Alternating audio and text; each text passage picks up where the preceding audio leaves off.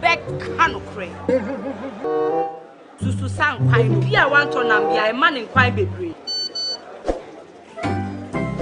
Mommy, you basically see about Kotoso. Pepoga, send me sick from Lemonade Finance. While Brian did the shade and let me £2. Lemonade Finance. Say they're sending money back home from UK, Canada, and now US. I accepted a instant charges.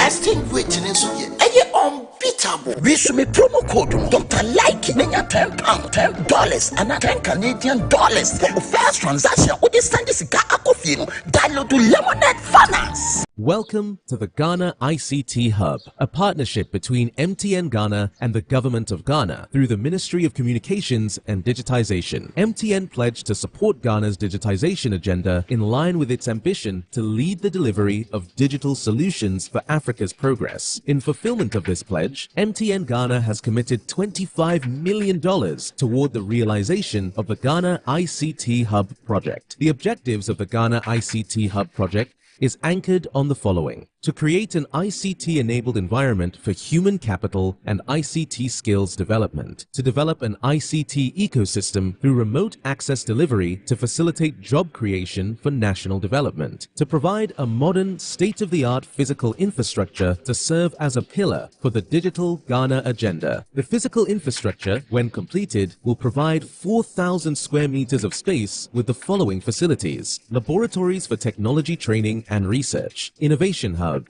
co-working spaces for tech innovation startups, Tier 3 data center, conferencing facilities, offices and meeting rooms, commercial lettable spaces, gaming area, restaurant, ancillary facilities. The technology laboratories will be fitted with the next generation ICT equipment and applications to provide the youth of Ghana with practical training in Industry 4.0 technologies such as artificial intelligence, AI, machine learning, cloud computing, 3D printing, robotics, Internet of Things, IoT, advanced manufacturing techniques, cybersecurity, genetic engineering. The project also seeks to establish a complete ecosystem at the hub through remote access delivery to facilitate job creation for national development. The ecosystem shall comprise of MDAs, technology companies, startups, incubators, research agencies, leading universities globally, foundations worldwide, to create a community. 1. The ecosystem community shall bridge the divide between academia and industry and provide solutions to challenges in the key sectors of health, agriculture, and educational sectors of the economy. 2. It shall also run an innovation program providing mentoring and networking for the youth in tech startups. 3. The ecosystem community shall establish an innovation fund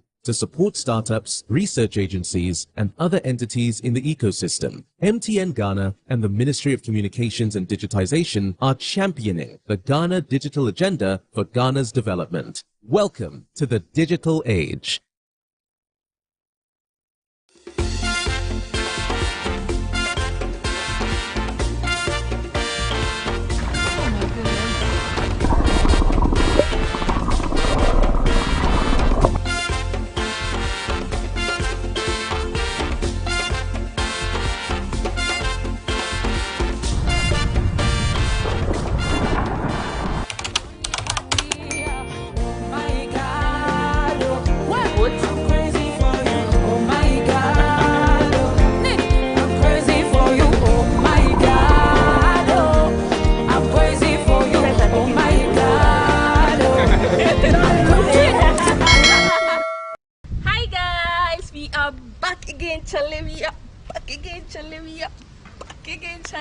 Live here in Benin. I'm currently at a place called Casa de Papa, which is a very popular place in Benin. So I'm very excited.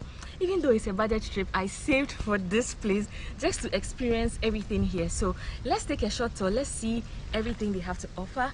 So yeah, let's go, guys. Casa de Papa is located outskirts from the main town. The option to get there was renting a minibus or going by motorbike. We opted for a motorbike, which cost us 2,500 safer.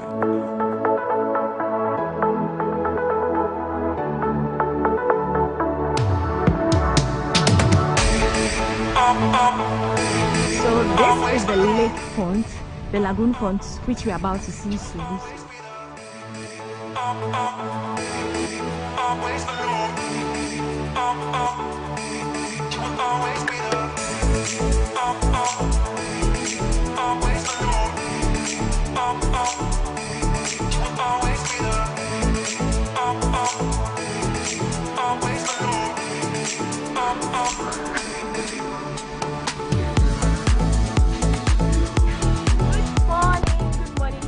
Casa de Papa. I'm going to have breakfast, and yeah, so let's go have some breakfast.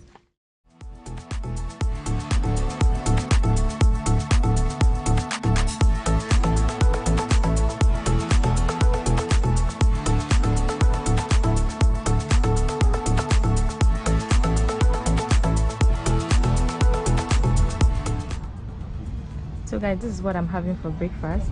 Abigail is trying a local porridge. How does it taste like?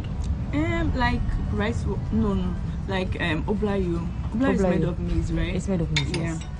So I think it's smaller. It's smaller. Yeah, you can see. So this is what I'm having, and yeah, you're all invited.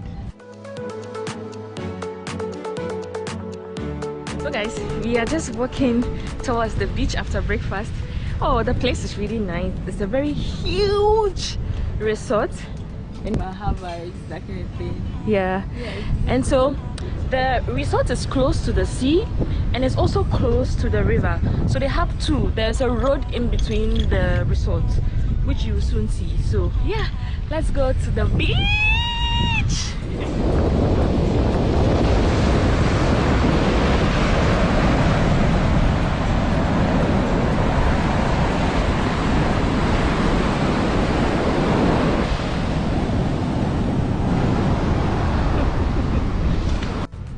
So this is their beach view. Hi, Abigail. Hi.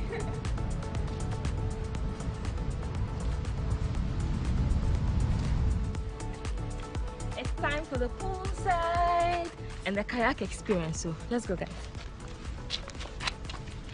So guys, Abigail is a tour guide, and she also sells bikini. So if you like our bikini and our pants, let her know in the comment section.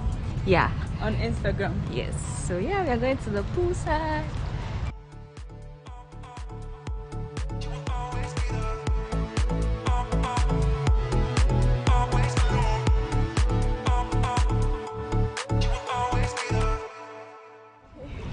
We are ready to swim.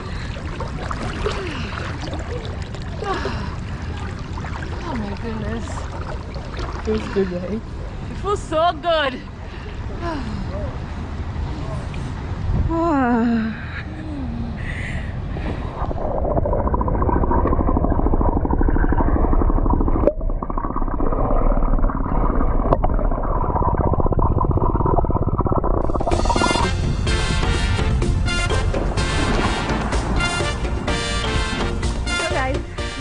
Have about 30 minutes before we check out. Checkout is at 12. So we are going kayaking. I got a ticket. It comes with accommodation for a night. So we are going kayaking on the lake, which is at the same premises as the Casa de what? Papa. Casa de Papa. So let's go, guys.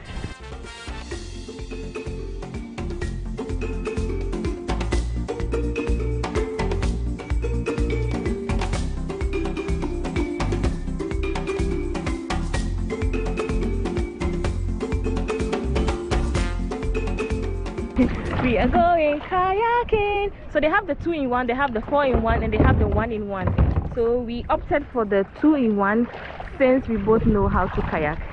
Yeah, let's see. Let's see, life jacket first. Yeah. Merci. They've made me speak French this trip.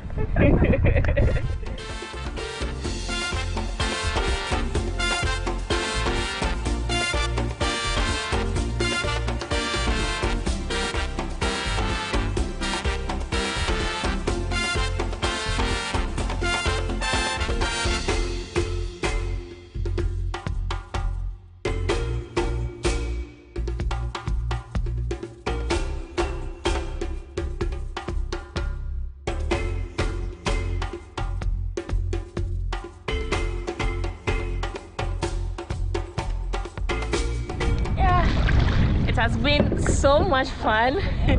It brings us to almost the end. Yeah, this is our last activity before we leave the Casa de Papa. At this point, I just want to rest while Abigail kayaks. Abigail, continue kayaking. So yeah, it's been amazing. This is the view from here. From here.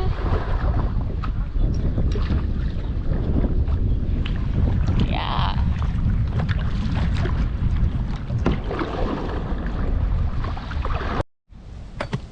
We're gonna have coconuts before we leave.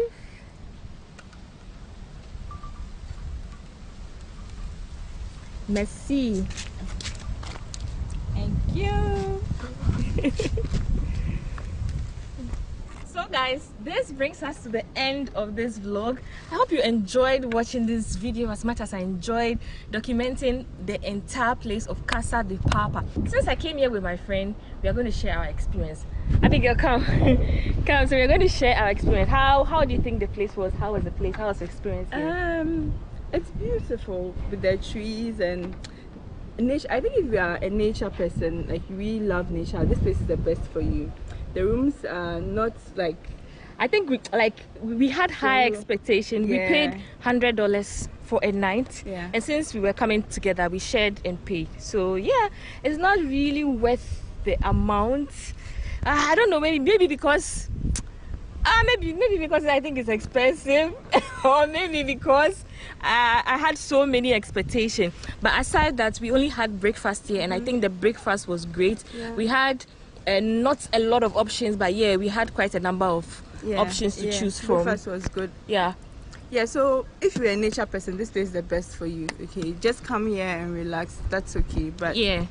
don't expect too much for the rooms, especially. Yes, but the place is really beautiful, very Instagram aesthetic, pleasing. Yeah. So yeah, you can come here for like pictures. Yeah. We really had a lot of pictures. If you're not following me on Instagram and you're not following Abigail too on Instagram, Yes. please do so. Visit Abigail's channel. This is Sewa. Yeah, show her some love. She's also a tour guide in Ghana, and we are also here to also find beautiful places in Benin if you want to add to our itinerary. So if you are in Ghana and you want to come to Benin, contact my lady. Just contact me. Yeah.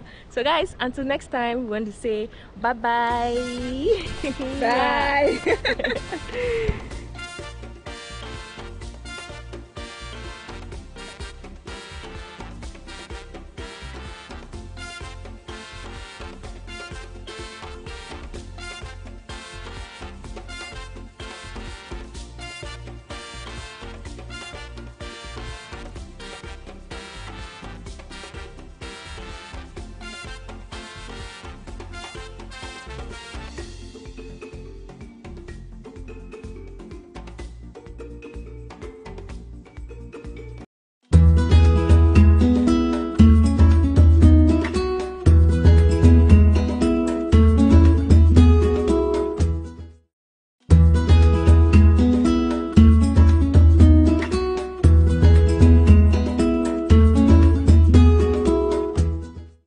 Hello and welcome to another episode of APJ Chat, a special program brought to you by Harvard Kennedy School's Africa Policy Journal.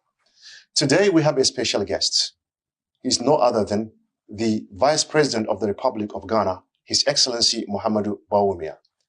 Muhammadu Bawumia is here in Cambridge to attend the Africa Development Conference organized by the Africa Caucus and the Africa Law Students Association.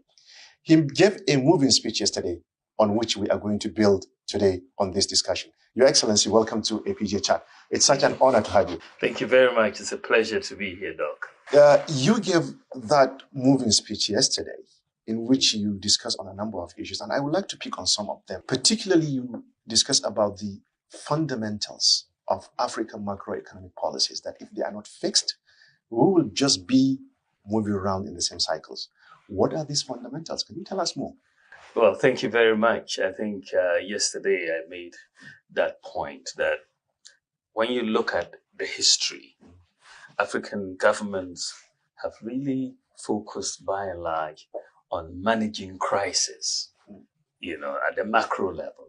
So you have commodity prices going up, and then it creates instability, some macroeconomic instability, political instability, and there are all sorts of crises that countries manage. And when you look at the end of the day, my underlying micro foundations for economies in Africa to enable us deal better and prevent these macro crises are totally ignored and have been ignored for the longest time since independence.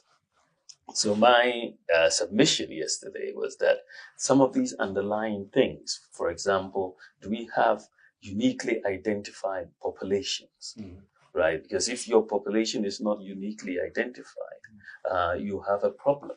How do you know that everybody who pays taxes, who's not paying taxes?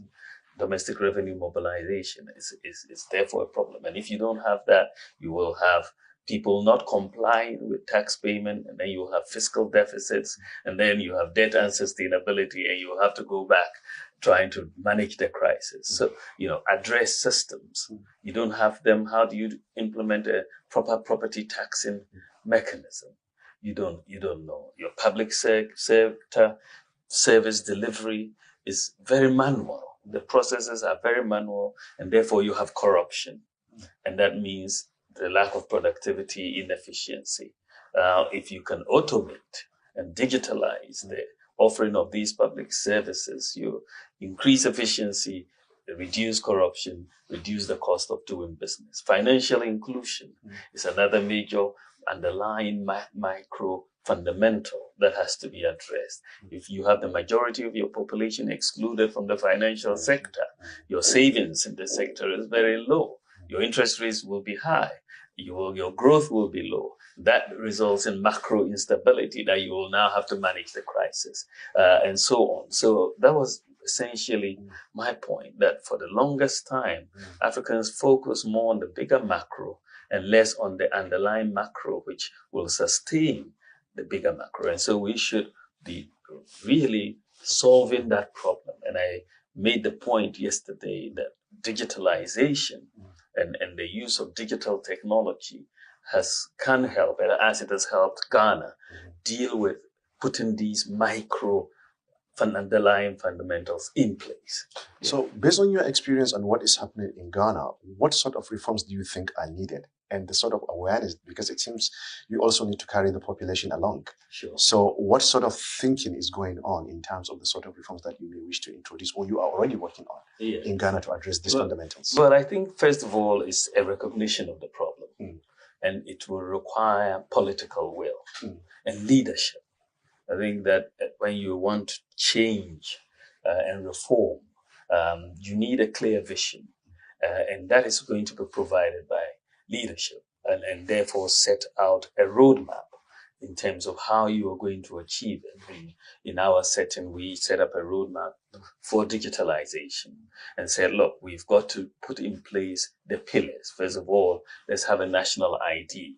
Let's make sure there's every part of the country has a digital address, because that is the way we thought we could use GPS technology to deal with the addressing challenge, which we did. So every part of the country, every property has a digital address. Let's make sure everybody has a bank account.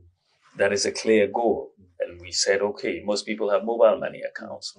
Let's make it interoperable with bank accounts. So we implemented mobile money interoperability.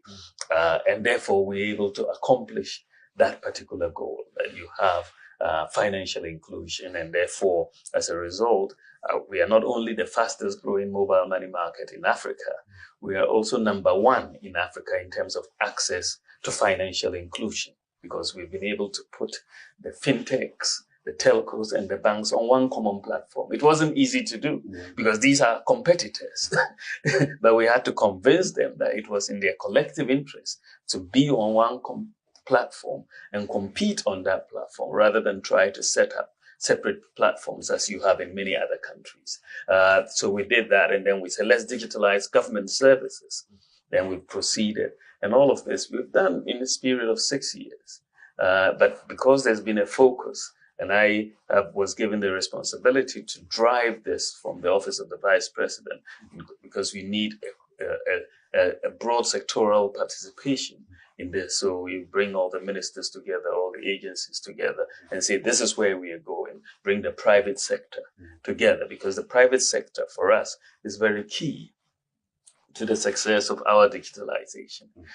They have an interest, of course, financial incentives to make systems work. When systems work, they make money. And so it's a public-private partnership that we have adopted, and it's working very well in the context of Ghana. So you need to set the vision, you need a political will, and you need to implement. Interesting. One aspect of the speech also that caught attention was this transition from colonialism to African independence, in which you articulated that African governments after independence continued with colonial legacies of looking for resources instead of focusing more on investing in human capital. Right. What do you mean? And what would you like to see changing? Well, thank you very much. I think what I said, and which you are making the point of, and which is the case, the colonialists, when they came in, their major interest was in our natural resources. That's why they came to exploit those natural resources. So the systems that they put in place in Africa were systems to enhance their ability to exploit those natural resources. And, they exploited these natural resources for 100 years or so. Now, after independence, we continued that whole legacy of colonialism. And we thought, let us also continue the exploitation of natural resources as the path to development. Of course, the evidence that we have is clear in terms of within the continent that is not the sufficient path to economic growth. We've had countries without any natural resources that have completely surpassed us in the growth process. So we should have rather focused on human resources, on education, on skills development, on ideas, on innovation, right? That is where, in terms of the literature on economic growth and development, this is really where the action is. But unfortunately for us, we spend the best part of our post-independence lives focusing on trying to dig up, more minerals and so on. But that is not necessarily the way. Even if you have that and you don't have ideas, you don't have the human capital, it will just be more exploited. I'm glad that you brought the example of, some success stories outside Africa. Right. That have done something different instead of looking at just natural resources. Singapore comes to my mind. South Africa comes to my mind. South Korea, comes to mind. And they focus on exports, human capital, using their populations to grow. Right. What lessons do you think are there for African countries, and what should they be doing to be in that pedestal? Yes, in fact, it is very true that the experience of Singapore, South Korea, and so on, Taiwan, has been a bit different from many African countries. They focused a lot on export promotion, or what we will call targeted industrialization. They picked a few industries which were targeted, and those were industries that were exporting industries. So they were not just import substitution, which many of us in the continent did, but they were export promoting.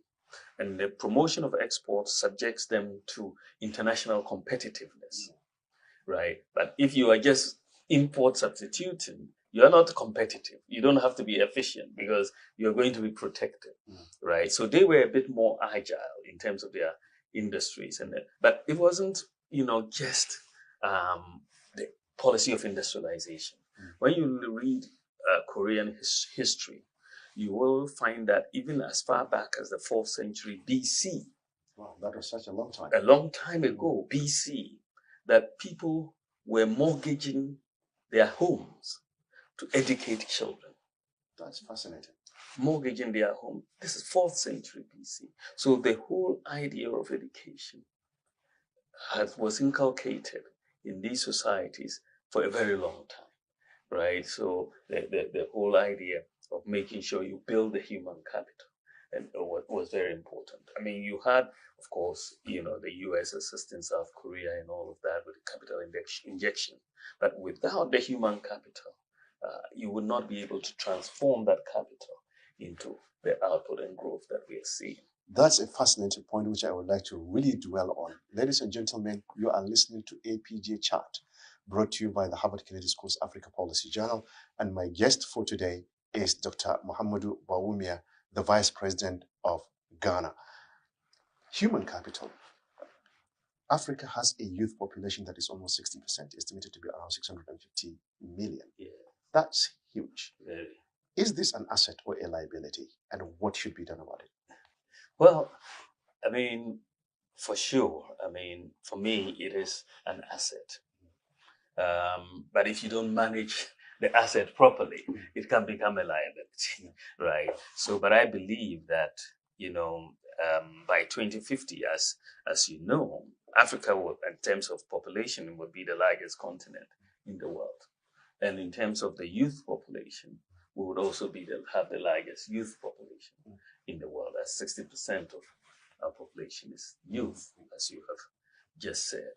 Now, we contain this. This is a huge potential, because it means that Africa has a market, a very large market in terms of the economy.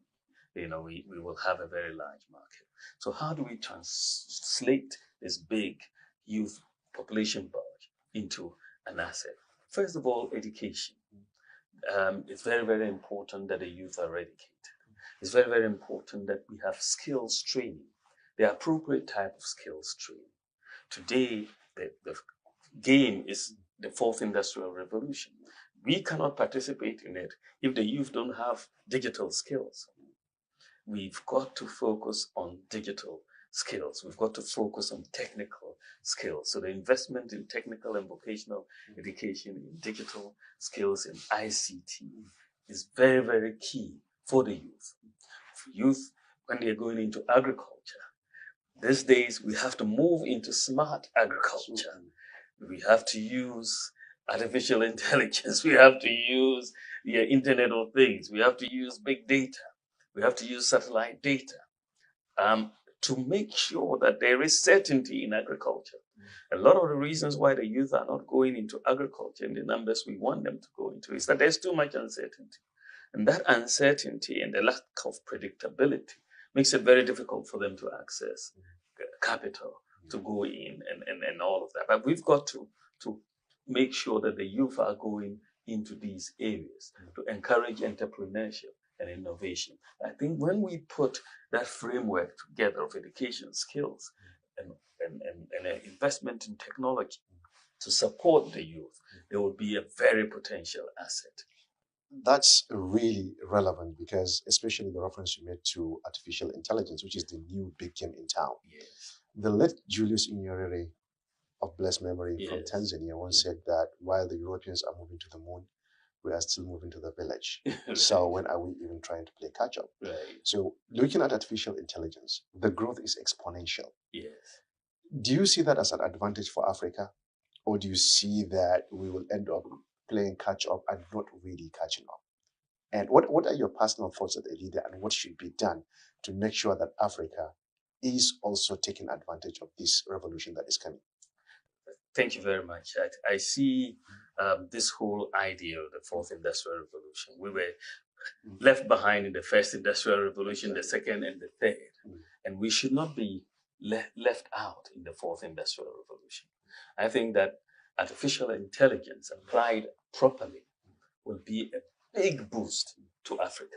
It will help us leapfrog. It will help us catch up as well and leapfrog in many areas.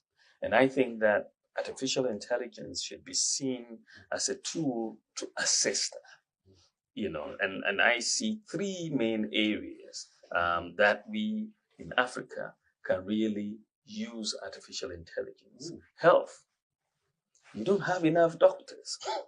In many, many places, you may have nurses, right? But if the nurse is equipped, for example, with GPT-4, and they can ask questions, And you can get very accurate answers from these. They could assist nurses, they could assist doctors in providing information to provide healthcare. We're already using drones, which is artificial intelligence, to deliver medicines, right? Vaccines, blood supplies, and so on. This is happening. We are saving lives as a result of the usage of drones. We delivered 9 million vaccines during COVID to rural areas, to remote areas, which would be difficult to reach. Mothers who are giving birth, who need blood supplies in the middle of the night, the drones can get them there, the medicines there.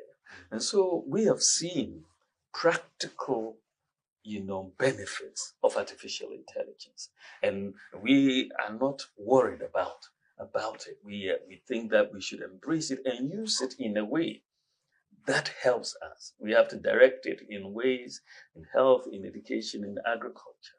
And it's the same thing with education. It's not everywhere that we have the personnel in terms of the teachers and all of that.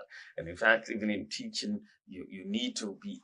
The information out there is so much. The research out there is so much that with tools, you can get succinct, summaries of where the research stands in various areas. And you can use it as a teacher to teach your students. Similar with the doctors. They cannot cope with all the most recent information. They can get it using artificial intelligence to get the best. So I think that, and the same with agriculture, you can help. So I think that if we focus it in some of these key areas, Africa can really benefit. And one of the things that I have always said in the area of technology, digital technology, AI, and all of that, is that Africa comes to the table with no legacy systems. we don't have a bed. And so we can make those changes and leapfrog in many areas that the developed countries will find it difficult. So we should not use the developed countries as a measure of what we do. We have to chart our own course. We have to chart our own course because they have a different set of facts on the ground to begin with from us. So different horses for different courses, as Draka would say. So we've got to not be intimidated. The late Canisius Juma, actually, of blessed memory here teaching at the Kennedy School, has made that point that even the developed countries now has things to learn from Africa. Now, this brings me to the elephant in the room, energy. Yes. More than half of the African population do not have access to energy. So how do you harness the potential of artificial intelligence and other technologies when electricity is not available? What are your thoughts on this? Thank you very much. It's a very, very important question. I mean, there are about 900 million people in the world without access to electricity. And about 600 million of them, about 72% of that or so, is in sub-Saharan Africa. Not just Africa, but sub-Saharan Africa. And I mean, if you look at energy consumption around the world, in sub-Saharan Africa, it's about 180 kilowatt per capita. It's 180 per kilowatt hour. In the US, it's 13,000 consumption per kilowatt hour. In Europe, it's about 6,500, consumption. So we're at 180, right? And so you see the direct relationship between our energy consumption and economic development. Ours is so low because without energy, you cannot do so many things, in transport, health, in education, agriculture. There's so much that requires energy. If digitalization, artificial intelligence, all those things that we want to do require energy. So it's a big issue for Africa and how we are able to deal with this elephant in the room. My own experience with our situation in Ghana, and when you look at what is happening across the continent in South Africa, in Nigeria, and so on. First of all, we have to make sure that the utilities are financially viable. the lack of viability of our utilities is a major problem. Because if the utilities are not viable, they are not able to make the investments that are required. And you know that with the energy sector, the lead time for investment is about 4 years before you actually need the energy. And so if you don't put in the investment early on, but if your utilities are making losses, they are not cost recovering, you have a major problem to start with in that sector. In the utility sector, I think the World Bank estimates that we need about 20 billion annually for the next 10 years or so for us to close the gap, on electricity. And so if you don't have that incentive for the private sector, because a lot of this investment must come in from the private sector. How do you energize the private sector? Exactly. But if they see a loss-making enterprise, they're not likely to invest.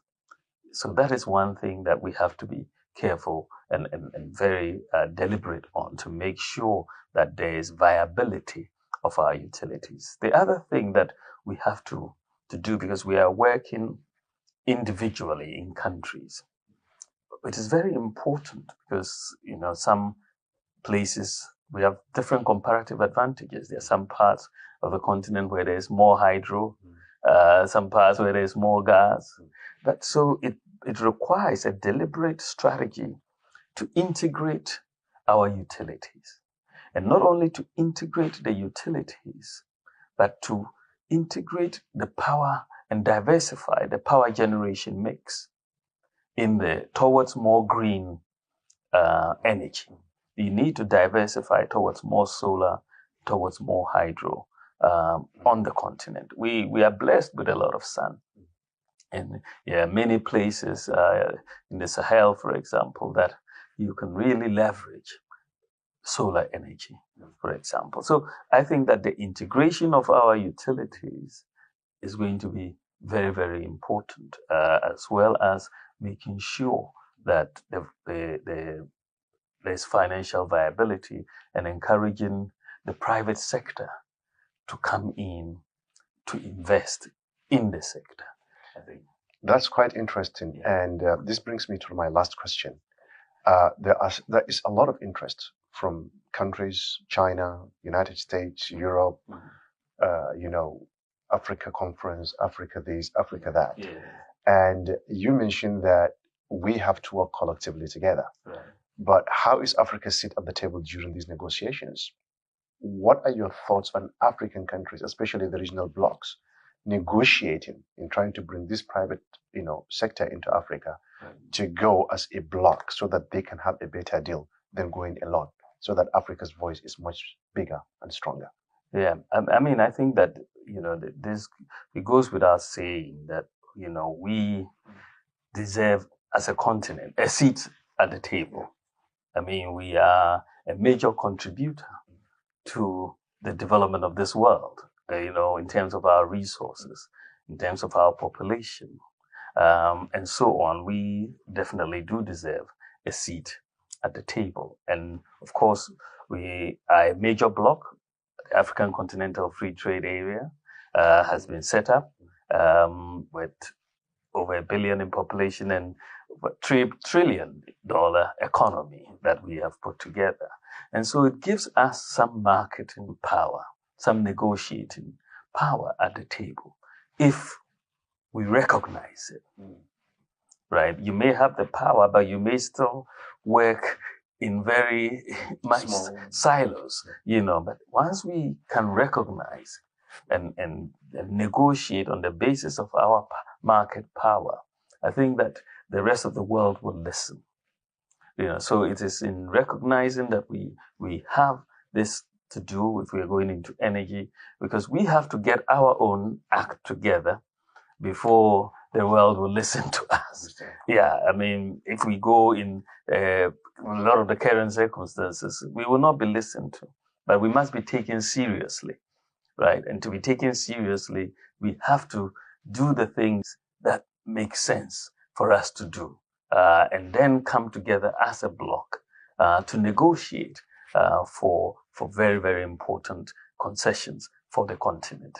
Thank you very much, Your Excellency. I think I have to negotiate an exit from the interview because it's my time. Yes. It's really a pleasure to have you, Your Excellency, to have this conversation. So much, and we look forward to receiving you at the Africa Policy Journal in the future. I look forward to that. Yes. This has been a very good experience. Yes, thank you so much. Thank you very much.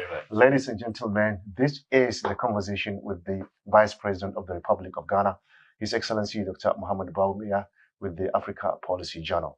On behalf of all those who contributed in making this interview a success, especially our team at the Africa Policy Journal, the team from the Vice President, and my colleague, Adawabi, for standing up and recording and editing and making sure that everything goes well.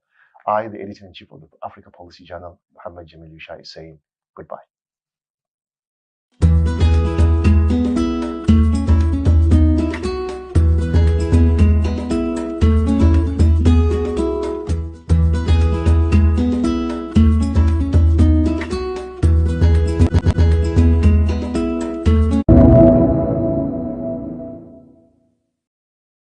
Rex is here.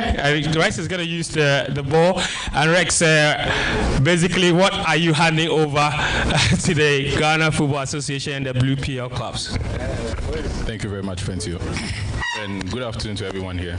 This is just to show our solidarity in the long-lasting marriage we have with the GFA, to show that we'll continue to support the Women's League in every capacity as possible with the learnings from the workshop and also giving some actual training kits for them to apply the learnings from the workshop onto the pitch as well. So this is a continuous progress we are working on. So thank you very much for coming. All right, thank you very much. So let's do the ceremonial handover of the equipment. So Rosalind Amo is the Deputy Chairperson for the Women's Premier League Board. Put your hands together for them. Thank you so much to Betway as well for all you do for women's football in Ghana. Mr. Gregory is examining the ball to see if it is a proper one. But a microphone for you, obviously. Is it a correct ball? It is a super collect. Okay. Super collect. But a quick word for Betway for this kind gesture. No. Good afternoon. Good afternoon. Good afternoon. Good afternoon. Our members, good afternoon. So, I'm super excited, first of all, to be here. I think that Betway has been a key partner of the FA since we went into marriage.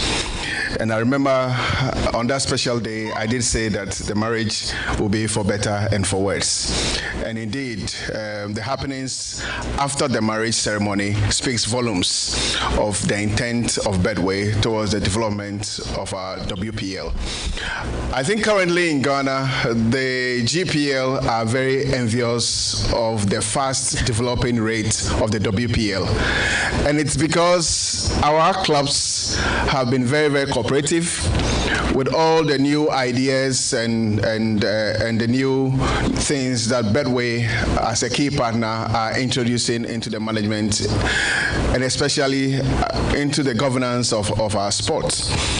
Today, obviously, is a reaffirmation of the love that Betway has shown to the Football Association. Me being here today, obviously, is to give or show appreciation to Betway for all the support that you've been offering our clubs and the Football Association in general, and to say that we appreciate what you've been doing.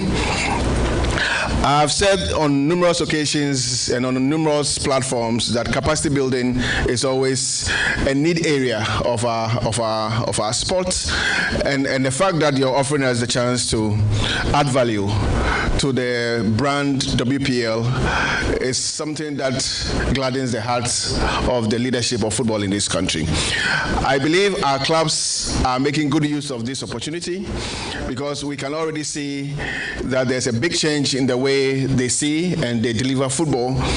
And going forward, we'll continue to support all your activities as far as we can and to ensure that the WPL becomes the #1 football brand of the Football Association. On that note, We thank you. Yadawase, Yadamwase, Akbe, Mungode. Thank you. A round of applause. A round of applause. Thank you so much, GFA President Keto Kweku, and thank you, Betway. All right, cheese time. Thank you. There you go. Fantastic. Thank you so much, everyone.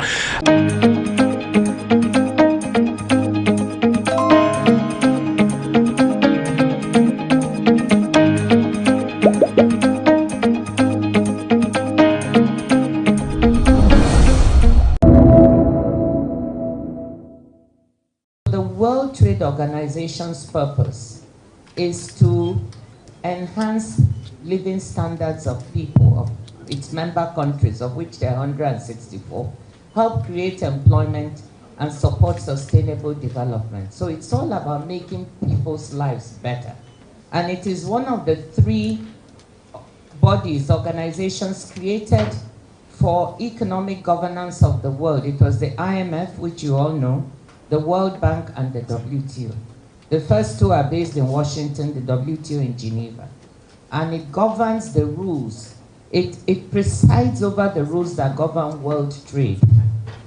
So, for instance, if there were no WTO, it means that when Ghana tries to sell its cocoa, coffee, gold, oil, there's no predictability. The people you're selling to can charge you any customs duties or tariffs they want. Maybe they tell you they are going to charge 18%, but when the goods arrive, they say it's 100%. There are no rules, anything goes, so it becomes survival of the fittest. But when you're a member of the WTO, which takes years just to become a member, you have to do so many reforms, it means there are some basic rules agreed about how countries trade with each other, which type of tariffs they can charge each other, what type of rules they must obey when trading, so that when you sell your products, there's predictability. You don't have to fear that halfway on the ship, they are going to charge you something else or even stop the goods from coming in. So it is at the lifeline of survival for countries, because we all must trade to survive. So I wanted people to understand what it does, because I told people if they don't know what the WTO does on my continent and in my country, then we haven't started. So coming now to the specific issue which Dr. Mensah posed. What we tried to do at our ministerial conference last year, where Ghana was also quite active, is that we tried to look at those agreements that will be beneficial, especially to us here.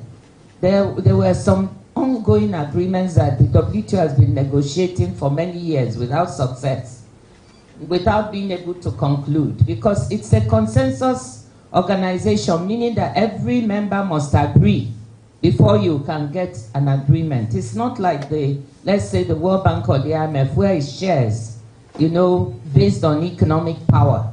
So the richer countries have greater power. At the WTO, everyone is equal. Every country is equal, from the smallest island to the largest US. They all have the same voice, which is wonderful, because it means developing countries have a strong voice. But it also means gridlock sometimes, because getting everyone to agree is difficult. Nevertheless, we were able to break the impasse last June to negotiate, conclude some agreements. The fisheries. Why is fisheries negotiating away $22 billion in harmful fisheries subsidies that allow big ships to come and fish the waters and overfish, so that our fishermen and women don't have access? It's very important. There are 260 million people that depend on fisheries for a livelihood in the world, 12 million in Africa. And I know there are many Ghanaian fishermen and women along the coast. But many of them don't survive because the waters are what? Overfished. I know that from Ghana, there's a place I have near Lagos on the coast. And there are a lot of Ghanaian fisherwomen and men who have migrated there and are living right next to me. And I asked them, why are they there? Why did they leave Ghana? They said because they can't find any fish in their waters. This agreement, therefore, goes to the basics.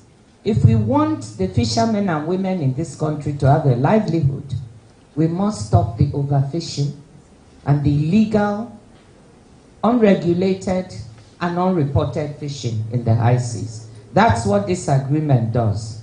So it really speaks to something fundamental to us.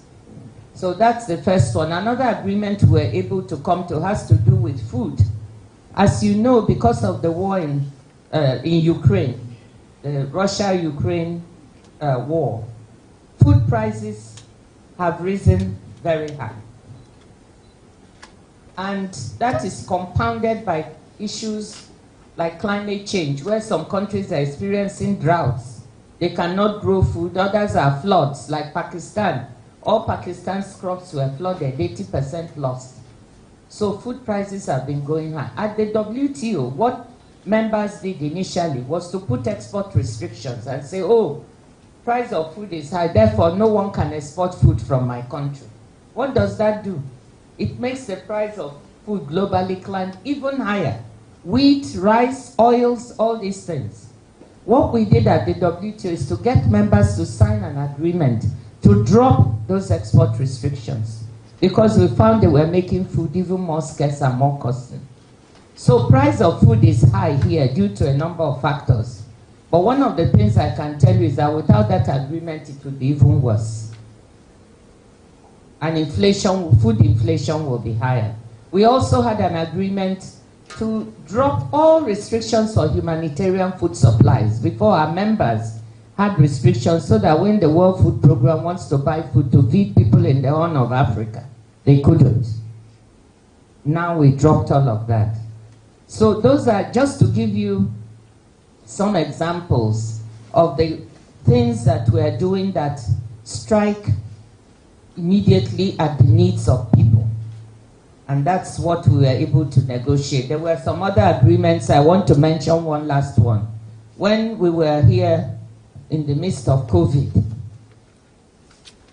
there were no vaccines. Do you remember? Initially, we had none. African countries were at the back of the queue because we don't manufacture vaccines. We don't manufacture many pharmaceuticals. We import 99% of the vaccines we need on the continent and 90% of the pharmaceuticals. So we didn't have any capacity. And those who were rich were able to buy up the vaccines whilst we waited. So at the WTO, we have an agreement called the TRIPS, the Intellectual Property, it's an agreement about intellectual property and patents, which is lodged at the WTO, which means that you cannot go and manufacture things without proper permission. Otherwise, you are exploiting the intellectual property of others. So we had to, developing countries made a petition that this agreement should be waived, aspects of it, so that we can manufacture COVID-19 vaccines here. But when I came, this was stuck at the WTO. So we had to go to great lengths to try to get that agreement, to get the waiver that was being sought, so that on the continent we can manufacture COVID-19 vaccines. Now, His Excellency, Mr. President, has been working really hard to get manufacturing capacity here. I know that.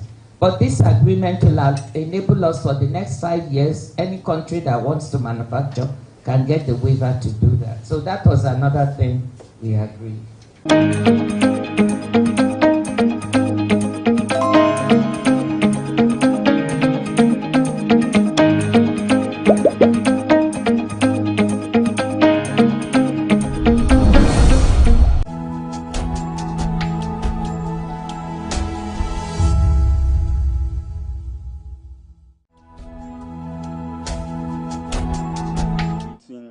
An enable environment for the private sector to grow, thereby enhancing the quality of life of the citizenry. Citizens must therefore be assured that these systems are trustworthy to enable them patronizing. Evidently, the subscriber identity module, SIM registration exercise, is one of the interventions that aligns with the agenda, since building trust in digital ecosystems is a priority. As we continuously increase the use of digital technologies in all aspects of our daily lives, the critical role of SIM registration exercise cannot be overlooked. As a matter of fact, ladies and gentlemen, Ghana's digital transformation agenda is anchored in part on a credible SIM register and a competitive telecommunications industry. It is therefore worth mentioning that the secure and credible SIM database that has been established since the commencement of the exercise will eventually prevent fraudulent activities in relation to SIM-based transactions. Further, the exercise will create a safe ambience for consumers to use communication services. For the purpose of today's press conference, we will focus on two areas. Area number one, a directive by the NCA to an MNO to suspend a service for a number of reasons. And number two, we will explain the SIM registration exercise, the journey so far, and address some of the issues of concern that have been reported in the various media outlets in the past few weeks. So we begin with a briefing on MTN Zone Bundle, which is part of a broader regulatory intervention we call the significant market player. So let me give a little background of SMP. There have been recent public concerns raised about a temporary suspension of MTN Data Zone Bundle. The concerns bordered on the relevance of the measures instituted to remedy the imbalances in the mobile sector in view of MTN's dominance in the mobile voice data and SMS service. We would like to shed light on significant market power, SMP, in mobile voice data SMS as they relate to MTN, and to clarify issues regarding the MTN Data Zone Bundle. So a high-level definition of SMP. Simply put, significant market power is a concept in market competition relating to dominance of an operator in a particular market. In Ghana, the National Telecommunication Policy 2005 established that S23, NCA took note of an MTN product called MTN Data Zone Bundle, a 24-hour data bundle which offered discounts of up to 35% for the various data allocations. Some market players raised concerns about the predatory nature of this package. Consequently, the NCA engaged MTN and reviewed the products. It was found that for a number of price points, the MTN Data Zone Bundle was the lowest in the market in violation of the SMP directives. Also, the required prior approval was not obtained before the product was rolled out. Further, the license obligation of all MNOs to publish their tariffs, including the terms and conditions, was not adhered to in respect of this product. MTN was therefore directed to discontinue the product until such time that all violations have been remedied. After a series of engagement with the authority, MTN complied with the directives and the product was withdrawn on 5th April 2023. MTN has since submitted a revised data zone bundle, which has been approved by the authority for implementation. It is our expectation that the product will soon be available to customers. Ladies and gentlemen, in conclusion on this session, we would like to assure consumers and the general public that the regulatory interventions resulting from the classification of MTN as SMP are intended to sustain choice for consumers and protect consumer interests regarding the provisions of innovative services and competitive pricing. The protection of competition in the marketplace will protect the interests of consumers in the long term.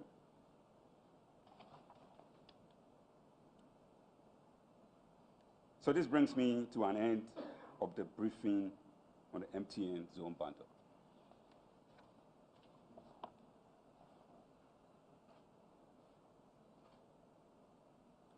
Honorable Minister, distinguished media partners, ladies and gentlemen, I now bring you a briefing of the SIM registration exercise and the journey so far. A little background, a little history of SIM registration exercise in the country. This is the second time the SIM registration exercise is being conducted.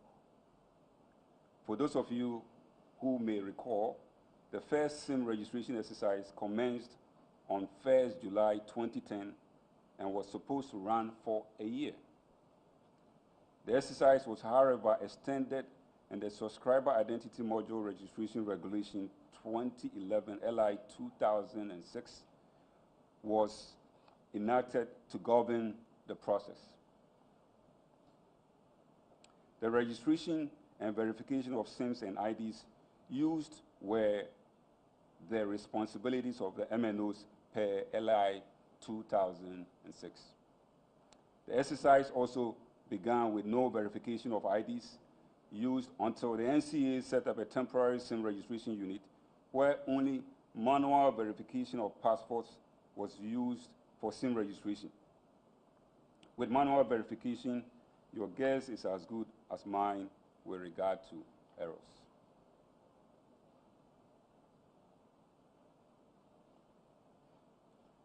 Let me quickly take you through some of the challenges with the previous SIM registration exercise. The previous SIM registration exercise recorded some challenges which impacted the integrity of SIM databases held by the network operators. These included the use of a manual and unsustainable verification process for the passport for the exercise, as explained above. There was no limit on the number of SIM cards registered by individuals. There was a lack of verification which allowed agents of the MNOs to use IDs of unsuspecting individuals as well as invalid IDs to pre-register SIMs for sale. There was a lack of central SIM register database, SIM registration database, that will allow NCA to independently and adequately monitor the registrations that had been completed as well as activities of MNOs regarding the SIM registration. Was the use of multiple IDs for registration of SIMs. There's also the inability of security and law enforcement agencies to trace IDs of individuals involved in SIM-related breaches of the law. So, ladies and gentlemen, let's look at the current SIM registration and the modalities. In light of the above, and to address the identified gaps, the Honorable Minister for Communication and Digitalization, Honorable Ursula Owusu-Ekufo, issued a policy directive on the current SIM registration exercise, which commenced on October 1st, 2021, in line with government's digital transformation agenda. Following the announcement, NCA began implementation of the SIM registration exercise in collaboration with the following stakeholders. All the MNOs participated. It says MTN, Vodafone, Airtel, Tigo, Glo, and they all participated. The broadband wireless access providers, government ministries and agencies, including Ministry of Foreign Affairs and Regional Integration, the National Information Technology Agency, NITA, Registrar General Department, Ghana Immigration Service, Data Protection Commission, National Identification Authority. To continuously support and guide the exercise, two stakeholder committees, technical and communications, were put together. An Operational Support Center, OSC, was also set up to provide assistance to consumers and the general public on issues relating to the registration here at the NCA.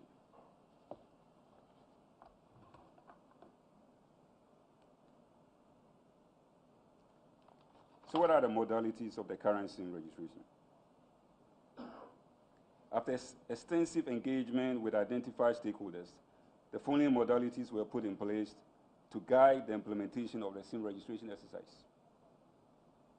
The use of Ghana card for registration of SIMs in accordance with National Identity Register Regulations 2012 LI 2111 and Subscriber Identity Module Registration Regulations 2011 LI 2006. B. Verification of ownership of the Ghana card details against NIA database.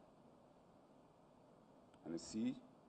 Collection of biometric data for verified subscriber after a positive likeness and liveliness check. D. We also have the limit of 10 SIMs per individuals and 3 SIMs per foreign visitors across all networks.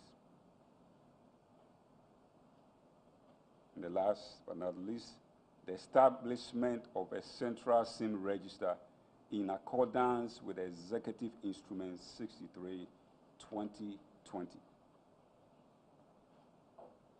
So let me just take you quickly to the registration process. So SIM registration has existed for 2 categories. So there's the category of subscribers who are re-registering and for new subscribers. So we have new subscribers and existing subscribers.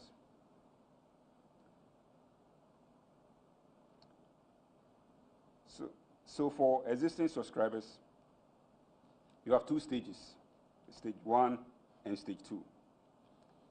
In stage 1, the customer initiates registration of existing SIM by submitting the underlisted Ghana card details via USSD code 404. So here you need to provide your first name and surname. You need to provide your date of birth, the Ghana card PIN, and then your sex. So a successful submission will result in the subscriber being sent a unique code to be used for the second stage of the SIM registration. So in stage 2, the SIM registration app was used to capture the subscriber's biometric information after a successful liveliness and likeliness check.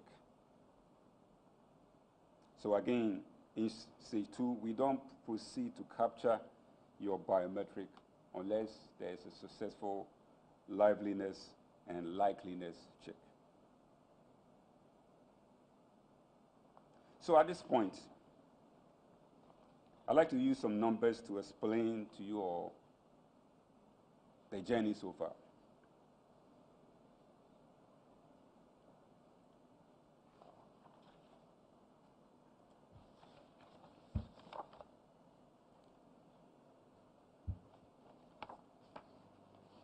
don't know if you all can.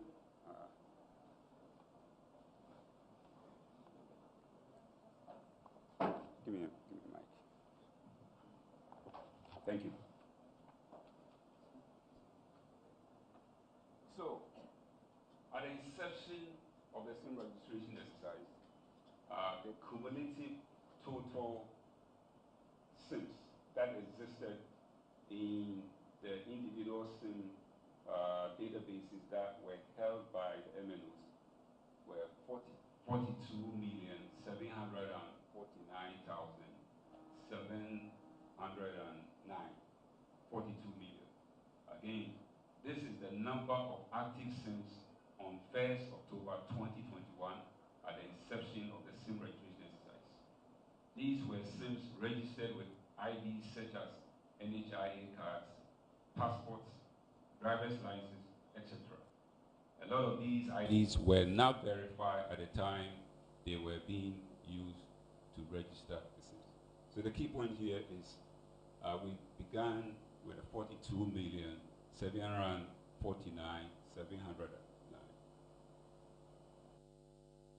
Next, please. So where are we currently? Where are we currently? Currently, the active SIMs in the system, and we'll explain these numbers quickly. It's 36,571,256. 36,571,256. Now, this is made up of 25,488,962 SIMs that have completed stage 1 and stage 2 of the SIM registration exercise. So again, what this means is that these 25,448,962 are SIMs that are in the current central SIM register, verified, all tied into a Ghana card. And then there's also what we call, there's also 11,122,285 SIMs. Now, these SIMs are active SIMs, but they are not registered in the central SIM register. We will explain why we have this number. Next slide, please. In the process of this exercise, 6,178,452 SIMs have been delinked from the SIM register. So when I say the SIM register here, I'm referring to the cumulative SIM register. So these SIMs were SIMs that existed at the beginning of the exercise, but currently they do not exist. They've been delinked or removed from the SIM register.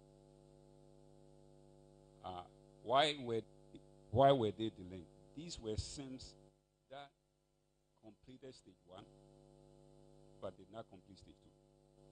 So if anyone completes stage 1, it presupposes that they have what?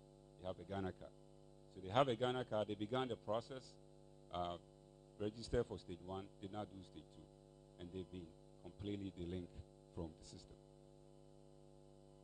Just like this.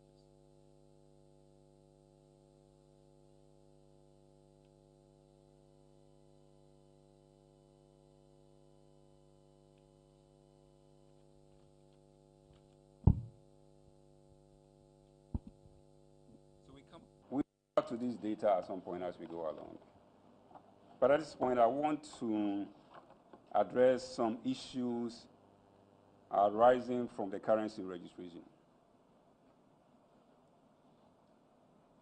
The first one is registrations exceeding the limit of 10. Registrations exceeding the limit of 10. The limit of 10 SIM registration is for individual subscribers, while corporate entities can register more than 10 SIMs. As a result, there was a need for all SIM registration shared with a central SIM register to be properly classified as either business or individual. Again, the point here is in order for you to be able to enforce this limit of 10, all SIMs have to be properly classified as what? Individual or business.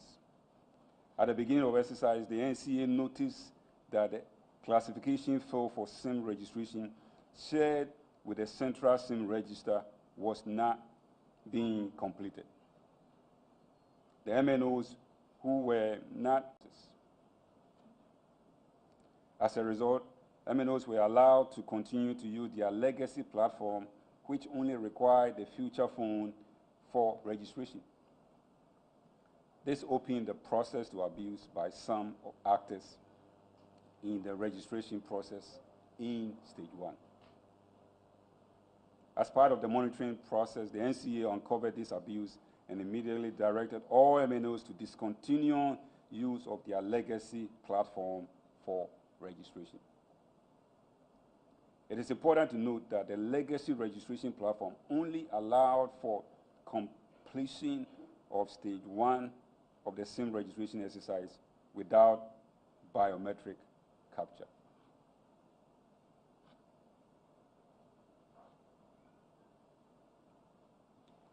Ladies and gentlemen, I want to talk about protecting the integrity of the SIM register. In order to protect the integrity of the SIM register, NCA also directed the MNOs to complete the classification or categorization of all SIM ownership into individual or business SIM. NCA directed MNOs to deactivate all SIMs that are partially registered, Stage 1. I just show you the numbers, 6 million plus. Strictly apply the limit of 10 SIMs to individual SIMs. Also develop a solution whereby consumers can use a short code to check the number of SIMs registered with their Ghana cards. So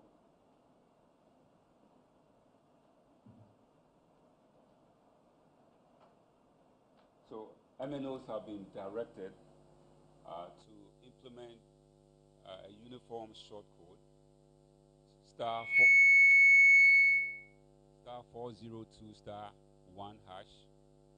and you provide certain information. It will now display the number of SIMs that are associated with a particular Ghana card PIN. We will deploy this on 1st May 2023. So by 1st May 2023, you should be able to verify all SIMs that are registered and tied into your particular Ghana card.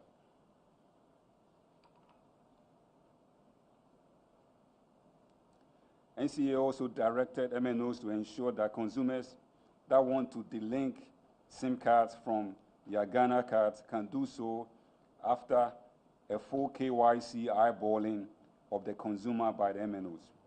This delinking will also be done only at the consumer care centers of the MNOs to ensure integrity and to ensure only the right owners of SIMs are allowed to delink. So the point here is you are not only typing *402*1, but in event that you identify SIMs that are not yours, right, there's a process for you to delink. The MNOs have been requested to develop enterprise web-based systems for businesses to check and delink SIMs that are no longer in use or unwanted by the business. So ladies and gentlemen, let's look at claims that the SIM database has been breached. We wish to assure the general public that the SIM database has not been breached. In the first place, there has been no unauthorized access to the SIM registration database. The identified abuses of stage 1 processes which have been resolved do not amount to unauthorized access to the SIM registration database. I want to be clear about that. So what's the way forward? Again, in the coming days, MNOs will introduce a system to enable subscribers to check the number and details of the SIM registered in their respective names. It's very easy. Star 402 star 402 star 1 hash. Star 402 star 1 hash. And if for some reason there's a SIM that is associated with your Ghana card that doesn't belong to you, there's a process that you can follow to get that SIM or SIMs be delinked.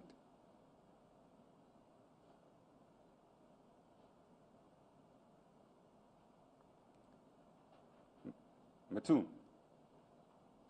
based on the statistics that we showed earlier, there are about 11 million active unregistered SIMs. 11 million active unregistered SIMs.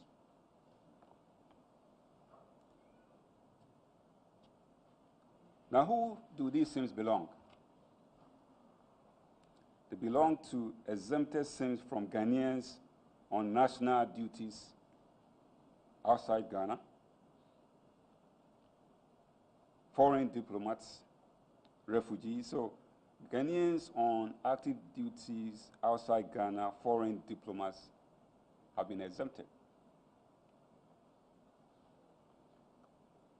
But there's also recalcitrant subscribers who have Ghana cards but have refused to register. In fact, there's a lot more of them. Some subscribers who have registered some but not all SIMs. There are a few of us who may have 5 SIMs, but we register 2 and we leave the 3. And of course, subscribers who do not genuinely have what? Ghana cards.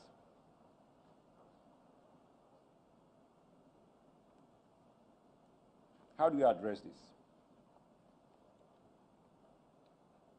One of the things to note is that active mass SIM registration for existing SIMs is coming to a close.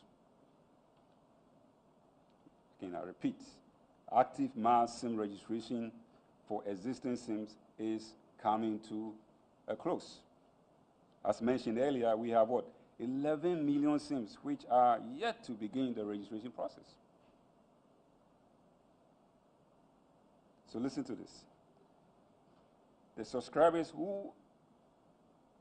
of these unregistered active SIMs have up to 31st May 2023 to complete their SIM registration or have the SIMs deactivated, delinked from the network.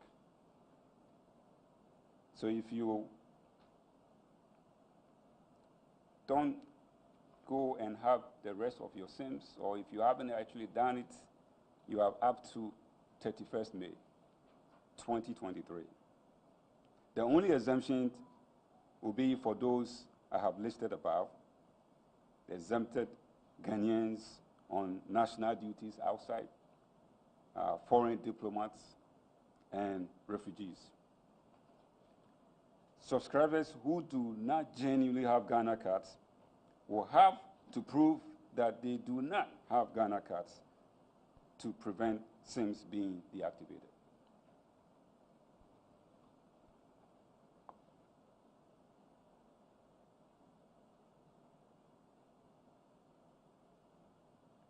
The SIM registration exercise will only be for new SIMs from 1st June 2023. The SIM registration exercise, it will be for new SIMs from 1st June 2023. If you are part of this 11 million, and you are not exempted, you are not a foreign diplomat, you are not a refugee, you will be delinked if you do not register.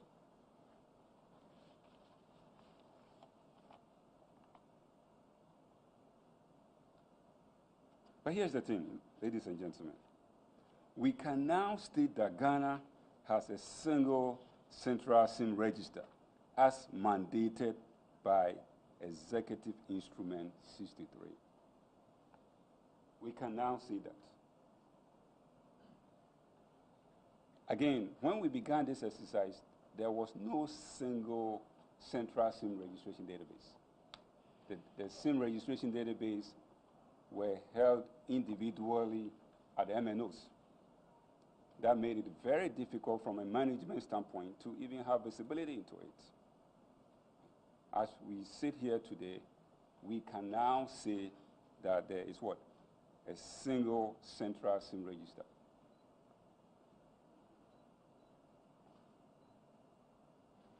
B, it is important to note that Ghana now has a SIM database that has integrity. Let me repeat this. It is important to note that Ghana now has a SIM database that has integrity. Why am I saying that? Well, every active registered SIM in the current SIM registration database can be traced to a unique Ghana card. Every active SIM in the SIM registration database. And when I say SIM registration database, I'm referring to the central SIM registration database, not the individual SIM registration database that is held by MNOs. The individual SIM registration that is held by MNOs include those 11 million. Those 11 million, they are not in the central SIM registration database. They are not in the central SIM registration database. The central SIM registration database has 25,448,962, and these can be traced to 13,982,557 unique Ghana cards. Let me repeat.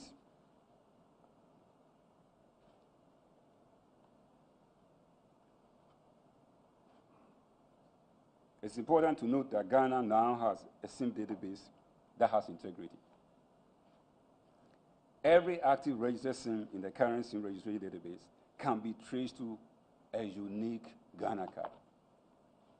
That was not the case at the beginning and onset of the exercise.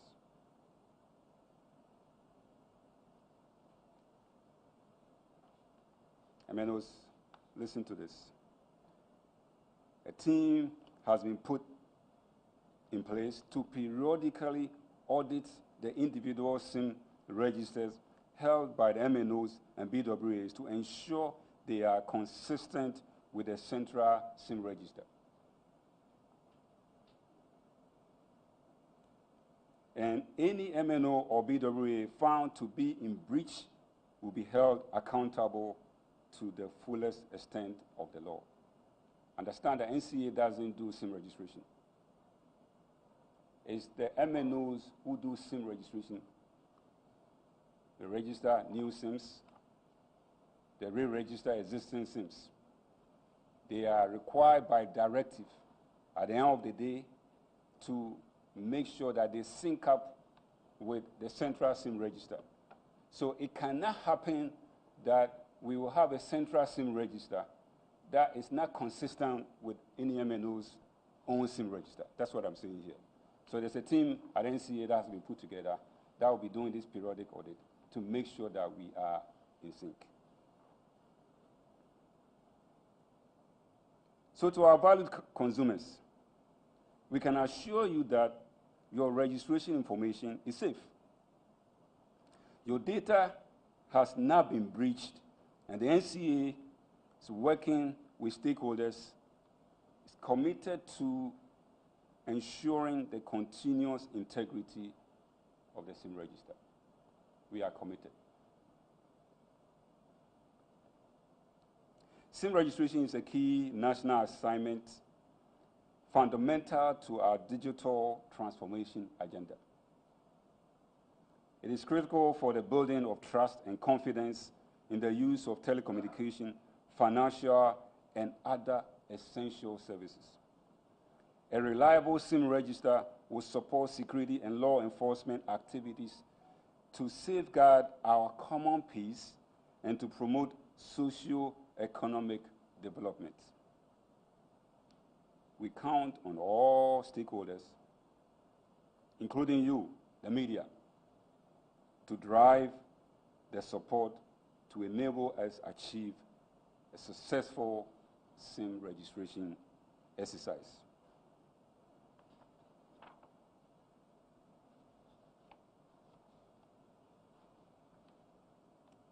Ladies and gentlemen, Honorable Minister, this exercise has been a collaborative one involving several persons and institutions, and we wish to acknowledge them.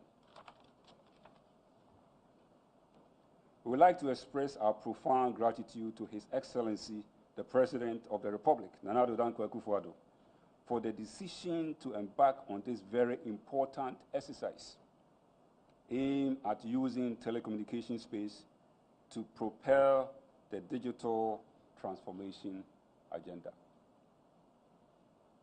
We also thank the Vice President of the Republic, His Excellency Mahamudu Bawumia, for his contribution to the success of this effort. It will be recalled that the first meeting by key stakeholders to discuss the process of using Ghana card to verify SIMs in the country was held and chaired by His Excellency, the Vice President, in his office on 12 April 2021. 12 April 2021. We wish to acknowledge the Minister for Communications and Digitalization, Honorable Esla Usu Ekufo, for providing policy direction and continuous support to this exercise. Our appreciation goes to the Board of Directors of NCA, chaired by Mr. Isaac E. Osei Bonsu Jr., for taking key interest in the SIM registration exercise and providing relevant guidance for the success of this important national assignment. We wish to extend our appreciation to the MNOs and BWS. Here I mean MTN, Vodafone, Airtel Tigo, and Teleso.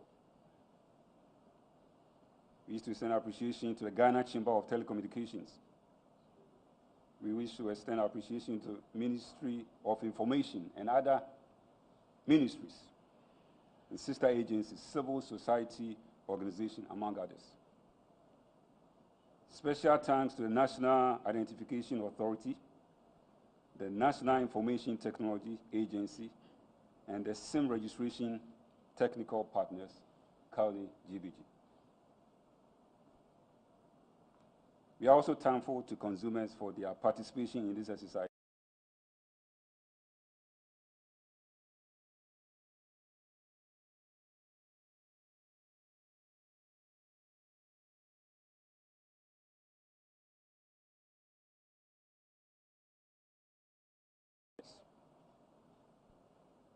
Thank you for your presence and your attention.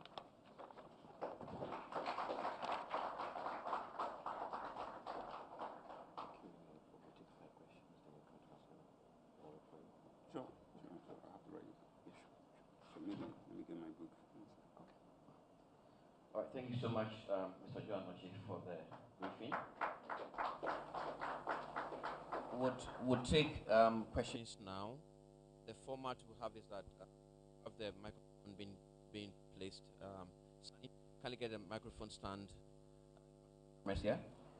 And then we'll take 3 questions at a time. Then DJ and the team will then answer, and then move on to the next 3. So I'll suggest that if you have questions, please line up in front of the microphones. We'll take the first 3 questions. Kindly say your name, your media house, and then ask your question. Let's keep it 1 question at a time, please, for now. So, questioners, please, let's see you lined up in front of the microphones, and then we'll start off from there. Please, let's start with you, madam. Good morning. My name is Nano Yanka. I work with Asasi Radio. From the background you gave on the MTN issue, it's obvious that the network flouted the rules. Are there going to be sanctions? And why did it take months for you to, and also agitation from the other telcos for you to take an action? Don't you have a system to monitor the services and packages of the telcos? Thank you. All right, thank you. Next question, please. My name is... hold on a second, please. Yes. My name is Kester Crunchy. I write for Daily Graphic.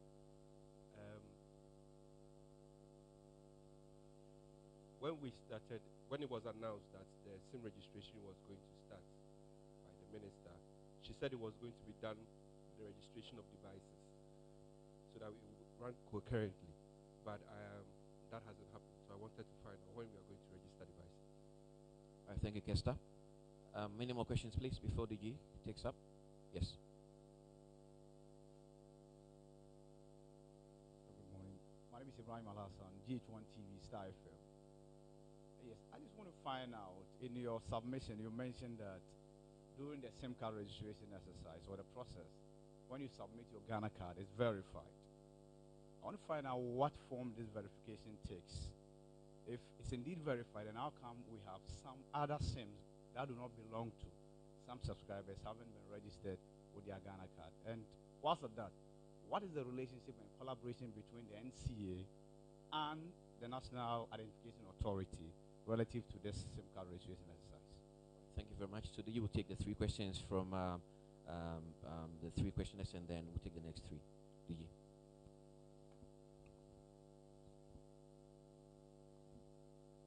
So Nanawe, thank you for your question. So the question, if I may repeat,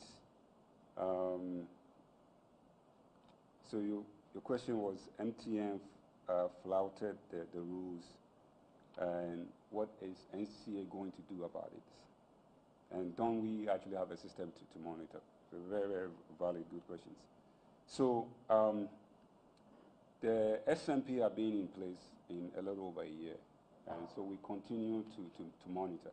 And as I stated in my submission, that was actually the very first time that MTN have flouted any of the conditions that were attached to conditions or remedies that were attached to the SMP. And so a decision was taken that since this was the first time, you have to caution them. So that's what we did. All right, we cautioned, we wrote to them to caution that this is going to be the last time. Again, you know, SMP has been in place for 2 years, and that was actually the very first time. So the NCA actually have what we call the SMP desk. It's actually a team headed by a gentleman here, seated here. And so we continue to monitor, but it takes, it's not like you enter a room and you turn on the light and the light is on. There's a lot of technical analysis that should be done. And that's exactly what we did to identify that a breach had occurred. Again, you know, we are very serious about SMP, and MTN knows that. They've been very cooperative. And each time there are issues, we call immediately and have meetings to have it resolved. But on your question number one, if it happens again, certainly there will be sanction. So, Kester, right? Daily Graphic. Registration of devices. So, yes, that is in the works.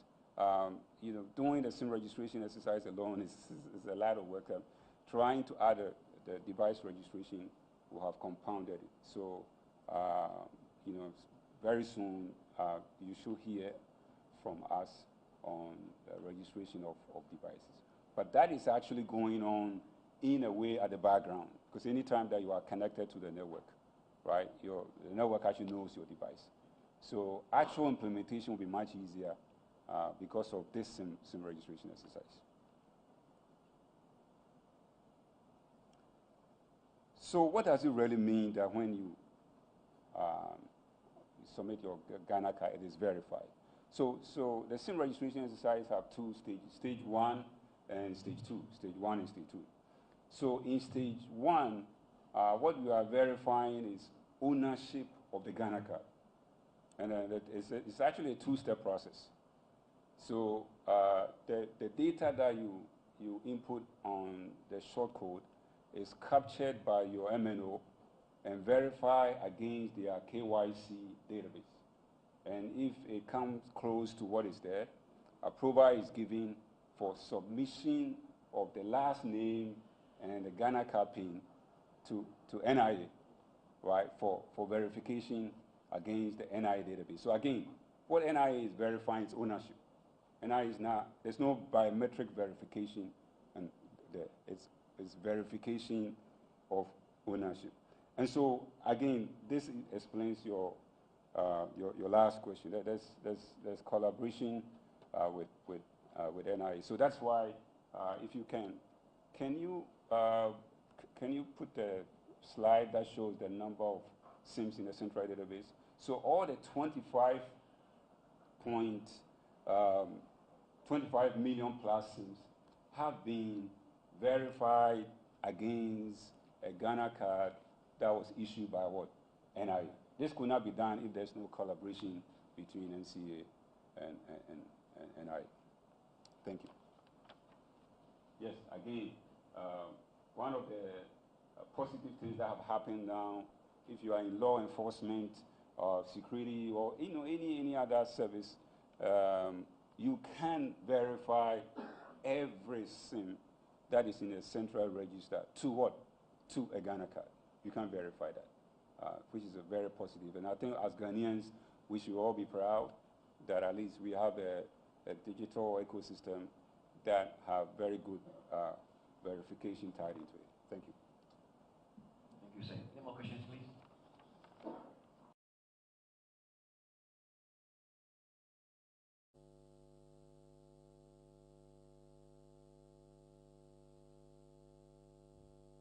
Kingsley Ghanaian Times. I want to find out of the Ghanaian Times, out of the 11 million unregistered SIMs, how many belong to foreign diplomats? Cost you 30%. It will cost the non-SMP players 30% less, right, when they terminate on MTN, right? Now, I will show you a slide. I'll show you a slide that, do you have that slide? Which one? Okay, go. Let's go through the SMP slides. Keep going, keep going, keep going, keep going. One slide back. One more. Thank you. Okay. So, again, if you look at this, based on the asymmetric interconnection, which is one of the remedies, you see that the industries have saved 86,794,227.541. So Vodafone alone have saved what? 50 million plus, right? Globe 1.6, Airtel 34.7. So it's a series of remedies that you put in place. Now, some of them, there's again, the question, somebody will ask, so what happened to this money? Where was it used? And so on. It's a whole discussion that we can get into some other time.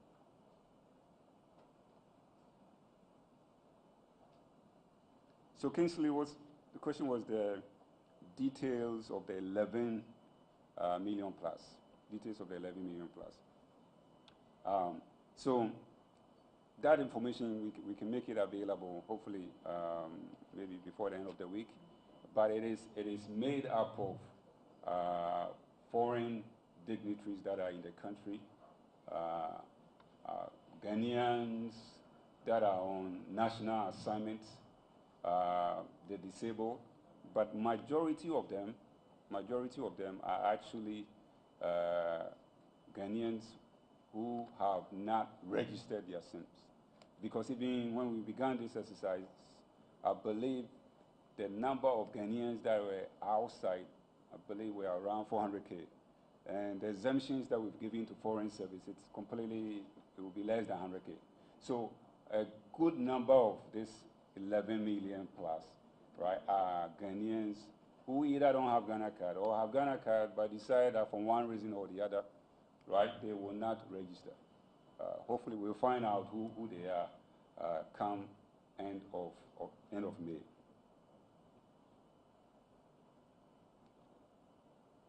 So what happens if you don't have a Ghana card? That's a very difficult question, right? So the goal is you have to prove that you don't have a Ghana card. Certainly, you know, you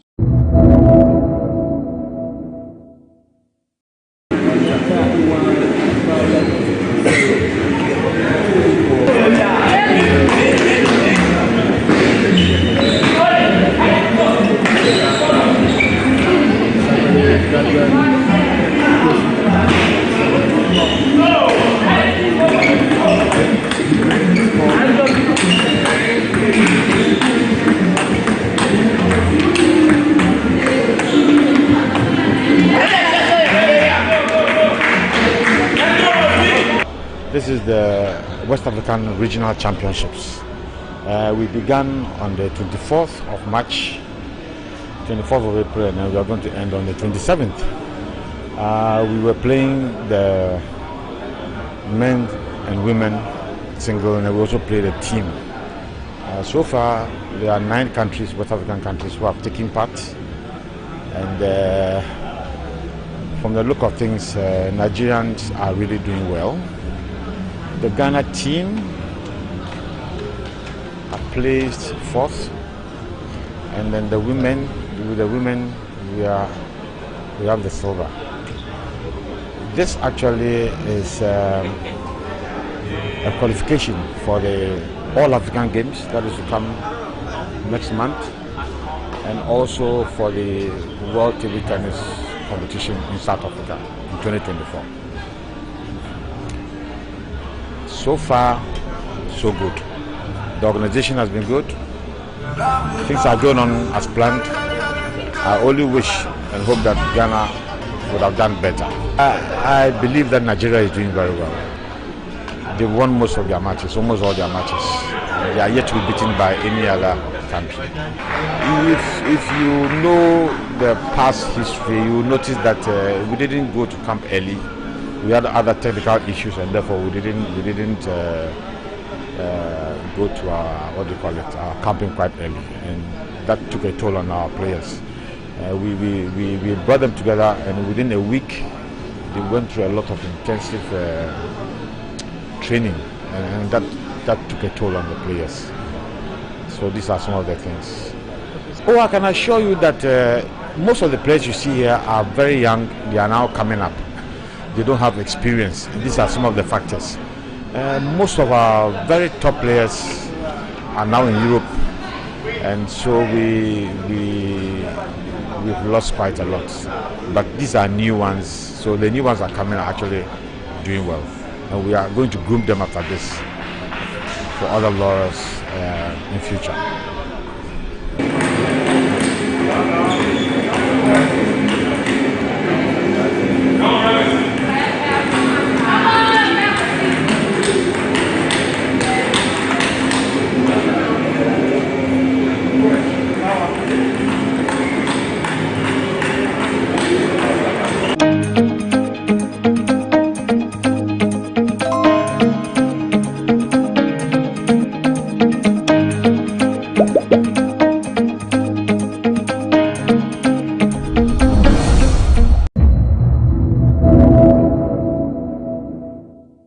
We do know that 80% of all employment is driven by the SMEs. But where international investors are concerned, there's silence on African SMEs. We're always looking for the big names, big brands who can bring in all the money. But what about our people back home who really drive the economies? And I'm suggesting that there should be a global business and news network with an Africa First perspective. Put on any television set today, You're going to see statistics about foreign companies, how they've grown, what they've done. But look at the great work we've done in Africa. Nobody knows about it. You go and sit on some of the boards of the big companies, they're ignorant about Africa. They have money to spend, but all they hear is the bad news about Africa. Why don't we give them access to hear for themselves and see the good work we've done? So developing global media is not something, this is one area that should be counted as infrastructure. Government should invest in making sure that the African perspective is known. There's a population of 7 billion that needs to hear the story about the opportunities in Ghana, in Nigeria, in Cote d'Ivoire, everywhere else. So this is infrastructure. This is not just business. For Africa, governments must make sure that our story is told. Our people should be acknowledged the way we acknowledge entertainers and politicians and give them awards. The small and medium businesses should be recognized. They drive the economies. And quite frankly, when we talk about raising money, charity should begin at home. The laughable exercise we just had in Nigeria in trying to change the currency showed us that people have trailer loads of cash buried somewhere. And there's the sort of the Peruvian economist gave us statistics to show that we have more money buried under our mattresses than all the foreign aid that's come into Africa since 1956. So the money we want is under our mattresses. How do we get it out? We need to know that we are worthy to be invested in. That's critical. It will provide more visibility for African businesses. It will help counter negative stereotypes and biases about Africa. An example will be letting the boardrooms of the world know that the default rate in Africa is lower than all other developing countries. I think that's information worth sharing. Secondly, we need a new generation of capital market products on top of an African stock exchange with unified regulations. I can't tell you how many times we funded a business and then we have to float them on European stock exchanges, on Asian stock exchanges. We need to have something in Africa. So Africans in Nigeria can invest in Ghana. They don't have to come through the GIPC. They can look at a Ghanaian company that's doing well and invest in it, and vice versa. Take out all this separation we have between Anglophone and Francophone countries, unify the regulations, and let the money move around. Not only is our default rate less in Africa, our profit growth is faster than anywhere else.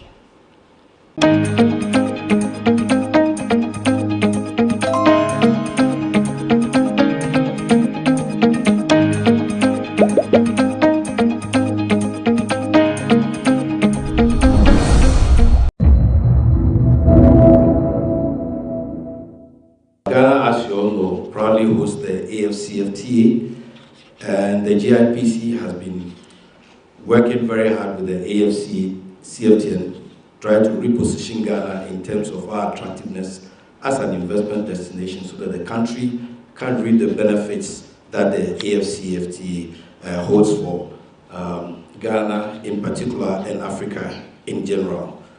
The Ghana Investment Promotion Center is a government agency mandate to promote, coordinate, and facilitate investments in the Ghanaian economy.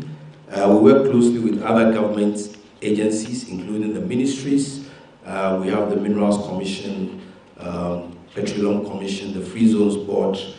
So depending on the sector, we have close collaboration with these agencies so that we can deliver on our mandates.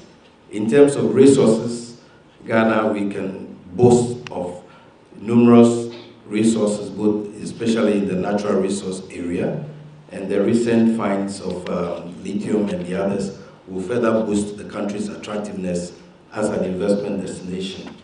Now, with all these economic potentials, it's important that those of us in Africa will come together so that we can also reap the benefits that these opportunities present. Because whatever benefits we reap will stay with us and it will help us to develop the continent.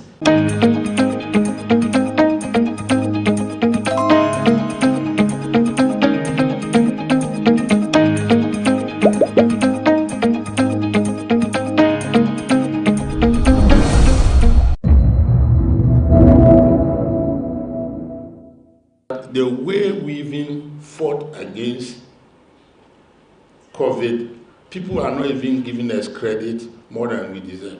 For example, I'm not picking on any country. If you take Ghana, for example, and I'm just opposing it against some other country, I'm not picking on them. I know how sensitive sometimes this political arena can be. But almighty USA, they've lost over 1 million people. Their population is 320. And look at Ghana.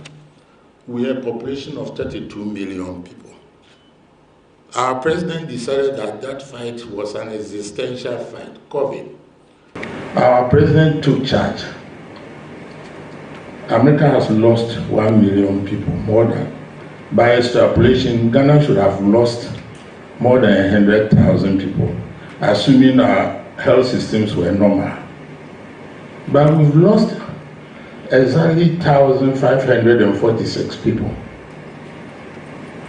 So virtually, we didn't lose anything. But a lot of theories have been propounded that because we live in tropical climate, we had a lot of advantage. Maybe, but if you just oppose it against the losses in Ecuador and Brazil, you will see that it took a lot of human intervention. And in Ghana, I don't know about other countries, that's why I'm giving examples in the African arena. And I'm picking successes from where we have succeeded. So COVID, Africa together, it wasn't happenstance. Even poor countries surrounding us, they did their best. At least public education was there. We had a national consensus in La Côte d'Ivoire, had a national consensus even in Strife-Ton, Burkina Faso, national consensus in Togo and all that. Even there were a few disagreements here and there. And then we fought COVID. Same thing, we fought epidemics. We've succeeded in fighting Ebola. The EPI program in Ghana is a wonderful success about how human beings can coordinate their efforts and fight and eliminate diseases like measles, tuberculosis, whooping cough, and whatnot. We have fought against the Onchocerciasis medinensis. If you didn't know, that is giving way. Onchocerciasis. I'm a physician, so I'm taking successes from this arena to say that we can win the economic battle.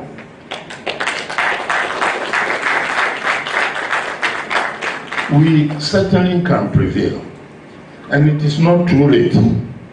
Nigeria, please do your bit. You are an economic giant. Pull the whole of West Africa along. You are not living up to your billing. You must be told in the face.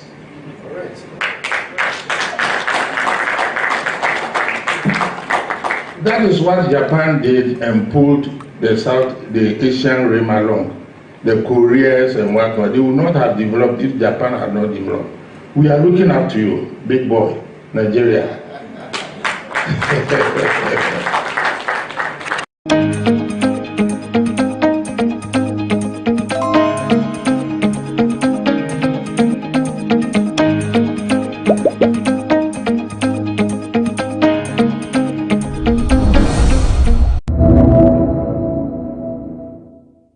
The dawn of VGMA is almost upon us. I'm your girl Doreen, and today I'm taking you to the streets so we can get interactive with some people who would want to share with us who they believe is going to win the VGMA Artist of the Year. Let's get interactive, so let's go. Who do you think is going to win the VGMA Artist of the Year this year, 2023? Black Sherif. Black Sherif. Why Black Sherif? Okay, so like last year most of his songs hit, and then last year was when he was like known worldwide, like amongst other countries, which made Ghana really known. So I feel like yes, he's gonna win. Yeah. What about you? I think Stonebwoy. Why Stonebwoy? I just like him. Looking at the list, so we have Stoneboy, Sarkodia, Kim Promise, Kamido, Kiddy, PC, Esther, Joey Metal. I mean, they've all paid their dues, but the kind of work Black Sherif has done this year, no way he shouldn't win. No way, no way. Blacko all the way, Blacko have worked so much that we shouldn't put him on a category itself. We just carry that plug, then carry give Blacko. That'd be all. That's all. No competitor. No. Hey. Me, my guy be familiar, but familiar work, but Blacko work. Familiar said go vote give Blacko. I think Joe Metal. Yeah, Joe Metal. Why do you think Joe Metal is going to win? Because in everything, God first, so Joe Metal. Sure. Black Sherif. Why Black Sherif? Okay, so far, for the past 1 year or 2 years now, he's releasing hit songs. Consistency. Yes, sir. I think it's Stoneboy. Black Sherif is the best person to win the VGMA this year. Yeah, Blacko. I think it's Blacko. Blacko? Yeah. Of course, Blacko. Well, I dare you, so I think, yeah. But why are you supporting Blacko? Yeah, like, well, quite international, when back to back, so, he's trying But so I think Kenya Blacko, why not the banner? maybe opinions are quite kind of yeah. Okay. All the way to Konongo. Hey, Yeah, so Blacko all the way. I'm an SM fan, but no, my boss is not in, so. Oh, so you throw your weight behind Blacko. Yeah, sure. So if Blacko wasn't on the list, who would you have given the list of nominees to? So there's Stoneboy, there's Sarkodia, there's Kim Promise, there's Kiddy, there's Pacey Esther, and Joe Metal. Stoneboy. Stoneboy, aside Blacko. Joe Metal's hit last year and this year is so superb, and it's likely he's going to take it again. So who do you think is going to win the VGM Artist of the Year? Blacko Sherif. Blacko Sherif. Black Sherif. Black Sherif. You said Black Sherif is going to win. Yeah. Is he the only artist you actually believe is going to win that? I believe. Why Black Sherif? Because that guy is good. Being good is just blunt. You have to give me a reason. I like his songs. Yeah, of course, I like his songs. So why never win? Medianka Stoneboy and a Stoneboy. But what can you see? I think it's Stoneboy. Stoneboy. Now, so why never win? Kiddy. I didn't see Kiddy. Me adano. Me patcho Blacko. I didn't see. Oh, nenyom na guy. Or two ayi nyina yeti ase. Nyansa nso wo mfine. Enti me. Oh, street guy nana. Oh, enyesa. Enyesa oye street ntia. Enyesa. Nenyom na two nyansa wo mfine. Yeti ase so kama. Blacko.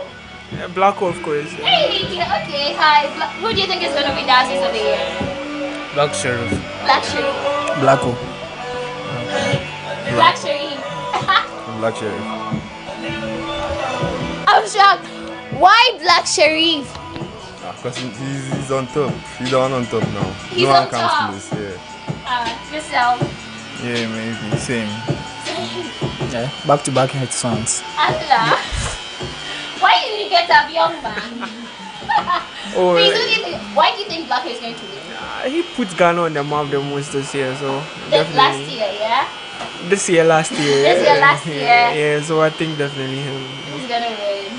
What about you? Yeah, same thing. Same thing. Well, I couldn't believe my eyes, I couldn't believe my ears, because I was here at the center of all the conversations happening here on Legon campus. Everybody is rooting for Blacko, and some of them supported Stoneboy, others Sarkodia, King Promise, Kiddy, and a few. But then next week, the 5th of May is going to tell us who gets to be the VGMA Artist of the Year. My name is Doreen, and I brought to you live here on Legon campus, Vox Pop.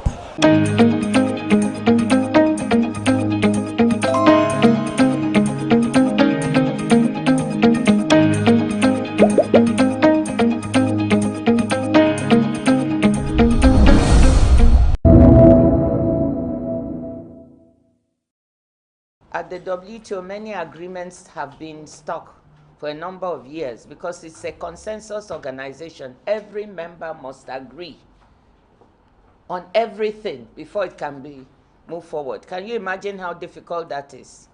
So as a result of that, things have been a bit stuck, but we were able last June to move things so we can conclude some agreements. and one of them was on fisheries. This agreement is to do away with $22 billion in harmful fisheries subsidies that allow countries to fish illegally in the oceans, to overfish the ocean's fish stocks, on which many people depend. 12 million people in Africa depend on fisheries. So this agreement will now make it possible if someone is doing illegal, IUU, illegal, unreported, and unregulated fishing. If they're doing IUU fishing, they can be brought to the WTO and reported for doing that. So this agreement is very important. You have many artisanal fishermen and women in Ghana. Ghana has an important population along its coast that lives on fisheries. But very often there's illegal fishing in your waters. So ratifying this agreement is going to help be able to control that kind of illegal fishing and overexploitation of your waters. One of the things I've come to ask Your Excellency is to please, Ghana should ratify this agreement as quickly as possible. If you ratify it, there's also a fund called the Fisheries Fund. We're raising $20 million and already about 7 has been pledged to help developing countries strengthen their management capacity to manage their fisheries. Many of our countries need strengthening. I'm sure our colleague from fisheries can say something about that. So how do we strengthen the capacity to even know statistically what kind of fisheries we have, to be able to have the appropriate data, to be able to even pursue those who are fishing illegally so we can report them? What are all these mechanisms? This fund will help you strengthen the capacity so you can implement the agreement. So that is one of the agenda that I came here to ask you, Your Excellency and Mr. President, to please help us ratify the agreement.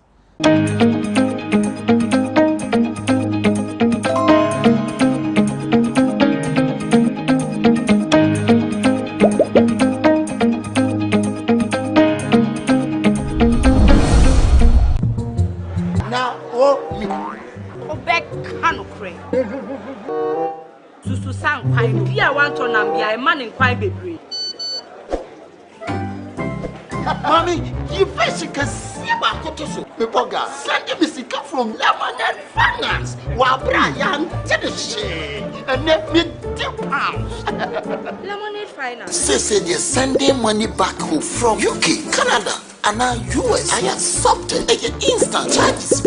Exchange waiting in so unbeatable. We should make promo code Dr. Like Nenya £10, $10, and $10 Canadian for the first transaction. With this send this download to Lemonade Finance. Welcome to the Ghana ICT Hub, a partnership between MTN Ghana and the Government of Ghana through the Ministry of Communications and Digitization. MTN pledged to support Ghana's digitization agenda in line with its ambition to lead the delivery of digital solutions for Africa's progress. In fulfillment of this pledge, MTN Ghana has committed $25 million toward the realization of the Ghana ICT Hub project. The objectives of the Ghana ICT Hub project is anchored on the following: to create an ICT-enabled environment for human capital and ICT skills development, to develop an ICT ecosystem through remote access delivery to facilitate job creation for national development, to provide a modern, state-of-the-art physical infrastructure to serve as a pillar for the digital Ghana agenda. The physical infrastructure, when completed, will provide 4,000 square meters of space with the following facilities: laboratories for technology training and research, innovation hub, co-working spaces for tech innovation startups, Tier 3 data center, conferencing facilities, offices and meeting rooms, commercial lettable spaces, gaming area, restaurant, ancillary facilities. The technology laboratories will be fitted with the next generation ICT equipment and applications to provide the youth of Ghana with practical training in Industry 4.0 technologies such as artificial intelligence, AI, machine learning, cloud computing, 3D printing, robotics, Internet of Things, IoT, advanced manufacturing techniques, cybersecurity, genetic engineering. The project also seeks to establish a complete ecosystem at the hub through remote access delivery to facilitate job creation for national development. The ecosystem shall comprise of MDAs, technology companies, startups, incubators, research agencies, leading universities globally, foundations worldwide, to create a community. 1. The ecosystem community shall bridge the divide between academia and industry and provide solutions to challenges in the key sectors of health, agriculture, and educational sectors of the economy. 2. It shall also run an innovation program providing mentoring and networking for the youth in tech startups. 3. The ecosystem community shall establish an innovation fund to support startups, research agencies, and other entities in the ecosystem. MTN Ghana and the Ministry of Communications and Digitization are championing the Ghana Digital Agenda for Ghana's development. Welcome to the digital age.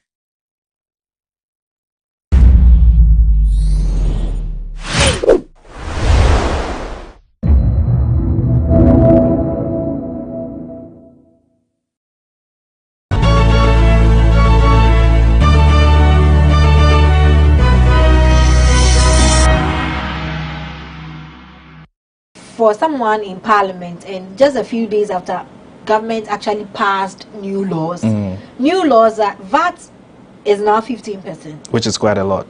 A lot, Mauli. It's a lot. From where it used to be to where it is now, yeah. Today we bought a tin of milk. And how much was it? It was 7 cedis, 90 pesos. That used to sell for, as far as, I think 2-3 years ago, it was like 3 cedis, 50 pesos, 4 cedis, yes.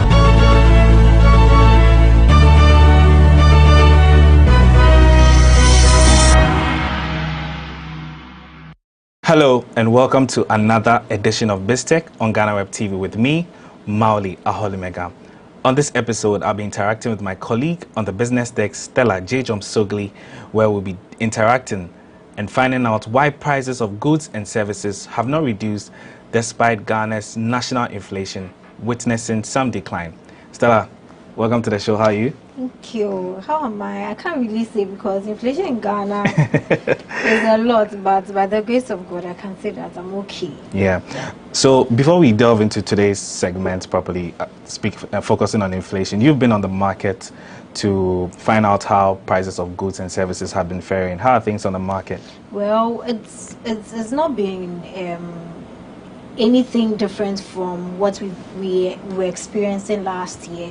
If you quite remember, last year from I think March, April, inflation started rising astronomically, and we were experiencing it firsthand on the market, in shops, when everything, cement prices, water, electricity, food, transportation, so as nothing has changed. So when the Ghana Statistical Service said that our inflation has started reducing, well, it came as a sort of relief somehow to maybe economists and people who are interested in the figures. But for the ordinary Ghanaian, when you go to the market, instead of things to actually maybe even be stable, prices are still increasing. So cement prices, right now, cement costs about 80 Ghana cedis, between 80 to... Even almost 100 yes, at some 90 places. Ghana cedis. Yeah. The last time, Nido, it was like 106, 101. That's a 400 milligram for Nido. Yes, yeah. There's the small container that cannot even last you up to 2 weeks. Yeah, people used to purchase that around 30 like, cedis, exactly, 25 cedis. Yes, it was quite, yeah. But right now, like, even if we peg it at 25 cedis, that's more than 200% increment. The prices of the 5 kg bag of rice, it used to be like, even last year when inflation was rising, it was like 80 cedis. But today, it's almost 120, 150 Ghana cedis. And so you ask yourself whether the figures are actually telling the truth or not, because things are on the market, if you ask me, things are not any better than they used to be. Very well said. But speaking of figures, there are also some concerns that our cedi is not very stable. It appreciates and then it depreciates. So there's some instability happening to the Ghana cedi. So when you go out, some of the traders believe that because of that instability, they are not forced to reduce the prices of goods and services. What's your take on that? I think that really we may not be able to understand the market dynamics because a lot of the traders have different ways of trading, and some of them import their goods from different other places. But you realize that in December something happened. Everybody was like, hey, what's happening? Something happened. The currency had gone down to almost 11 cities. Exactly. After climbing. Yeah, with hopes of even coming down to the 10 that it used to be. Yeah. So like 13 cities. And it just came down sharply. Even though like people were excited about that, some of the traders were of the view that we don't think that because the CD has appreciated by a few values in this short period of time, it has any direct benefit to us at the moment. So even though the CD depreciated at that time, it didn't really reflect in our purchasing power, in our consumption or anything, because some of the traders think that, or they say that when the CD was like 12, 13 CDs, they already went to buy their goods. Yeah, so they're already stuck in the game already. Stuck in there. And so if I go and I exchange my money at 13 cedis to $1 and I buy and I come and price that item, I don't think that when the price comes, when the CD now is selling at 11 cedis, I can do anything. You want to make that change on the price. And then because that appreciation didn't last, by the time maybe I'm done selling the stock that I have, the CD has gone back to where it used to be. Yeah, you know, so it's like the same ripple effect that happened during that time. It was just a few of them who had the opportunity. So you realize at that time people were now hoarding their dollars because you don't really know. Yeah, why would you want to put it into the economy? Exactly. And those who were trading in dollars were also now like being fast with the trading that, hey, if right now I can get the dollar.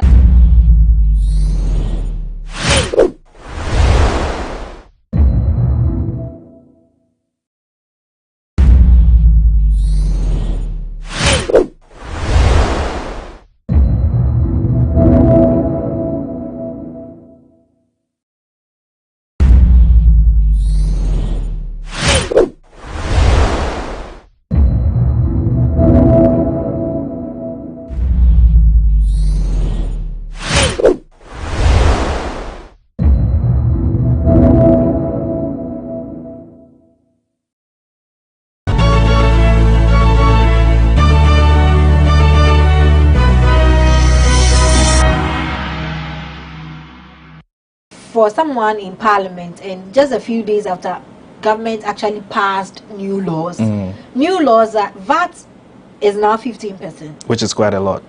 A lot, Mauli, it's a lot. From where it used to be to where it is now. Yeah. Today we bought a tin of milk, and how much was it? It was 7 cedis, 90 pesos. That used to sell for, as far as I think 2-3 years ago, it was like 3 cedis, 50 pesos, 4 cedis. Yes.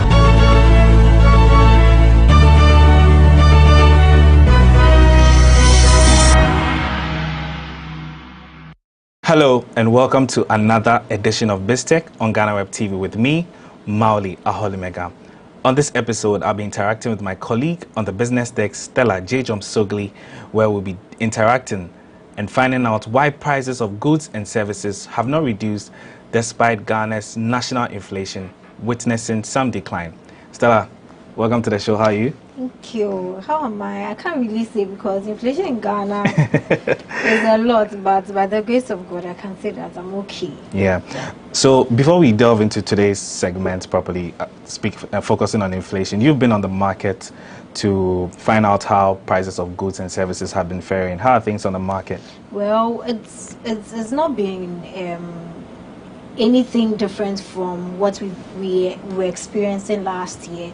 If you quite remember, last year from I think March, April, inflation started rising astronomically, and we were experiencing it firsthand on the market, in shops, when everything, cement prices, water, electricity, food, transportation, so is nothing has changed. So when the Ghana Statistical Service said that our inflation has started reducing, well, it came as a sort of relief somehow to maybe economists and people who are interested in the figures. But for the ordinary Ghanaian, when you go to the market, instead of things to actually maybe even be stable, prices are still increasing. So cement prices, right now, cement costs about 80 Ghana cedis, between 80 to... Even almost 100 yes, at some 90 places. Ghana cedis. Yeah. The last time, needle, it was like 106, 101. That's a 400 milligram for needle. Yes, yeah. there's the small container that cannot even last you up to 2 weeks. Yeah, people used to purchase that around 30 like, CDs, exactly, 25 CDs. Yes, it was quite, yeah. But right now, like, even if we peg it at 25 CDs, that's more than 200% increment. The prices of the 5 kg bag of rice, it used to be like, when it, even last year when inflation was rising, it was like 80 cedis. But today, it's almost 120, 150 Ghana cedis. And so you ask yourself whether the figures are actually telling the truth or not, because things are on the market, if you ask me, things are not any better than they used to be. Very well said. But speaking of figures, there are also some concerns that our CD is not very stable. It appreciates and then it depreciates. So there's some instability happening to the Ghana CD. So when you go out on, some of the traders believe that because of that instability, they are not forced to reduce the prices of goods and services. What's your take on that? I think that really we may not be able to understand the market dynamics because a lot of the traders have different ways of trading, and some of them import their goods from different other places. But you realize that in December something happened. Everybody was like, hey, what's happening? Something happened. The currency had gone down to almost 11 cities. Exactly, after climbing. Yeah, with hopes of even coming down to the 10 that it used to be. Yeah. So like 13 cities, and it just came down sharply. Even though like people were excited about that, some of the traders were of the view that we don't think that because the CD has appreciated by a few values in this short period of time, it has any direct benefit to us at the moment. So even though the CD depreciated at that time, it didn't really reflect in our purchasing power, in our consumption or anything, because some of the traders think that, or they say that when the CD was like 12, 13 CDs, they already went to buy their goods. Yeah, so they're already stuck in the game. They're already stuck in there. And so if I go and I exchange my money at 13 cedis to $1 and I buy and I come and price that item, I don't think that when the price comes, when the CD now is selling at 11 cedis, I can you do would want anything. to make that change on the price. And then because that appreciation didn't last, by the time maybe I'm done selling the stock that I have, the CD has gone back to where it used to be. Yeah, you know, so it's like the same ripple effect that happened. During that time, it was just a few of them who had the opportunity. So you realize at that time people were now hoarding their dollars because you don't really know. Yeah, why would you want to put it into the economy? Exactly. Yeah, and those who were trading in dollars were also now like being fast with the trading, that hey, if right now I can get the dollar at 10, at a point it even came to 10 cedis. Yeah. So if I can get the dollar at 10 cedis right now, then I have to do it. So all those dynamics came into play, and so sometimes they say that is the reason they cannot reduce prices. But it's very hard. Well, I have not seen it happen usually or even drastically that prices have reduced, or the factors that cause the increase in prices have maybe gone back. So people will now reduce their prices. But we are expecting that, like transport operators, nobody expected them to recline on their decision and reduce the transport fares, but they did. So sometimes you can see that some of the traders try to take advantage of the situation to make more. Speaking of taking advantage, there have been some recent uproar among members of the trading community, which is Guta, and then the first Deputy Speaker of Parliament, which was very extraordinary development for him to make such a comment, sort of blaming the members of the trading community for profiteering and also taking advantage of Ghanaians. Is that the same sentiment that's out there for you from where you sit? Well, I think that for someone in Parliament, and just a few days after government actually passed new laws that VAT is now 15%. Which is quite a lot. A lot, Mauli. It's a lot. From where it used to be to where it is now, Today we bought a tin of milk. And how much was it? It was 7 cedis, 90 pesos. That used to sell for, as far as, I think 2-3 years ago, it was like 3 cedis, 50 pesos, 4 cedis, yes. For that same tin of milk that you would get 2-3 years ago. And the VAT on it is now 15%. If you take that 15%, that's almost like 1 cedi, getting to 1 cedi or like 90 pesos of that. So imagine, let's take the VAT of 90%, 90 pesos of that. That's a lot. That's a lot. And VAT is not the only tax you are paying. You are paying Get Fund, you are paying COVID-19 levy, NHIL levy, and now they've added growth and stability levy, excise, you know. So right after all those new taxes were passed, then you come and see and blame the traders. If I was a trader and VAT has increased, it means that definitely, and you know, just recently also, there was an uproar about the taxes that they pay at the port. Yes, we'll come to that in our next segment. Yeah. So if just a few days after government has decided that they are going to introduce these new taxes, which according to them were not even new in the first place, going to revise and amend them and make it more expensive, then it doesn't really sit well if he, as a deputy speaker of Parliament, comes out to say that it is the fault of the traders. If I were the traders, I would also be... You feel some type of way about it. Exactly, because if there's anyone not being sensitive to the plight of Ghanaians, it's definitely government, not we the traders. Very well said, Stella. I've been speaking with Stella J-Jom Sogli, and she's my colleague here on the business desk at GhanaWeb, and we've been talking about why prices of goods and services still remain high despite Ghana recording some decline in its inflation figures. We'll be right back after this break.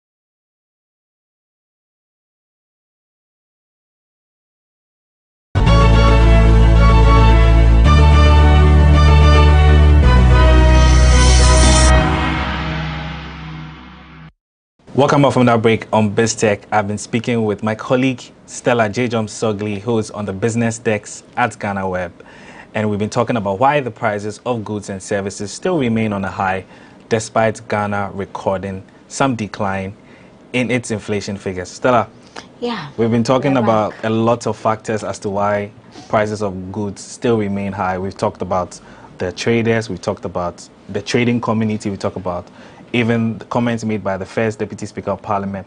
Now let's come to the widely known reason for why we are experiencing what we are experiencing. Government believes that the Russia-Ukraine crisis and the COVID-19 pandemic, the effects of the pandemic, which happened 2-3 years ago, is the reason why we are where we are and why we are even seeking an IMF bailout. Are these concerns valid, and what do you make of them?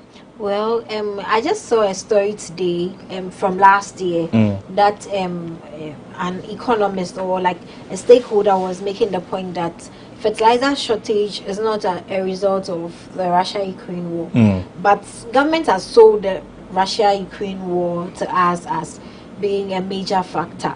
Well, we may not be able to take it in isolation and say that it has not had any impact.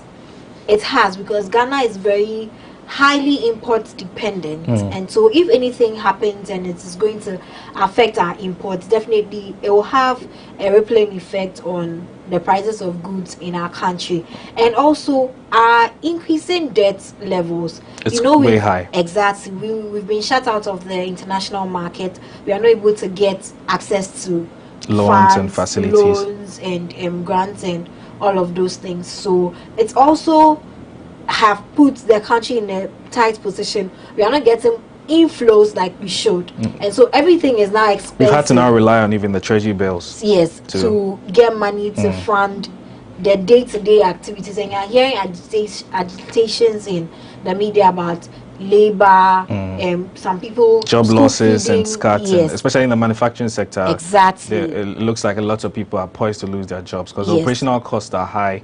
We've even had an effect, and even on our telco sector as well. They've had to roll back some of their products. services because government thinks that they are too cheap, and government needs the economy to become expensive. If for lack of a better word, for things to, water has been increased, electricity has been increased, I think twice already. Yes. And the last time that the finance minister was in the US for the spring meetings, there were concerns raised about increasing these things further.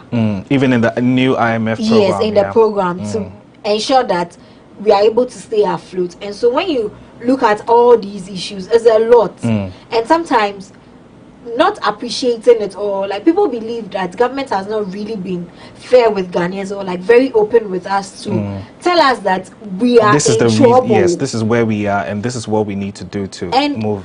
One thing too that is like becomes a challenge is that it looks like when the 3 billion IMF bailout comes, that's going to be the end. Last year I had the opportunity to be at a press conference, and then I asked the finance minister about $3 billion US.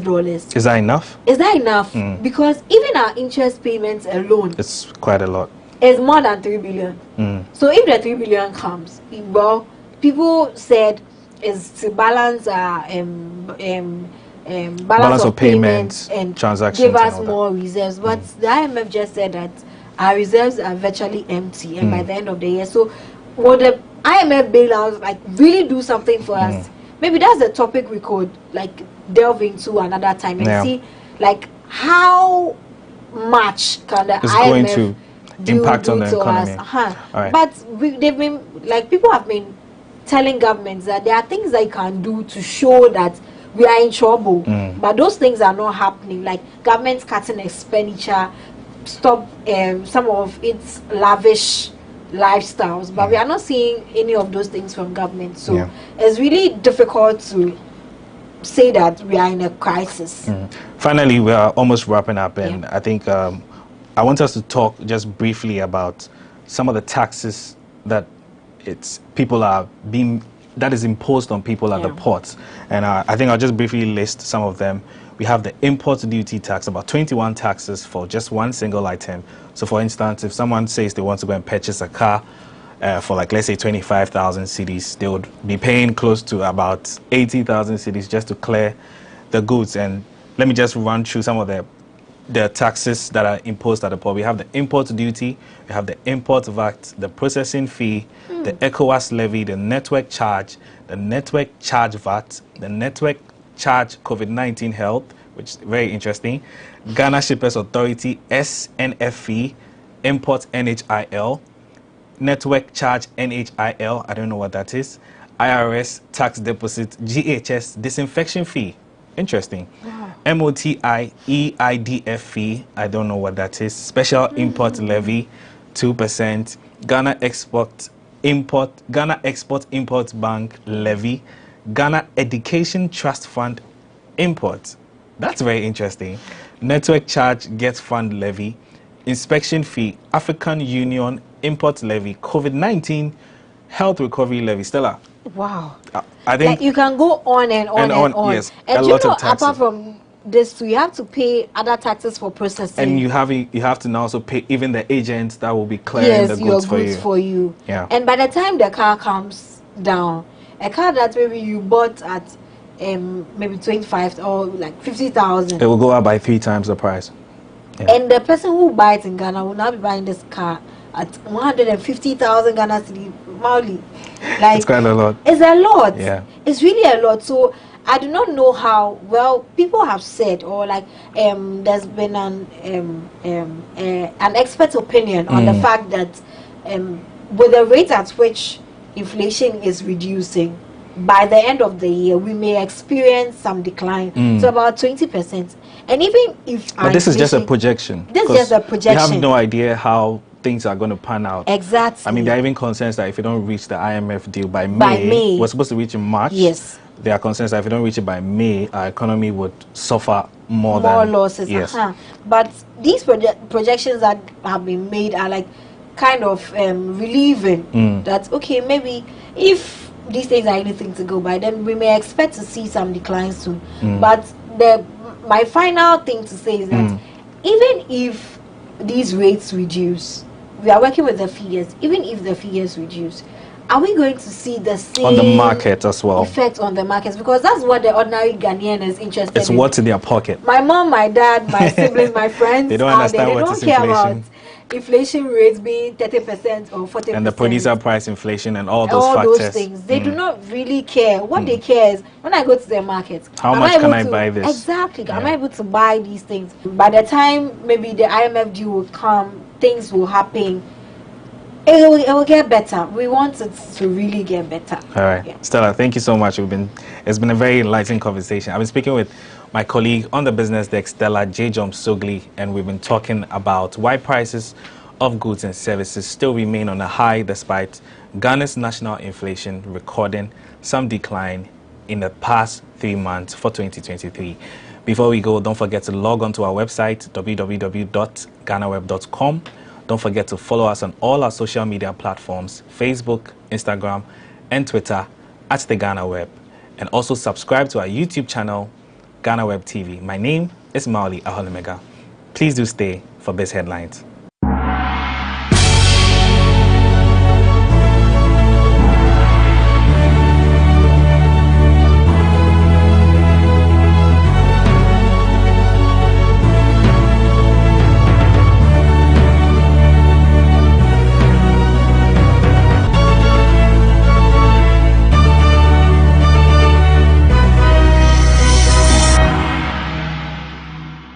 Obinum sada na obrafo responded and the main can was because obrafo do papa pay on no kasa na nim ne ntia ob take some move no but say the asema that person say was you a Drake $10 million or looking forward say in damages ne sabetumi akasa ski.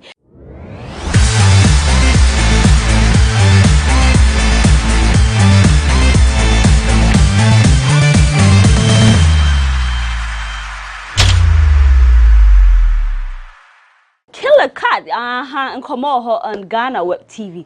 So she has an I'm a brony. Entertainment news, celebrity news, just social media trends. And come on, we and near de, and I'm the name console the and same record. Come over brave passo. A year or brafo, and Ghana rap soft for any drakes. You always soon be the Muslim in Abba. I shall more didn't who about bed bomu and I am mancha, you quenum in and something in Amikrita where there, yen cabin job, ye didn't in Abram to my yen try home. Now your coba. Bruni semno ete theater bank.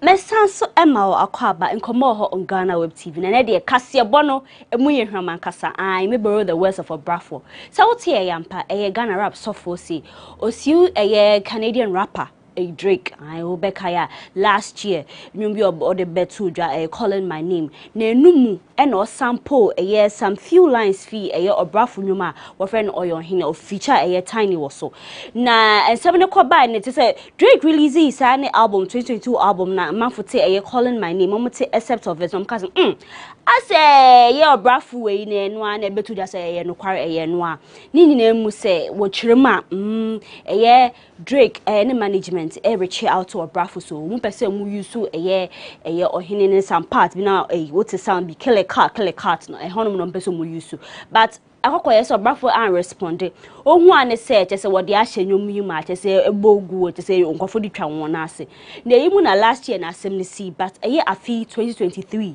April ya na abitu dwa say eye obrafo o de wo tabri no ekokot chese wo baba kokoko kaka asem na e wo court na o demand damages an you say copyright nsem de eba na chese wo di for dia who betumi aye show pa obrafo chemo pay eye $10 million ebi wo 10 million Ghana city so US dollars DB and Joe Biden sika yipin up 10 million in damages.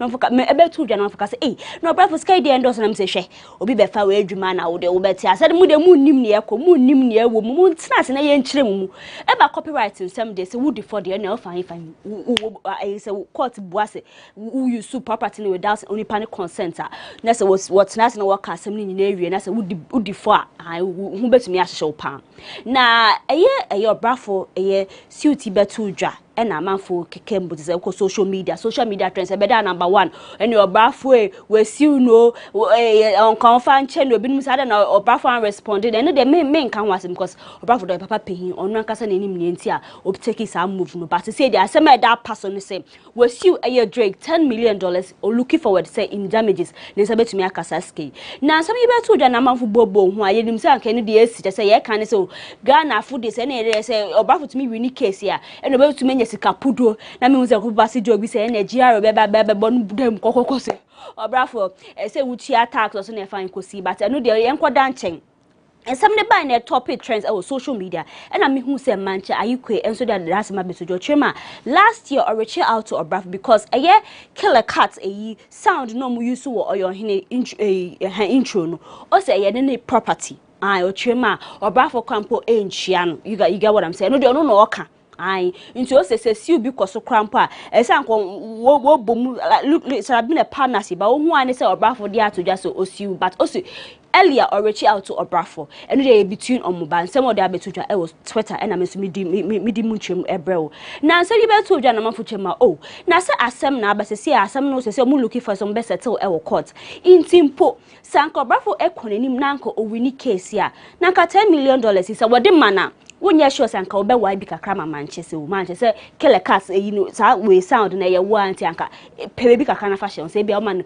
1 million crampa sanka obe twitwa ne ho ba manfo twem a wo say asem ne de akwa say bia manfo ka so obrafo asem na ye de na Manchester person ode ne ho bewem but ni nyina so wo say asem ba na wa ye dem wonya abotre obi a woni grievance so obi a woni consent nti say de na ye hwe say na de anim obi a beti ne ho ase na che say wo fele say bia wo yi won asin chen no mo be ka asem na ye fefefe because wo say who di kan wo course and say undi bemye nti ye hwe nim say bia party so bia akoma to ne ye ma na say asem wo de ko na say wo bua so 10 million wo be ma na say po be ma mu bi mpa obi a play role e wo eye sa anwum e ohini obi a benye na mfo kaka say na say eyi say your brafo win case no bo mo de an pe kakra ma time because on na ye feature na me so me de me nim mu asem ba say na be ye bia mu number ya asem na ma da say bibia kwakoto din na nwumre ni mu kakra no na me hu say eye oba ya santo Aisha Modi talent manager say your traditional leader nche kra na wo si no hema na o se eye wo obrafo se wo asem bi okato wo to say wa abraboro nye ye wo career renye wo se aba betodwa o chema wo kase boda in 2009 album bi apesa na nka wo de bedwa o chema wo se wo ni ske na wa yare na wa bofem kakra acha na ke asem ya meka bi nim amabo ne me na meka or train live series so na sa Instagram live mi shebi na sa chema wo manager obehu manager ka so wo skip pudu bi no person dey business and a manager ya convince ni so on first can ensure album na eso abapa na say one why wo dey amakoso say no oye adihwehwam no papa ne sa be baba body still mebu be no iti akoba ne sa na tabiri ni scan o dey share yi mu o se be sine onya afaso bia wo so ye eno no o se o dey ahoya ya ne te say oya we do di ni mu e ka che obrafo so erenye ye na won say dey akwa o say wo say what sorry I could see Drake. Me miss kakra de me kakra wuntu amesi ni tintin ni mutiatia ne say Aisha Modi say Scandal investing into a Brafo a year album some 14 years ago. O Jeniska. Adofo na say ye de eye obrafo ne Drake nsem kotugwa ye de sinchenga na ye koye nim de na ye ochame kwame rap doctor we di 47 years na wotwi ya na woni say pictures edu sa birthday na just we release photo shoot bi as birthday photo shoot na just wadofo no wadofo watamfo nyina just say ye share na just say ya wish happy birthday fefe na fi nkwa de mo stronko eye rap doctor be release eye birthday photo shooter photo bia won share I say ne kokosugo ai say bibia egu ho na ye ba se kakra boxes pe eno hye na ochema nukamu kwedu ene de delay west and me boru say papa pehia waware de me pese me kan se me bebe me say very decent policy me say me chiremu bebre ba picture ye da we wan say eye boxes yo hye ekura nyema mu kama na be betu de mafo chema na wa hyehye woni ama na wa park woni ama na odi abetu na me say oh rap doctor chirema wa launch a new underwear collection no akasa ni way your diabetes new business. It's what better way so no akasa be promote we say ade ni yedia shana ye hu say to me kra ni ama say kama na pompo se amaboni person to be mane papa mpo we say rap doctor bibia edede so what kasa high kwam ye nchemu bebre na me hunum say social media Ghana had obi asema no obi person okebi afo chema we dey ye indecent anena papa wo yire anika nani beje hu obi awo ma na ase gba se wa park we gudi na ade be to am say ohu tom boase bibi asamba munya botere onu ankasa out of his own management na atena se no mu feel say it is good for the brand onu say rap doctor the Ghana e baka obi o promote culture ni nama A1 inti onu ankasa be bitu just mo abo kasa no mo say crapping polo be exposing no na watch no is matter some for because o chame kwa me won chena me say oh onu nkwa na obi a wa model mema boxes at say ababe news at mu ma papa hu nto no rap doctor chirema o senti kamo pese anka o model new collection anka o shekentana we asem bi say o chame kwa me se mbisa mo ama ye mo te se mo criticizing nyina. Ya Jackson says so ye baby mama and to say mo headache and we beka ya fia no di to just wa kami ya bofra baby boy fe on ne partner ai na ebe to dwa na mafuche ma aha cause last year say ya Jackson the woman na say bia skin tight you wa hye and e bia atare bia won say bibia dida hono ne ade show skin kakra na me so e offer yin say na say odeni amani nyina akuku kakra but won say ya me catch na watwi ya Jackson release new photo bi ochema unse anybody no so ye sexy bon one wa wo hwe picture ye da ho ya unse ase share dress ai bibia da so na as no fo ne po ho kakra na ye bibia kata kakra ena ni body shorts kama ochema wa ogina ho ya hu no wo hwe also bi a wa wo dey bi so still na body ni egine mu etemu body ni ye very kama unse asa bia pregnancy weight kakra but also still crojina ne nanso na post o make you Instagram na me kwahwe me hu say we disable comment section because when you say Ghana had obeka and na wa way and na wo yi way de bia oti bi wona so mti we nkwade ohun so mo benya ne ho asema kan so no bomode na ori ede o disable comment section na mafo chirema ya Jackson na to bi anso anya botarie and na wo fo wa hiwe na fine ko say but me kai wo say ni papa be de ba betu dwasa so ne ba no no akasa na living life ono abone bra onu nya ba fe na be ka say detective ya yi we 22 years onya abofra nti aya mo ka say na wo fo ntie ne na fine ko so onu akasa o sanso ye mother so she knows what she's doing nti ebe ya aya munja in life na man say na work and munja in life na just on ball life mbisa say body ye temu ni na ya Jackson picture your dropi ye na o se bon one say no chemo so o ye baby mama but wo hwe body na enye se bia beka say wa wo se wa nhwe ni ye ko bia nka nkyere wa wuri mpo munja ni po say o wo ba. But some April ya a TikToker social media influencer asantoa any kwakumenu interview aggressive show no di to just say amanfo keka say na ne kunu betel ne manager friend Cassius am be betel no warning say ade na tatare na yire as videos bi kakra na ya say amanfo chirema they are dating no benum say no ba ware for the ade na manager ya tatare ne say but obi fiasem aya mo ka no ma ye de monya abocha ni mpo de nyane na ba judge because God the righteous judge. Na sem ye koso hu na sanso a kirema amafo abomodin aje se kwan bi mbefa so bia na aje se won egu na aware painting the black to ni kunu eno na wo ye but also no de once trust e wo so no kunu be hia no kunu hu no twasini sini ya mu no be hu no isanya afa na be akasa wa ba ware nti obegya sini no odi efutu ma me ase se wo ye adwuma bi no barema beto a se ma ne ya wa se we na betumi te dia betumi o mini nti man kasa bi a wa ware mi so se mi jai unja no nkodi den na asanso a kire mam sometime ago obi odaseni konseni damra bani ebeti hu kire ni kunu se on ne manager ehye eye hotel ai oberima odo kunu also okopie mu honom but be say me sanso kan a back story bi tro asanso achirema asa no obekọ hotel ho with me manager no ofre ni kunu so mira me ni eye cashiers eye bibi hotel nti say ni say no obo hotel ni din kwa chen na ne kunu wo honom ana obi sanso ti ho chen say ene atumi kabra hotel ho na ne ekoso na ekosi ni but ono ana obeso de ni kohu say de na ekoso ti asanso na anu tom ekoku menu show ni so ni kunu eba honom na oba honom so na kan ya bebi okaso wo honom ana na owo na so beto de no mfutema is so person ukase so say eye ukunu on trust wana but eye cautious ne manager asanso manager e de emu nchima ba betudwa o chemo nipa na o ti hu kokonsani na o ti hu che asanso akunu o ka che ni se ne manager na e de ni ba be yesikedru nti hu se obi e wo se wo de oyire kwa yesikedru de wo ye mbechche kwa krakos na ebusuafo ko fa ni fifie na o de na ba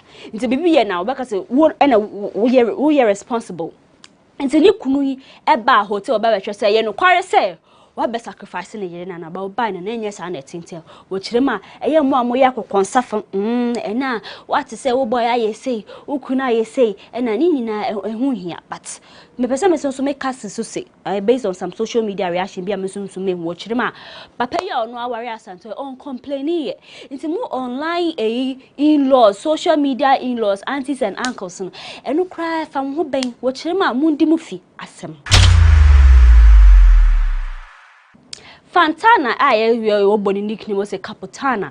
Say the incredible to say Peace Hyde, creator of a Netflix series, a young, famous and African. Say the or the Fantana Ghana neo dikang aka a series when Abeka last year by just a month of brave and they are very nice. Why it shows how say Africans near and for the finest things in life. I mean say actors no omudu omoye and bifi Nigeria bifi South Africa. Nana Ghana ni nka na wo chema Peace Hyde so ye Ghana ni nti esa nkodi ani pa bi kan but wonti am catch of Fantana oye nyumtu ni say dey one feature no ewo young famous and African na busumi ya na next month May na wumbe premiere the season 2 of series ya make am asemi na beto dwa na Fantana maame ne maame unso member of parliament for Jomro obeto dwa so ne ba ne they are very proud of her also no de ne ba ne ye de ni so ankasa also ne ba ne living dream because say ne bia Fantana si atenketen obo no modern ni nyom ni ade bibia brand ne ye solid no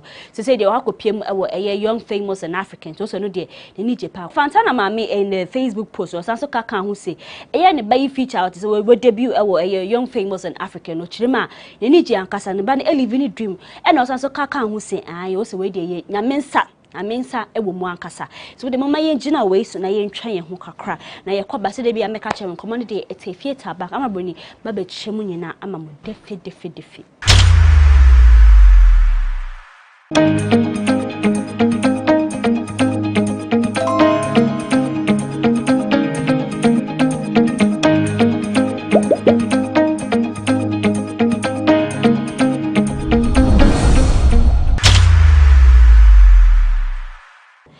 for me sanso ama wakwaba woni chia te say ma bro nso me chiem say ya se na bia me catch my social media trends showbiz news nkomo na bia na wanti ase stories because wo pemu details ahun se ha de ye nke bi nhyem se na yetena na ye de ba na te say ye siki mu views na moka wo social media na ni ya abo no tofa na de ma besomo na wo hwe social media trend be records wo chema look alike ne say merman young guys be wa aboa won ho say wo say what kukura wo say celebrities nti wo say medical do can promise wom family wom Mr. Drew is the latest ones I mean who wo say Shatawale won look alike Edem won look alike other artists and so ewum na enkomo boy bae na say akomma fu chirema media na ye de nwa so won so cause ebe yi na nkofu yi what won baby anka himpo na bete won kasa na asasa bia na wo ko interview na obisa won questions wo se mo so onyama bi so there are other artists mo release projects so mo pay publicity munya. It's more diverse. What you are doing is not right, but sometimes things are going on and they social media, they are latest and I am other stations so that somebody generating content, any conversation. So be I am months and they be an media and they be a munya botekakra. Now come on buy and I made them so look alike here and can stay with social media and you say they won't be mainstream. But Shatawale they are to just so I look alike no as a moon in a person way. As a banana be a moo pep plants and every scabe bremo. Now look alike in a fine eco see him. Muffin to trema.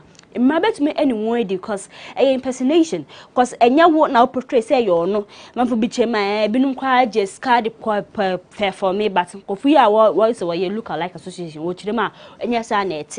One J who's Kabian Castle, why your artists now, to say, Pessoal Bello for show, was one J Skibia, it says, Command what is house, Munsu, who and no quarry. Now, a medical, a diabetes just so say, Sap, boy, no, and who to saw a medical, so on Jai no. Or so they say, what bashing was a while to Kui artist I can promise look alike in. I just say, it's only a brave. But I am quite Eugenics, or don't so they have to just say, they need then just a man who also, for that my boys in choir words, I look alike watcher or one for one show. But for me, a I know so only a family look alike, no only social media page, also promoting stuff. It's also not dead or should any problem be a na see cramp so the nano to muso. Sanko be no so any look alike, also no quampo de accommodate or beg women. Maybe some be sour. Sa look alike on common and a sound was a celebrity. But I say yes, so one so and as a much rema. I say yes, one any many and I confess send be by in the near future. Find a path. If you don't get idea to live this life that you want to live. People like Jacqueline Mensah, they there. People like Made in Ghana, them they there. They all the TikTok. They create young girls and boys. They create content. Senator Zandi Kamel se me to munkra. I'm why I'm body shaming and nanny ye funoso. And now ye kese, and no ye say, and I tire no shall not soon to a fatan or some man crying to Mumfambe to many say. So what would Namusube count body shaming or Bebodria? Bebodios and one and also a fear yes in me, and then I fed our backers and Mobeka be national. No, I'll be dear one, I'll be so no on I don't dread it out. In see a fear yes, money, I fear and fear die anymore. What wouldn't you never body shaming or better come racing whom now be so criticizing this send or tin and a year from also only health condition. Only near Coso and Abram on tears say. Nissan or tin and come with discount also not your bed, Babumudia. Sin class Zanny Camel Dabba to Janin, then I'm Messan so a car can who say, I am on Tomo Boss. Somebody shaming or born on my Isabia or person who you drew like you, or born on warfare drew, or boy baby. San and Kruber, sorry, I've Felicity be a focus on me. Cassable one as a wife, no me druby, that's a wedding no bonny. It's Miss Selma Samba. Sen I am social media. Hey, Uko social media Twitter. Now we say no umulebu obi pa se bia enya me ankwa na wo de emerman ti misra ma body shame I am enya me ka se mon till so munja na enfata mo na what trade en some bebre epie na eye osebo the Zara man I on the Zion Felix interview bi na da new YouTube channel Zion Felix asem na meki now or the two just say ubeka ye nche kwaye na oni ajagraja sa friendly be na wo ye na say work competition and na we ya say no waka so sebo betumi me na ajagraja so aba ubetumi me sa anyama na it was just for fun one na what trans no so person we bibi sa na do the jenko fo ani na wo di kogui ni na mafochima osebo da Zara my say wo battle cheddar na kwa me be di aku cheddar na also say obato na osbody na do this ma betudwa o say sansem no mba bonten so person on a cheddar ko battle on who has the finest clothes no betumi address o say debi okaka hu say interview on Zion Felix o say cheddar ko onye ne class waja tumu say o say bag a cheddar betu ska oba be say be $300,000 akoto mabo obeto ene say no betumi invest ska e won nyama o hye o so ndu ni class nti o srema no for jema ai no so some so work so say ojetum he has his class bobo nkofo bi din o say care the cry o no betumi afa so anytime but cheddar nkwande o so srema nkasa obi a wa bone bra o so the needy man nya say ye so nka so baba tonti mo hwenim say na nka bia social media be hu say bia osebo dressing no bisa cheda obetumi atoma boawe na as a combination e yose den combinations and calculations they be enya maso na nkomo ya eye osebo eni Zion Felix D na eye Zion bisa se de ma ya he osebo se ne ma ya nsia on mmea nan ene we aye no de papa pinyo no aye the decision me ntumi mbechirim na me unse kofaka se e na wa na me se oho mudi mu fiasem se ne de bia meka no na aye osebo ka ho se so no de nani kone ma no ho ankasa ohwe won party uti hu bi se na onhwe ne ma no de ye dress no se ni nyina enye no kwaro se ne ma ni nyina oka won ben ne ho no de tu dwa se mrante so wo betumi a wo se samsa wo tumi plan na babotumi akokoteki another 10 bo so wo betumi dia bomodinga na awo ate se na wo baby mama wa ha wo se ne dia bomodinga na se wo betumi ejaya no wetwa so but so chirema so no so ne se ne kwasa abofra piemu a obeja bofa no na nkomo ya Zion Felix ene eye osebodi na me se emu echirisem na anye eye osebode ochima caption Zion Felix my kra ene ase bia ni baby mama ba ku yo peso portrait me pese me bonidi no se ntwa kwem ba anye eye osebon kwa na a complain about eye Zion Felix caption ku be a complain ba me peso me chem se musu tumi ko interview of course but me suggest so who the interview ni ba ask me suggest to say you see that caption way in hammer on this and I'm sure says Zion Felix was obedient obetie and nsem na ekoba na no nti osebosi mamu nhwe nim so ne cheda be competition bia also chema cheda de onye ne class Amaboni na se metwaso de alum say Easter edi kogu nche kraye na eye nwumtuni osanso ye preacher Sonny Badu o make post bi on social media na o chirema wetumi atene eye oyo to eye moja Aye na se me betu jana mafuchema we de mu ye rem kakra yakopon kwa na yete so ye miracle tumi dani nsu ekomoja ya ye de na Sonny Badu etumi ye sansenche yi bi na mamso mugidi so Ye men of little faith obi a yakopon sa wona so ye ne dwuma de san kwa wakas wasasa bibia ko moja krampa enzan ka mujechije cause God is still in the hot miracle business. Now, come on, you better do for the chairman. We be praising the business chairman. Fracadam, mu or rem kakra. Send our bedia to be any day. Wasam. Now, prophet kum chacha. Ede better just say Sonny Badu. Samurai no say so. You say fake. O say enye no kware o andane hia ankomoja na ntesa mafo embo ntungu na meso oho osofo akokoye te se de bia se eye kum chacha ebo eye Sonny Badu echi obehwe ma o se sane tattoo yo se den okoye waka ho asem eni se mebebre a o chema eye Sonny Badu ankane na mafo chema kum chacha se wuna wo se eye Sonny Badu miracle no ye fake dia ena wo se mafo beka se obeka wona mi se eye adwebre touch not my anointing and do my prophet no harm nti asofo bi enu na wanya wa asem ma srem wonka wasem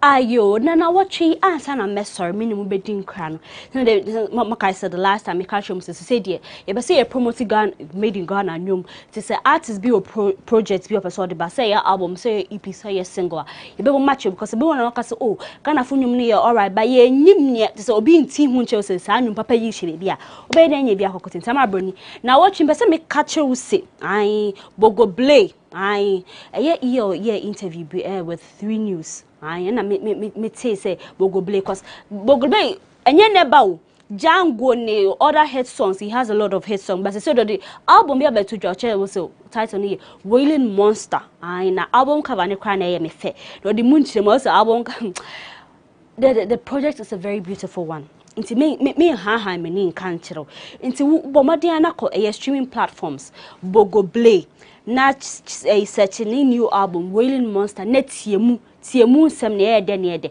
na nyom ba ko ye me de was our project no so sweet song no feature Slick any Kwame Eugene no me de emu ode ankasa kwatie na ye de ma me feedback na obi fofo so no so edi nyum aba betodwa we point de EP I Olive the Boy o say Havana finally Havana is in so modiana ko op EP bi netie na young boy na otimu nsem a amanfo so de bia kasa support your own so modiana pe Havana EP bi netie na no so we de say na o say yesia na so be social media na o beba na ma me feedback ni mu ode Jackie enso edi new song to just single a friend Scar episode new single a friend Obra but more anya bitie na me ba sorry so na me say me kan album back we musu hwam walasi edi album be so friend therapy tamafo unya muntie mu ya ye keka me akasa me di ho adanse metie nwom no subo like emu hwam what say wala season ye can do oye very deep it's more money ana mun streamy a project say ye single say ye movies ai but more dia ana just say pebihwe na say na dey can support your own na say Ghana for ye nso ye nkwa enim ti say wo pese weekend wotwa wona ase wotie nwom pa say na makin eye el so edi new single bi abeto your friend chop life and no I say a party anthem bisa ha but more dia na sa nwom bi na tie na say ni nyina say yes you promote because e bia akọ Apple Music go other streaming platform they be Nigeria for num na topic mama yes sem kaka na ye nkweni na watching so ama broni meni mu shiai nkomo e call so eye Drake men can say Obrafo versus Drake and Drake versus Obrafo ya say Obrafo na edi kan wo court nti eye Obrafo versus Drake me di mu sembrem Aisha mo di comment wa comment manche so de na asem abeto ni na mdi nya abesom me san so eye sedi me di meni nya ma chi bebre eye social media trends celebrity news showbiz mun komo ankasa ne din na bebramti da se ne ye besan so ehia mobomodian na mo hwe other programs on GhanaWeb TV na so bomada yen connect to social media Paula Amaboni social media platform ni na da se yen den yen tala da se ne ye besan so ehia makramo.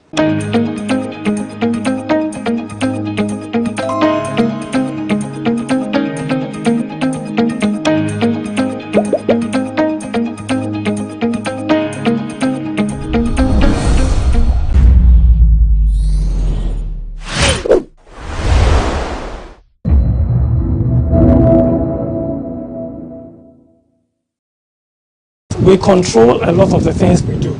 And so in terms of quality, we can really assure our clients that we are giving you quality and value for your money.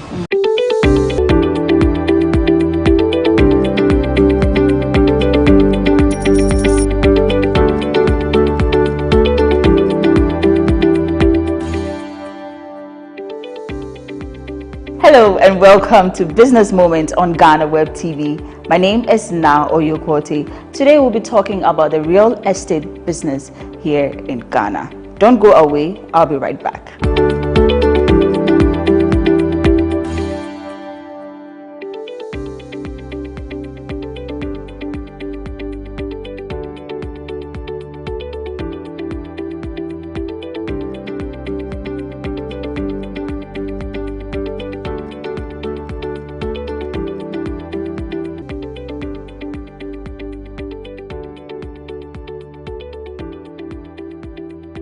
Welcome back. I am at the Greens Estate here in Tema Community 25 and I'll be speaking to the Chief Executive Officer of this beautiful estate. Her name is Kiran Daswani. Daswani, I hope I got the name right. Yes, you did. Hello Kiran, welcome to Business Moments. Hello, how are you? Thank you for coming to visit us and join us here at the Greens today. Thank you for having us as well. How long have you been in Ghana? So I moved to Ghana in 2014. Okay. And I started a company called Alubond West Africa, where we used to cater to the construction industry. We used to do facades, so glazing, curtain wall, cladding. Company from Dubai called Mulk Holdings. So that's how I came to Ghana in 2014. Oh, okay. Yes. So I think you've been in Ghana for like, should I say, almost 10 years now. So I'm sure you might have had some favorite food of yours. What was your favorite Ghanaian food? Jollof, wache, kenke, which is which? Which one? I love wache. Okay. I like jollof, and my favorite is light soup. Oh wow! I don't know if that's a typical favorite, but my favorite is yes. I like good light soup. Oh wow, yes. That's nice. That's really nice. Spicy and all. Little spicy. Okay. All right. So then we are delving straight to business. We want to talk about the Greens Estate. What is the Greens Estate and what do you do? So we actually founded the company in 2017. We came across a parcel of land that we acquired. And luckily we had no issues with the registration, the title, which sometimes happens to be a problem here in Ghana. Then an architect, when I actually first bought the land, we didn't really know what to do. So it was getting the architect, and he actually had a vision. So we had that as an option. We had reselling the land as an option, and we also had doing service plots as an option. Okay. Right? Because we were like, okay, this is not our trade. So we had 3 options, and we were very convinced with actually the architect's overview of what the estate could look like. Okay. Which was what you have visited today. Oh, wow. So the plan was not to essentially start on the estate. No. Just wanted to acquire property in Ghana. Yes. Oh, okay. We just thought, okay, real estate, whether it's land or finished product, it's always a great investment, because I do believe that real estate is tangible. So it's a real asset that you can actually see. So we just bought the land, and then from there we have come quite far, actually. Oh, okay. That's nice. So prior to starting, I mean, after getting the advice from the architect about starting a real estate, did you dream of having such a big space, or over 100 homes or units?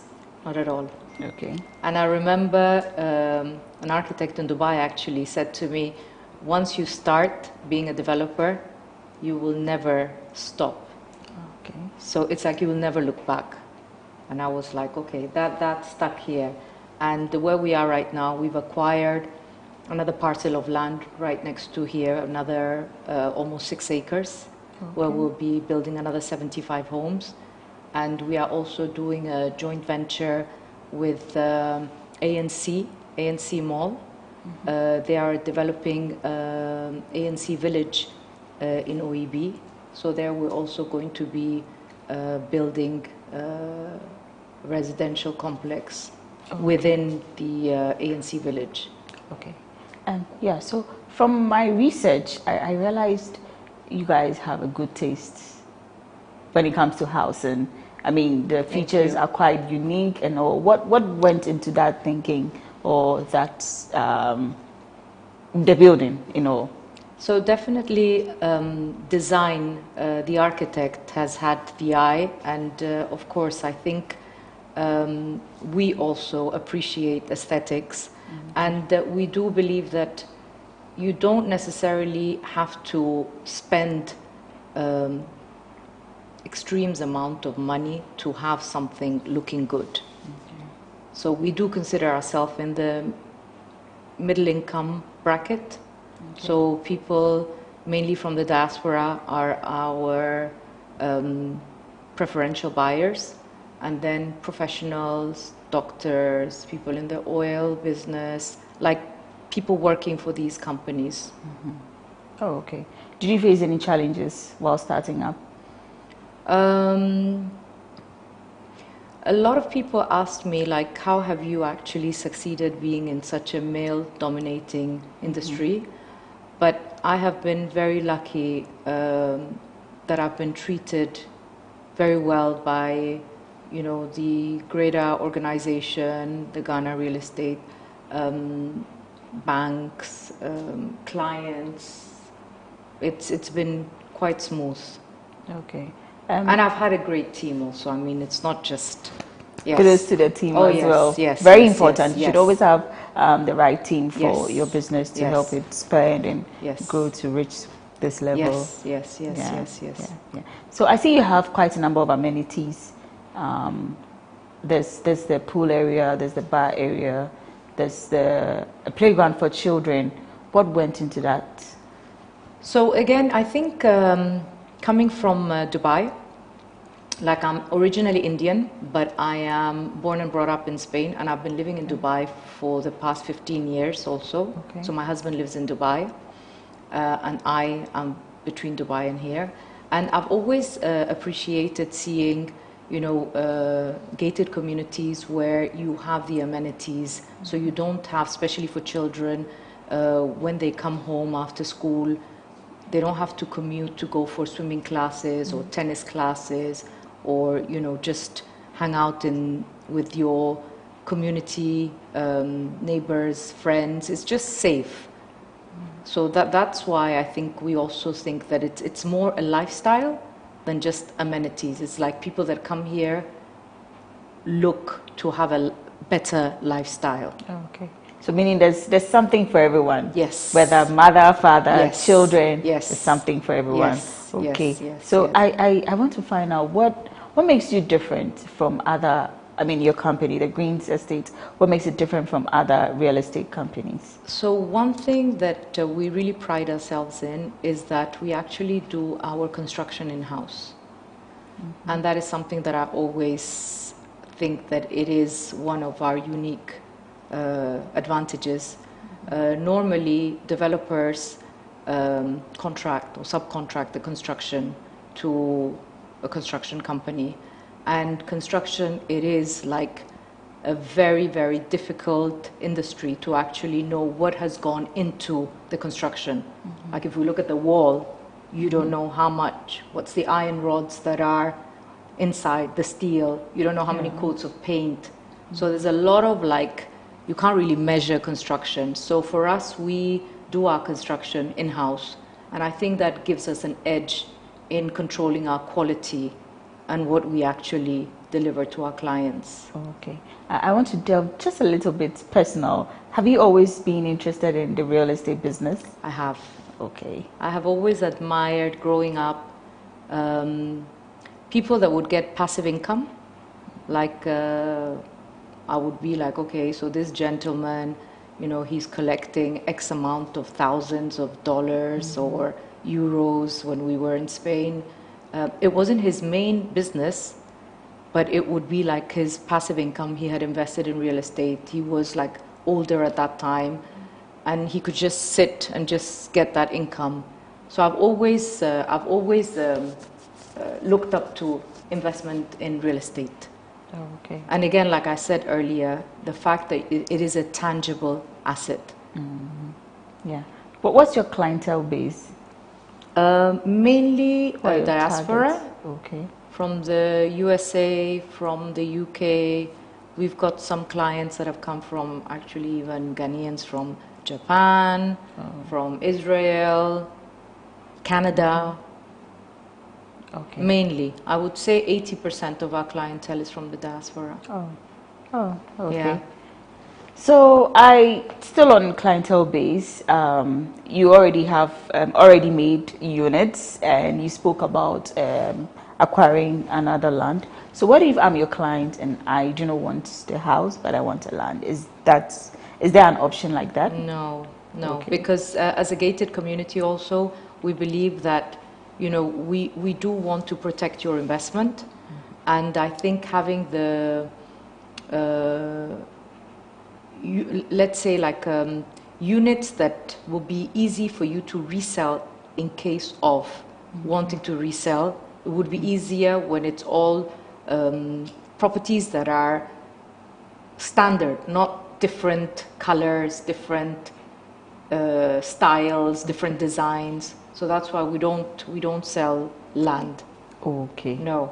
Okay. All right. You spoke about style. I see the houses are almost in the same style. What inspired that? Colors, style. Yes. So the architect. Okay. The architect. So an advice based on the architect. Yes. So okay. he's the let's say the master behind the designs that you see, the colors, you know. Mm-hmm. Oh, all right. Okay, so it's been nice having you, Kiran Daswani. Thank you so much for joining us on Business Moments on GhanaWeb. Thank you for sharing your business with us, telling us what you put into it and everything that's got to do with your business. Thank you so much for coming. Thank you. When we return, we take a tour of the Greens Estate. Stay tuned.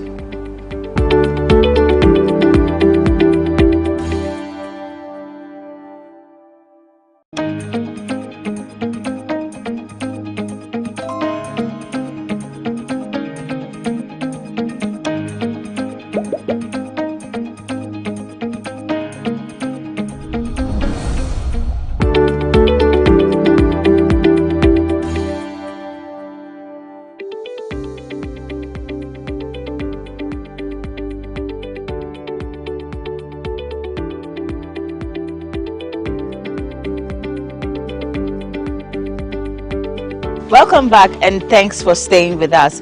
Well, this is the part where we take a tour of the facility. I believe you've been enjoying the interesting conversation so far, but we are going to check out what the Greens Estate Company has for us, so you would decide on the kind of house you want. I have with me here the project manager of the Greens Estate Company. He is Prince Nyako. Hello, Prince Nyako. Welcome to Business Moments on GhanaWeb. Thank you. Thank you. Right. Welcome to the Greens. Thank you. And what do you have for us? Take us on a tour. Well, we have a lot to offer, and I think once we go on the tour, you should see what we have to offer. All right. So come with us. He has a lot to offer. Let's go.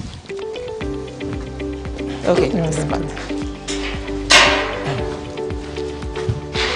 Okay, so I've noticed something interesting when I entered. I realized the street names are named according to, the streets are named according to flowers. I see marigold, I saw tulip over there. Yes. Is there any inspiration behind it? Well, the vision of the Greens was to, as the name suggests, the Greens. We are trying to project nature and give a refined living experience to our clients. And so that is the reason why we have named our streets also after nature. So we have the palm street, and as you can see, you have palm trees all labeled here. You have the tulip, marigold, and all of that. So basically, that is the vision here. Oh, okay. That's interesting. And I read your profile, and one of the things I saw was that building affordable houses. How affordable is the Greens to the average Ghanaian? Well, people may say that affordability is relative. Okay. But what we have done here at the Greens is to give you quality for not to also break the bank. Okay. And that is what we've tried to do. And so we have houses ranging from 1 bed to 5 bedroom. Okay. And as much as possible, we try and control the cost by making sure that we do our own construction. We source materials from very competitive sources to be able to also beat down the prices for our clients. And so as we go along, you learn about the prices we have. Okay, sure. So whilst we are sourcing your materials, do you do local or international? Basically, we do local. The vision of our CEO is also that we want to get the community involved. And so we have a lot of workers here who are Ghanaians, indigenous people, and then as much as possible we source all materials also from here in Ghana. Yes. Okay. I think that's beautiful. At least there's some sort of employment for our local people here in Ghana. Exactly. And I've also noticed one thing. There's you are using particular colors. I see ash, I see white, and that color, is it light burgundy? Terracotta. Okay. Exactly. Okay. Is there a reason? Well, we have a professional architect who does all our designs, and so the concept is to make sure that we have uniformity, and also not to have colors that are too, pungent on the eyes. Exactly. Okay. So we have white, which gives you a brighter of the environment. We have grey, which is also like a bit of a shade of not too deep a grey. Okay. But so it just blends in. It gives you a very bright community. Okay. Yeah. So as the project manager, what are some of the amenities house owners get to enjoy? Okay, so maybe I'll take you there. But in here we have a swimming pool, a community swimming pool. We have a gymnasium. Okay. We have a multi-purpose court. And then we also have playgrounds, as you can see from behind me. We are yet to finish though, but we have some of these dotted all around, so you don't have your kids go outside to go and play. So we have some things like this for our kids to be able to also play. And then for the adult, we have a rooftop bar. Okay. We'll go and see that. Oh, nice. Yeah. It's really beautiful. How much went into all these? Okay. What plans went into putting these edifices? Okay, so where we started from is where we actually started in 2017. So that was our first phase. So we have some 2 beds, 3 beds, and then 2-bed terraces. Okay, so that's ended the first phase. And then we have the second phase, which started from just opposite to the first phase, all the way to house 57, just ahead of us. So that also comprises some 2 beds, 3 beds, basically. Yes, and so we have a mix of everything: 2 beds, 3 beds for our phases 1 to phase 3, and then ongoing. We have some one bed as well. I'll show you that as well. Okay. Very beautiful. Okay. In terms of space, you know, some of us like our spaces. We like big spaces. I've noticed some of these real estate companies have quite smaller spaces. How big is your space? Well, it's quite sizable. We have actually optimized the spaces we have, and so as you can see on my left, this is a typical 4-bedroom, which is part of our, phase 3. You have your parking to your left here. You have the building there. You can go all around the building. Oh, okay. You have also some greenery to your left as well. And so, I mean, we have really optimized the space, and definitely it is really a design for a family. I mean, yes. Yeah, and for this particular house, I could see your client understood the concept, because I can see more greens actually in the house, and it makes it more beautiful. Exactly. Okay. So as you can see, I mean, he's done a lot of additions to it. We have spaces for families, sit around for families. We have a lot of greenery around there, so there's a lot of space for families to be able to sit around and enjoy the facility here. Okay. I see quite a number of units around me. How many in total do we have? Okay. So in total, we're doing a community of about 108 houses. 108 houses as we speak. We are on the last phase of it. We just have about 6 buildings to go. So those of you who want to be part of this community, you better run. Rush while the deal is still hot. Exactly. Okay, that's nice. So we are heading towards the phase 3. I want to first show you the recreational area, so you appreciate what the entire community also comes with. So when you talk about the recreational area, is it just one particular spot? Because you showed me one particular one. Is that the only place for the units? No. So that is a playground for kids. Yes, and then we have an additional space where you have an open top bar. You have the gym. And then you have also a multi-purpose swimming pool. So that is where I'm taking you to now.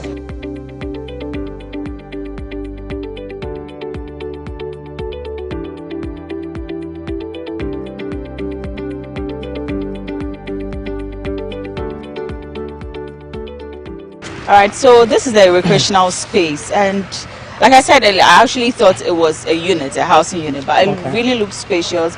There's a pool. I think there's a tennis court. That's the bar you spoke about. That's up the bar, there. exactly. I'll take you there to look at it. All right, sure. Very beautiful. But let me not catch you. But we also have apartment, 1-bed apartment here, a 3-bed apartment as well. So those of you who are looking to do some investments can consider a 1-bed apartment here. That's fine. For Airbnb. I mean, it will give Airbnb, you very good. Yes, I was going to ask if you do Airbnb. Okay, so take us around and let's see what you've got. Yes. So here is a community pool. As you can see, it's all done.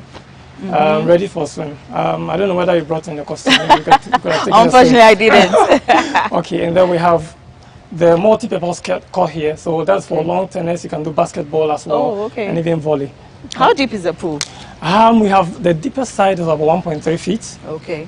And then we have very, very shallow, even for babies. You can sit on the staircases to your right. Okay. Yes. But is this enough for the 108? Oh yes, I mean this is about 15 by 8 meter pool. So quite, very big. It's quite big. Yes. Okay, sure. So the gym is not finished yet, but that is where the gym is. Okay. So we have about 162 square meters of gym space with washrooms, male and female, with lockers. Okay. Yes, it's not finished yet. So I see. And then up here is our rooftop bar. Okay. Maybe I can also take you there to look at. Before we go to the rooftop bar, let's have a look at the 1-bedroom. Okay. Apartment or unit. So you have 2 of these, right? We have 2 units of these. Okay. These are not completed yet. Okay. They are not completed yet, so maybe if we can just have a fair idea of what it is. Of how it actually looks. Okay. Oh, I see some of the cabinets already. Exactly. So it comes with an open kitchen. It's an open kitchen concept with an island. Okay. And then you have the sitting area here. You have a bedroom to your left. Yes. So you have closet space. Okay. You have a closet space here.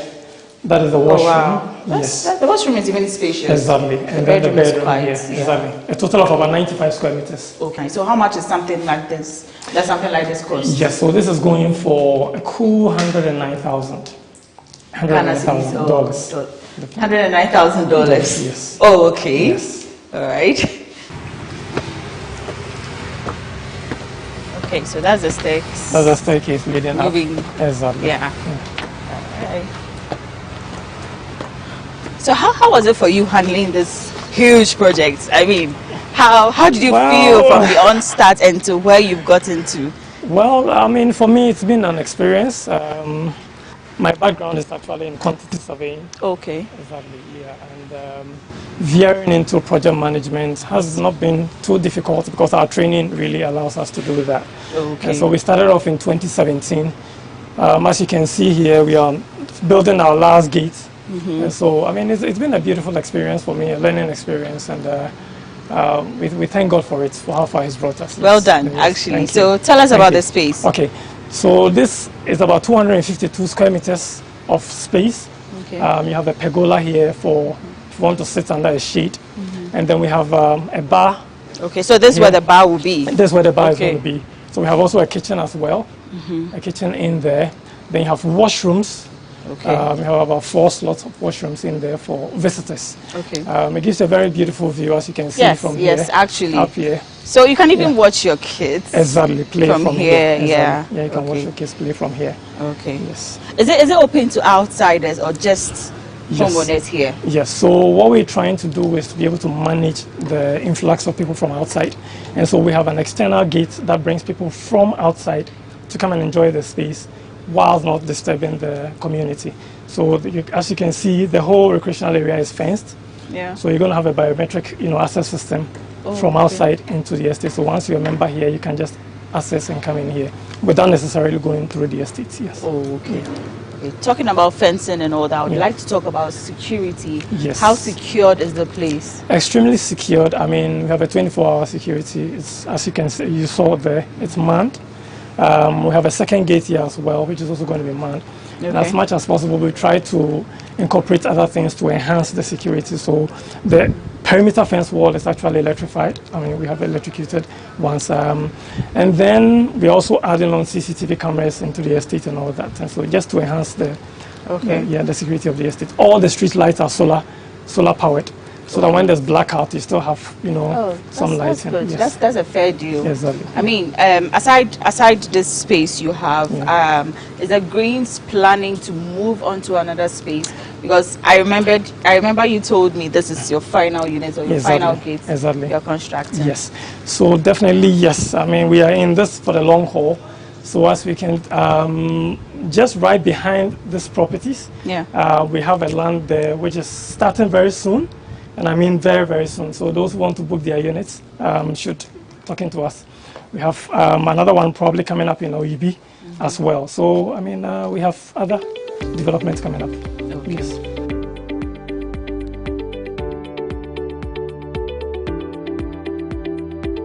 Yes. Let's go back to the final phase of the whole project. Yes. How long is it going to take to complete the final phase? So we're actually looking at by June of this year we should be out of here.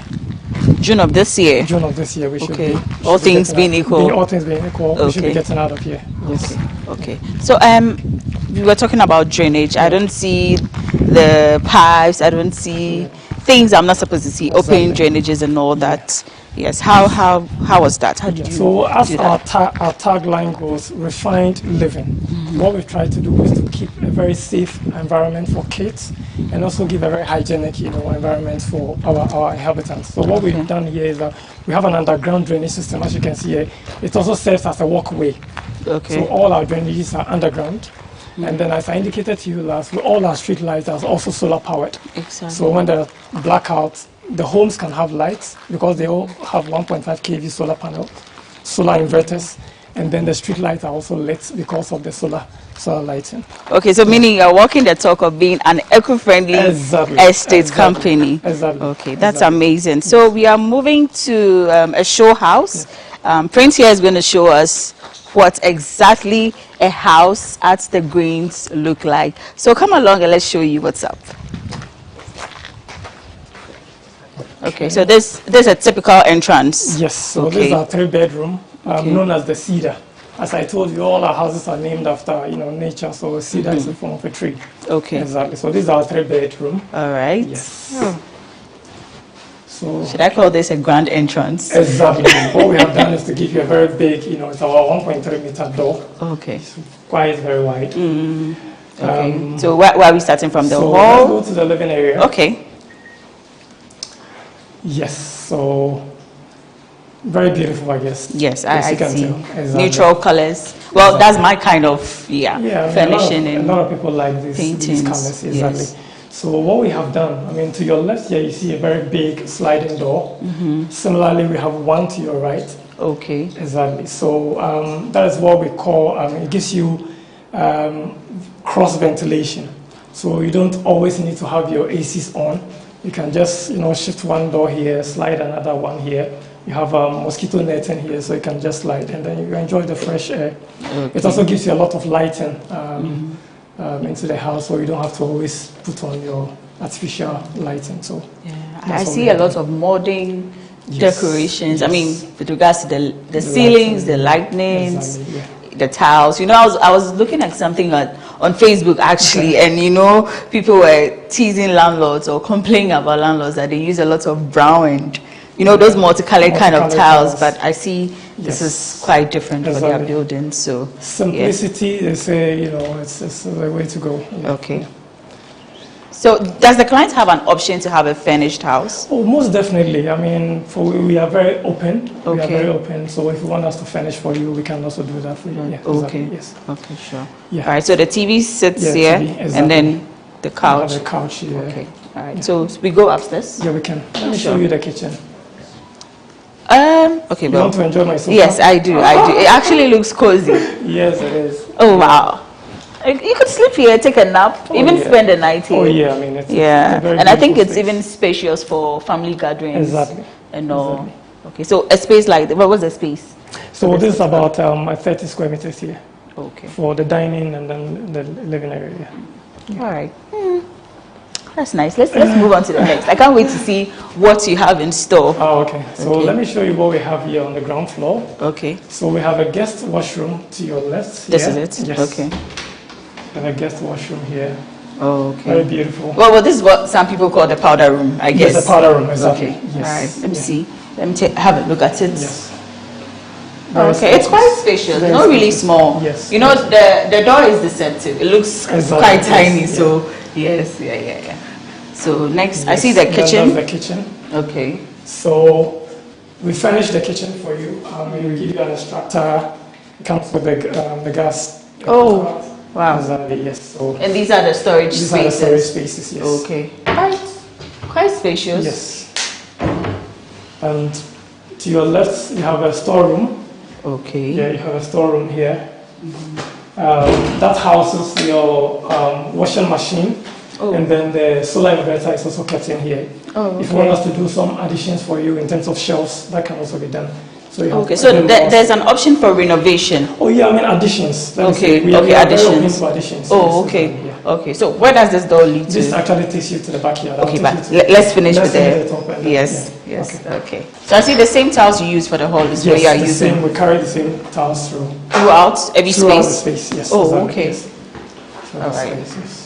How safe is this? Very safe. The glass panels. This is about 10 mm thick glass. Okay. 10 mm thick glass is quite tight. And then we also have the option of metal hand railing. Okay. So whichever one you choose, we can do that for you. Sure. So here is the master bedroom. Oh. So this is a master bedroom. Whoa. Yeah, this is the master bedroom. This is lovely. Yes. It's a master bedroom. Oh, it has built-in wardrobe. Exactly, yes. Oh, or closet. Okay. That's a queen-size bed. Yes. Oh, wow. And then you have the washroom to your right. Okay. Also quite spacious. And then we give you a balcony here. Okay. Oh. So you can enjoy. This one there, face me, I face you. You can Oh, enjoy that's the nice. It's quite community. airy here. Very, Yeah. very airy. Yeah. It's quite airy. Very airy. Yeah. Okay.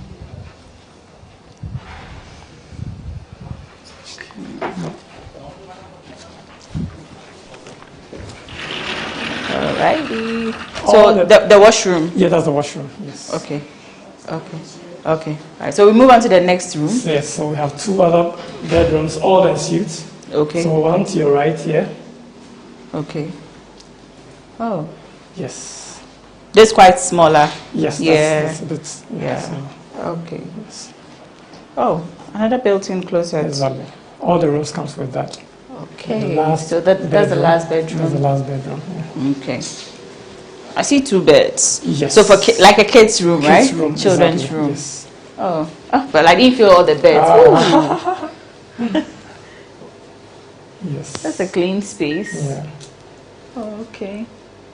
So let's talk about the units. Yes. How is the units, or how are the units like? 2 bedroom, 1 bedroom, 3 bedroom. Yes. So we start from 1 bed. Okay. As I showed you at the recreational area. Yeah. And then 2 beds. We also have 3 beds. We have some variety in the 3 beds. We have the cedar. We have another unit, another 3 bedroom known as the oak. As well, those are under construction. And then we have the 4 bedroom known as the cypress. Okay. Yes. All right. So, okay. This is the parking lot. Oh. The parking lot. So how many cars can fit? You can fit 2 cars actually. Okay. 2 SUVs can even fit here. Oh. Yeah. Okay. It looks small. It's a 3.5. The Okay. average car size weight is about 2.5. So you still have space to move around. Okay. Yeah. And the payment plan? Yes. Yes. How is it like? If I want to purchase? Yes. As I indicated, I mean, we are very open. Okay. We have self-financing where we give clients up to, say, 1 year. Exactly. We also have asset mortgage. Exactly.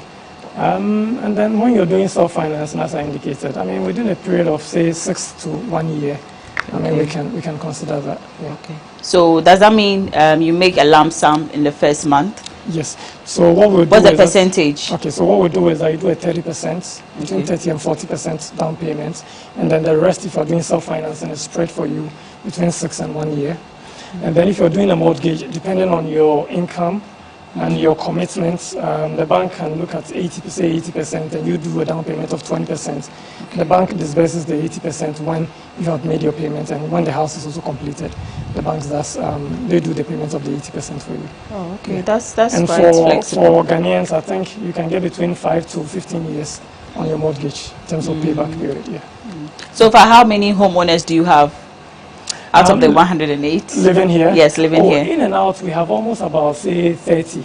And we have clients who live abroad, so they come in and go. And then we still have some residents also in there. Yeah. Okay. And finally, what sets you apart? So we are going. This is still the backyard. This is the backyard. Okay. Yes. I think we should give a full tour of the house. So one thing I need to mention is the cedar. Okay. It also comes with an out room. Yeah. This is an out room. What's it for? So if you have a house help, you can. Okay. A single the student bed can fit in here because it has its own washroom. Oh, it has a washroom. Exactly. Okay. If you want to also say set up an office space, you can also hide away from the kids. All right. Okay. That's nice. Oh, that's fine. It's okay. Okay. So finally, whilst we are moving out of the house, what differentiates the Greens from other real estate companies? Well, what I would say is that we control a lot of the things we do. And so in terms of quality, we can really assure our clients that we are giving you quality and value for your money. In terms of payment terms, we are very flexible. The construction itself, I mean, some estate developers are averse to taking people around to see the start of the construction. But we are very open. We wish that people come here to see the construction right from the onset. I mean, the convention here is that people use blocks in the foundation, but we use concrete solely for the foundation. From foundation all up, we use concrete for the foundation. The block we produce it ourselves just to satisfy ourselves that we are giving you quality. And then our materials are carefully sourced, from the right sources. It's not like we want to cut corners, no. We don't do that. So that is what actually set us apart from others. Okay, but I want to take you back just slightly about the housing units. What's the range from the lowest to the highest? Okay, so our pricing, as I indicated earlier, start from 110,000 to 262,000. Okay. All right. Thank you very much, Prince Nyako, for joining us on Business Moment. It's been lovely having you take us on a tour to your project and as well as a showroom house. Thank you very much. We've come to the end of another interesting conversation on Business Moments on GhanaWeb TV. Our guest was the Greens Estate. If you are interested in owning a 1-bedroom, 2-bedroom, 3 or even 4, the right place to go is the Greens Estate here in Tema Community 25. Also, if you're a business owner and you are interested in being featured on Business Moments on GhanaWeb TV, see the numbers below and give us a call. Log on to www.ghanaweb.com for more news stories. Get interactive with us on all our social media handles. We are at the GhanaWeb on Facebook, Instagram and Twitter. Also subscribe to our YouTube channel for more videos. My name is Na Oyokwoti. Thanks for watching.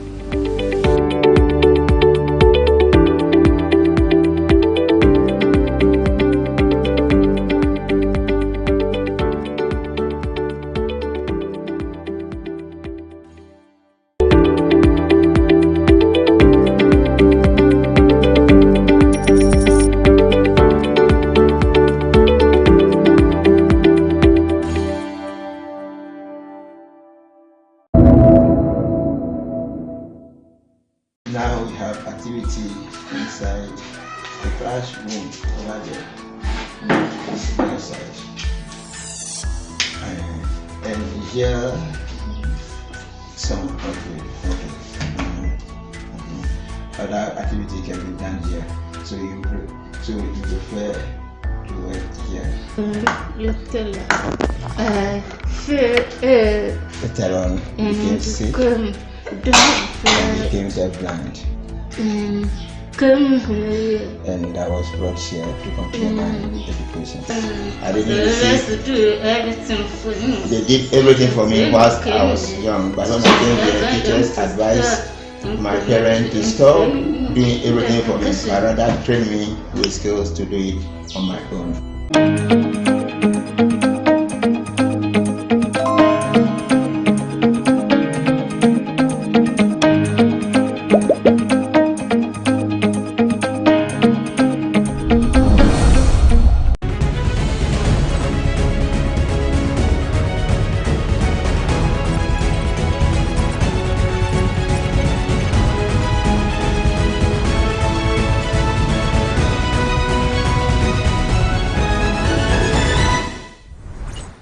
Hello and welcome to another edition of Sports Check. My name is Perez Ezwakwa. When I'm speaking to Mr. Seth Jima, I mean, if you're on social media, on Ghanaian media platform for the past 24 hours and over, I'm sure you might have seen him, his works, his emotional interview, his story.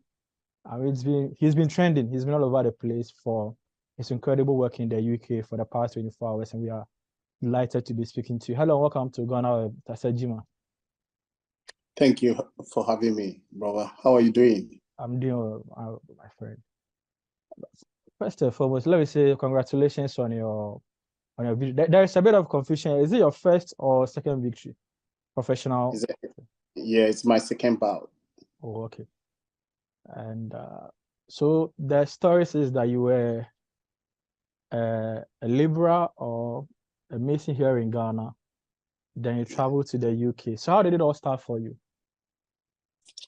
Obviously, I'm from Ghana and I grew up in there's a small village called Bima. It's in the Asokore Sector East, Asokore Fijase, Asante region. I don't know if you have heard about it before. So that's the part of my life. I grew up there. I got 10 sisters and I'm only one boy of them. So when I was growing up, I literally noticed that life wasn't easy because my parents was going a lot of challenge, but they never gave up on us, you know. So they did everything in their way to support us. Yeah, I used to travel 5 miles to school from village to my school, probably cassava, plantain to go to sell them before we get money to buy something to eat. And we use the same money to buy some stuff we don't have at home, you know. So that's the kind of life I grew up. And then I went to T.I. Ahmadiyya Junior School in Asokore, and then I went to Krobia Asante Technical Vocational Institute. That is where I studied building and construction BC, you know. So that is where I'm become more about mason, and because it's part of my subject I was learning in school, you know. And in the vocational time, I traveled to big city with my to go to see my sisters in Brema in Kumasi, and that is where I bought a shovel to looking for jobs. But whilst you were in school, did you do any kind of sport? Were you doing some boxing or some football, or you were not a sports person at all? Nah, I was a goalkeeper. I was catching girls, you know. I was really good with when it comes to goalkeeping. I was really good with that, you know. But I was a very active kid, like, yeah, no man near the power. So those time, yeah. It's goalkeeping. No, but what time I was school team, baby, and I said it was just if you what time I was here, my dear, no, but what I go and I said, oh, yeah, baby, mom, and I said, yeah, I'm the omugo, and if you so now. I said a crack it to a bit now also without me the boss so but boxing there was not part of my life, because me rather mean my dad or how you can become a chef. I never boxing home. Me my home boxing gloves that when I was back home. So after school, we technical school, and then we before eventually the opportunity came for you to fly out. Like I said, it was all about hustling. Nominate one of my brother-in-law was selling trainers shoes in Babi from Mercury, Kumasi Mercury. Now he's selling Pabo. Then after that, one of my cousins is going Juma was Santi Achimaguko. I was carrying a heavy load like bin, you know, take our forest now you loading place. Then we pack them in a big truck container and we ship them to overseas like Europe, India, Americas, and stuff like that. So I was doing everything it will help me to look after myself and my family. Yeah. So at what point did the opportunity come for you to fly out? Around 2012, and when it came up, obviously the opportunity came up once, like we all know. So once it's come up, I was like, why not? Big city. Let me go and see how it goes. So I came here, and there was nobody nobody here I know. How did it happen? Is it a case that you knew someone and you got invited, or I mean, how did you go from Kumasi to about a opportunity there, and maybe you'll be invited to and I said, "Bibina." No. Challenge. You know, everyone got a dream.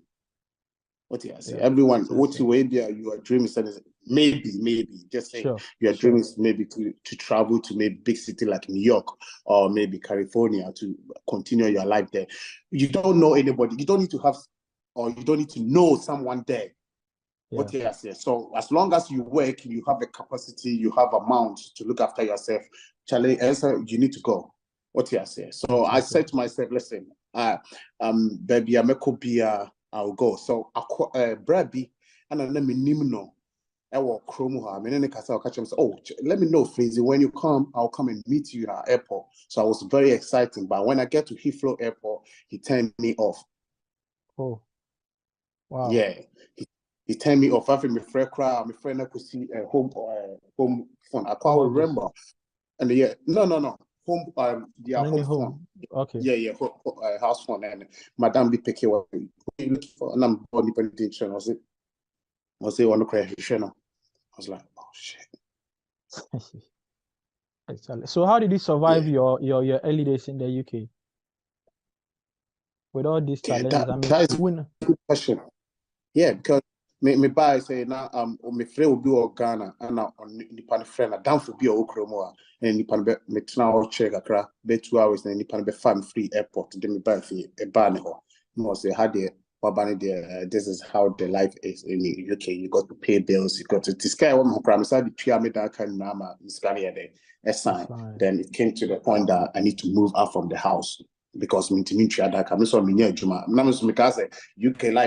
Ghana. If you know something to do, you just enter there and say, oh please, I'm looking for a job. You know what I'm saying? You need to go all the process and here your documents and stuff like that. So it take bro, Charlie, any pub bread. And even at some point, I met Uncle Bia or Munim, my papa. They grew up with my father in that village, Bima. So they try to help me. But in the once you grow up, you need your own freedom, you know. Sure. And I get out from them, and I get my own place, and then my own place in the crowd. It end up so bad then, bro. I end up sleeping in the bars, on the street, in McDonald's, you know, and a whole lot happened, Charlie.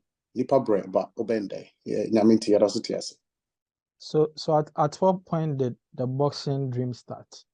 2015 to 16. Let me wait on the packet of boxers. That is the boxing fight I'm sure. Yeah, I was like, me boxing with the bam. And then I may wear that would Johnny start checking me. I said, my way the meet my junior.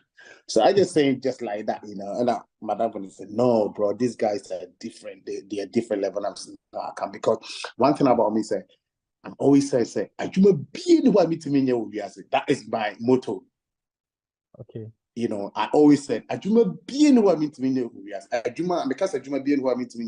It's a Juma, I will do it because Mekai Brahma Bima Masua Timba Masua like trek did that one thing to say be a Techima near Tom in Kumia any phenomenon I've been there before, you know, so it's part of hustler, it's part of me. So I was like, there is no job I can't do it. I can do it. You know what I'm saying? So in some point, you know, 2017, I start boxing and on the core, Nipa Class 1 Jimmy Sika and the Bible registered Jimmy because he asked me, how old are you now? I said 27. He said, nah, that's too late, bro. Let me tell you the truth. You can't be a good boxer, bro. Yeah. I said, why not? He said, we start boxing at the age of 9, 10. Look at these kids. Obusan crying. So more 10 years, 9 years. They said, you see, you can't do it. You're too old for this shit. Sorry. So how did you feel when they told you that you were too old to start a boxing career? I said for you were just determined to do it. So I didn't know cry out here. And then one wakan. Last word, none wakan. Yeah, the all kind of cry to meet you. And one wakan. Man, say the more kind of cry. Man, say the more kind because now my imagine say I will do it. And one thing about me is if I want to do something or I want to achieve something, the only thing it can make me stop from your side as a friend or someone who try to get me down is, Charlie, you can't do it. When you can't pay, you can't do it now. And you can any one can cry, I will do it. That is my thing. Me ya did you can't do it. You fail. Oh boy. I will show you say I can do it. I did not mean I do what yet. I distribute.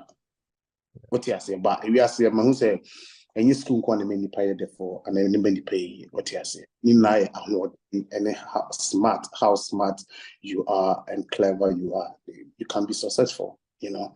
So, yes, I mean, my thing, me call and say by one and now also one Jessica. Then later on, me buy any papa friend or so. All right, I'll take the money. Then I start from there. And I started training as an amateur. Then yet, my job crying right hand and yet bibia Charlie na kakra kram dimusa. But starting also I was doing cleaning jobs like cleaning some churches, you know, changing beans, stuff. Or that was my job. I was doing every day. Then later on, but now job we call it key job. I don't know, say what can be a key job. But key job here, I do my say their fans I have no office. We two more we keen back on the Bema cleaner. It also bar no about being a Juma. So he got one of my key from my office. What you say? I'm key job to go at any time beer depend be free office beer. So we have called it key job to me. Call Makoya. Was soon as gentleman you big a cry there. After Mohammed the chairman that can be so my brewa. Now we upon training asamba we side jobs so. Yeah. Work I'm say that you need night shift. Juma be na night shift. We gym no na inside the court, night shift. Me koba na say back to gym. Bro, I was like, I don't know. Honestly, me need the chasing me, but I can feel like say I want to be, I can be someone great. What you say, but it's like I'm chasing. I say, like you chasing the greatness. That yes, that is how I can say. That is saying much. Actually, I say, me na.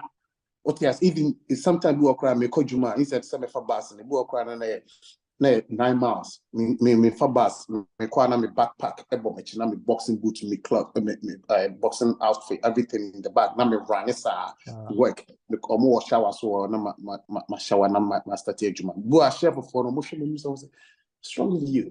Ona. Because na me a kitchen porter. Na me room kuku me adi sa. Through kitchen porter no. I work so hard and I become a chef. Okay. Yeah. Okay. So at what point now unya sa breakthrough? So Charlie now you got signed onto a record onto a label and you were billed for professional bout. When did that happen? Me you call me kind of say you call a yibi boxing show be boxing show like how they call it I say boxers for na kushia. So matchmaker, they try to match. They obviously they have a boxing event coming, so they're looking for boxers. It's so much I'm say yo spar this guy. If you only cause not matching fight or make fighting happen or show us no, this guy is not good for you. You're gonna fight this guy. So no, or make things down. He dropped things down. It's there was a one guy it was like 30 kg different. I was like 81 and he was like 115 kg. Right? He was sitting there and this guy looked so upset. He looked like he's ready to fight. It required him catch him when like organizer and said, can I fight this guy? But I'll catch him and said, no, this guy, bro, are you mad? Look at his size. He's a heavyweight. Why do you want to fight that guy? And obviously I'm a light heavy. You know, so there's a difference with the divisions. You know, so they don't want guy to fight me because if you do that, you can get damaged because I'm fighting. For example, if I'm going to fight Anthony Joshua, obviously it's so wrong because of size different, right? So one fan mammy and was will be nam console in the barbecue, and I'm so right, cool. It will be mammy. Then I really handle the guy. Or catch him say, now use your one hand to spar the guy, right? So, and this time I was still doing the amateur, you know, I was doing the amateur. Then,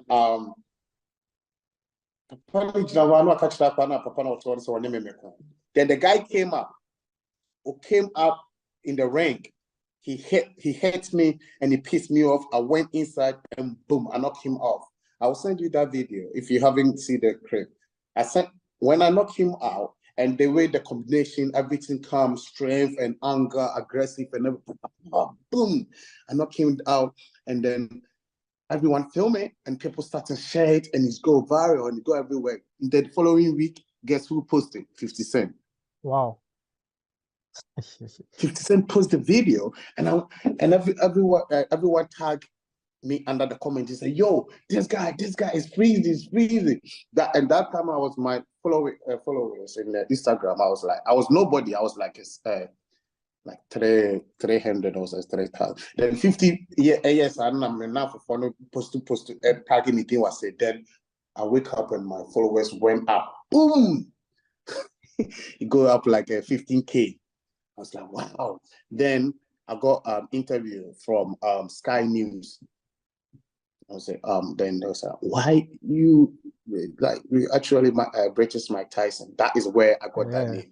Yeah. Then it started, meet British Mike Tyson, meet British Mike Tyson. Then the name stuck, and everyone's talking about. If you up to date, when you go to Google, you type British Mike Tyson, you will see who will come first. And the honor, that moment, I know that, wow, now I know who I am, so I'm not going to sleep. You know, I mean, Mike Tyson needs no introduction when it comes to boxing. So, for you, someone with the kind of story you have, how did it feel for you to be tagged the British Mike Tyson? You know what I was saying? It feels great because he's the guy I look up to. Okay. I watch him. I watch his fight. I watch how he jab. I watch how he punch people. I watch his anger fight in the ring. I love it. I love it. And one of the things I love about him is his boxing skills, which is pickable. You know, put your hand up, move your head, come inside, and that. And I love that. And his height and my height is a bit higher than me. I'm 5'8", you know, and he was like, I think 5'10" or 11, something like that, you know. So it fits me, you know, and obviously, so I was like, yeah, I want to be, I want to learn his skills, you know. And it was cool, but no share me thing. I'm not gonna lie to you. My bad. And no share me thing. Maybe a Jumano and mommy question. I mean that because we will say, wow, I can see myself like in the future. Things are gonna get better. But so when did you get your first? When did you get signed onto a label, a promotion, and when did you get your first bout? How did it come about?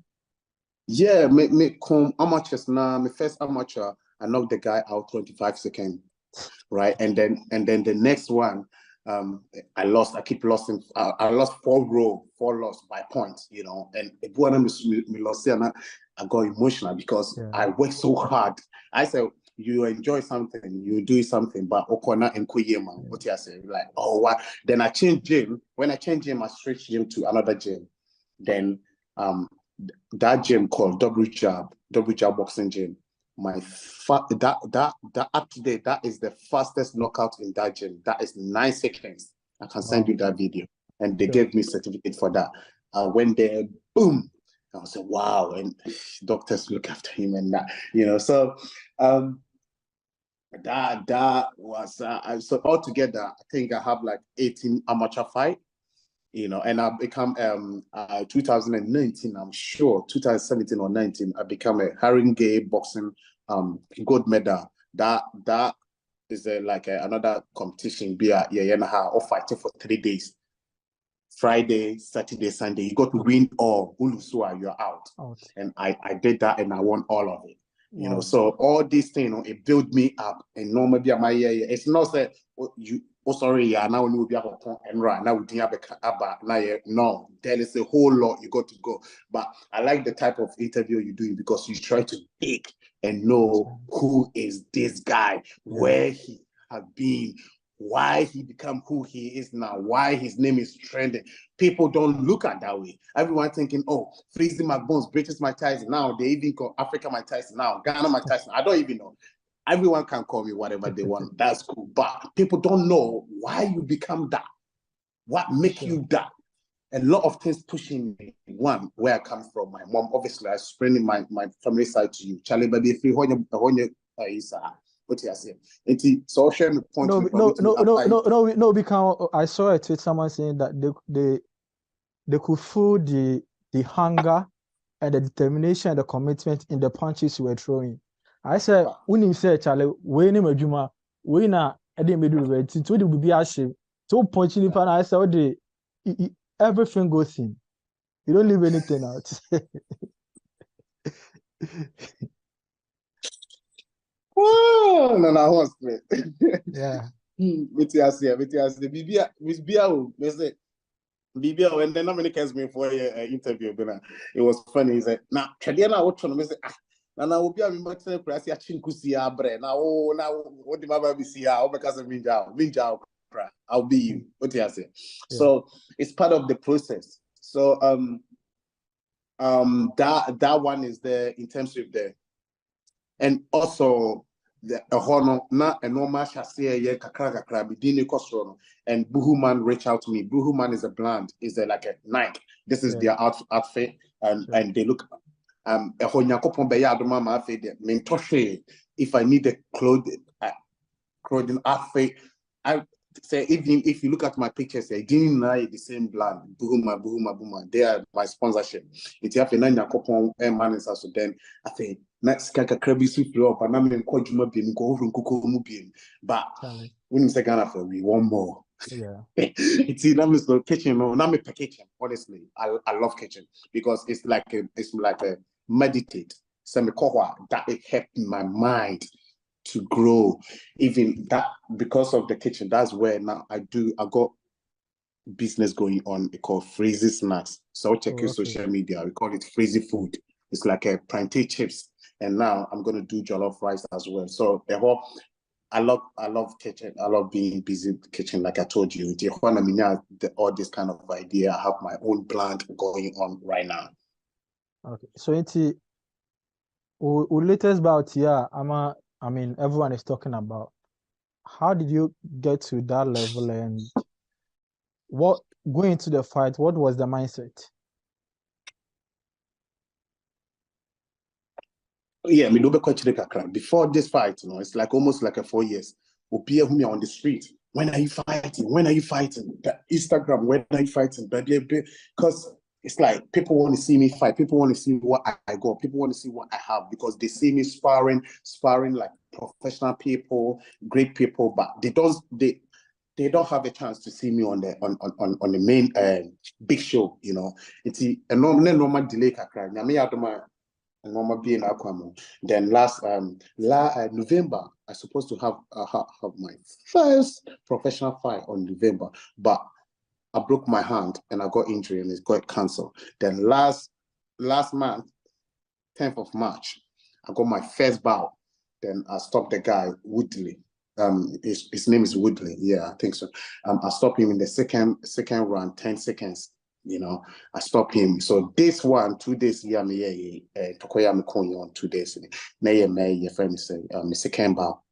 Okay, I say. Now the man here, he said, this guy, he's very tough guy. He got 113 fights.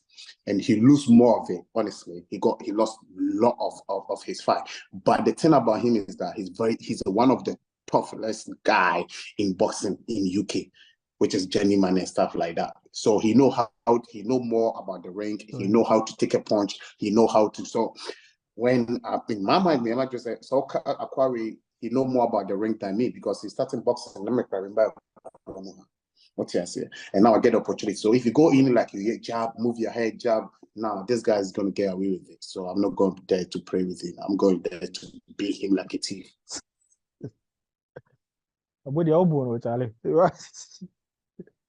The way you went all offensive, I think there have been a lot of praises for you as well. The others also feel that the way you fight is too amateurish and you still have some grooming to do. How do you feel about the criticism? Of course, the praises are allowed. I mean, but there are others who also feel that you still have a long way to go before getting to the top. How do you feel about those things?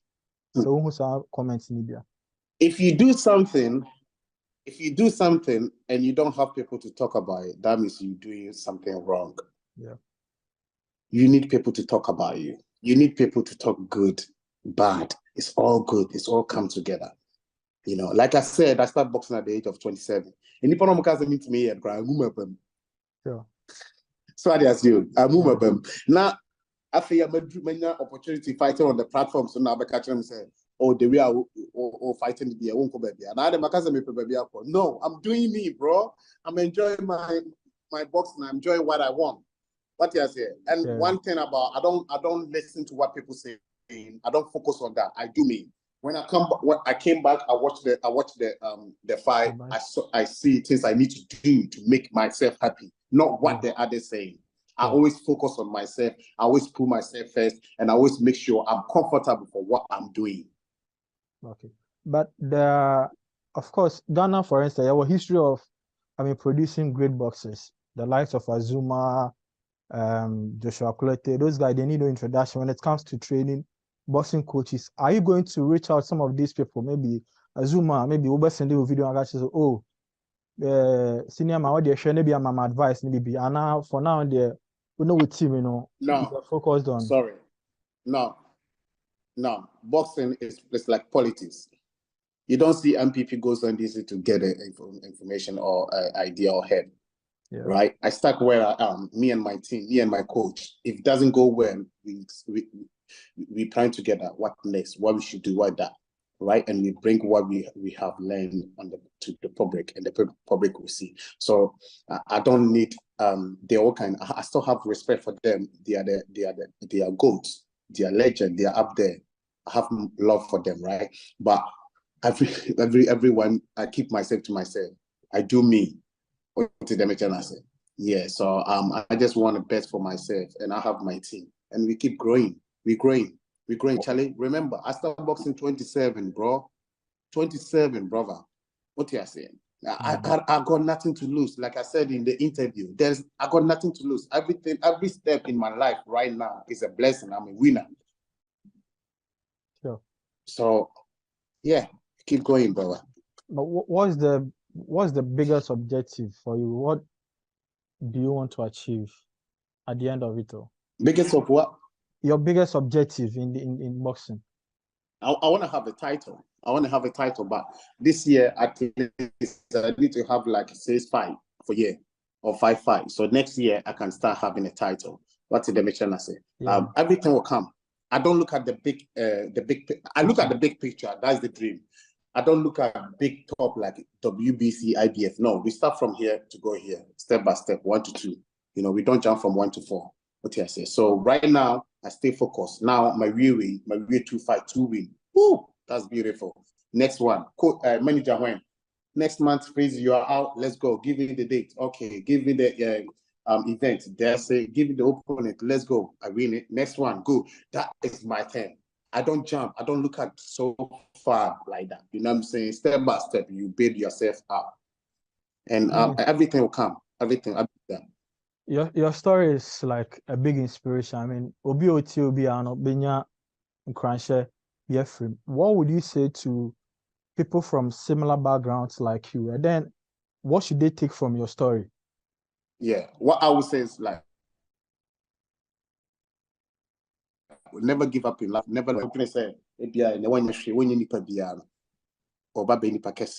so what I say, and that time you can't even get close to him, because I've seen a lot of people, they treat people like a shit, like nothing.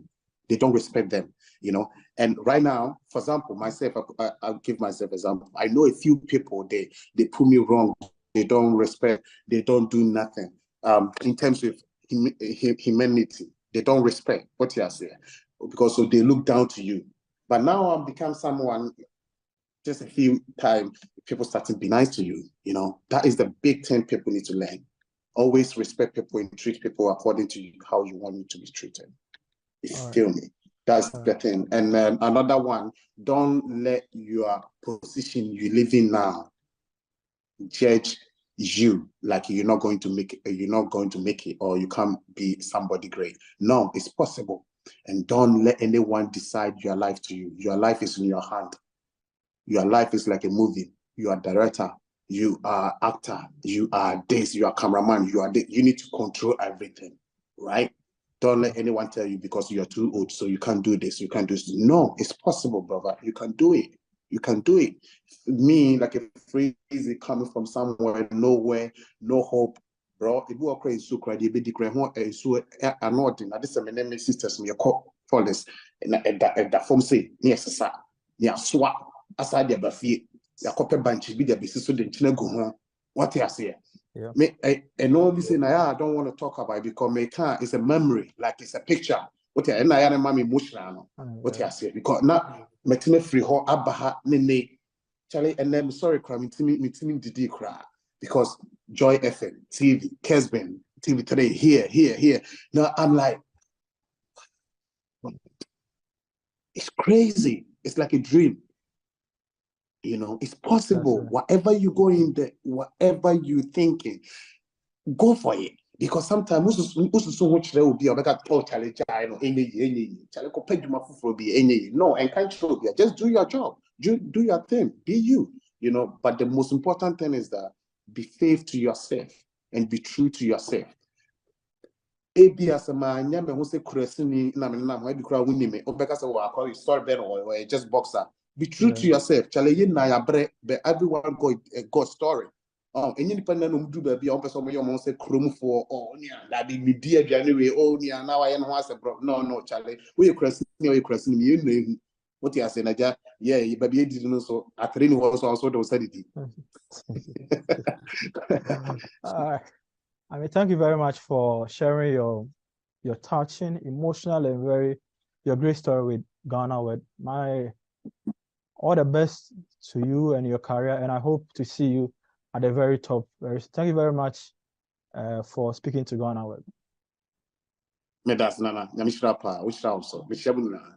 All right, so this is GhanaWeb, this is Sports Check, and I'll be speaking to Frizzy Mark Bones. So we'll come here with another edition.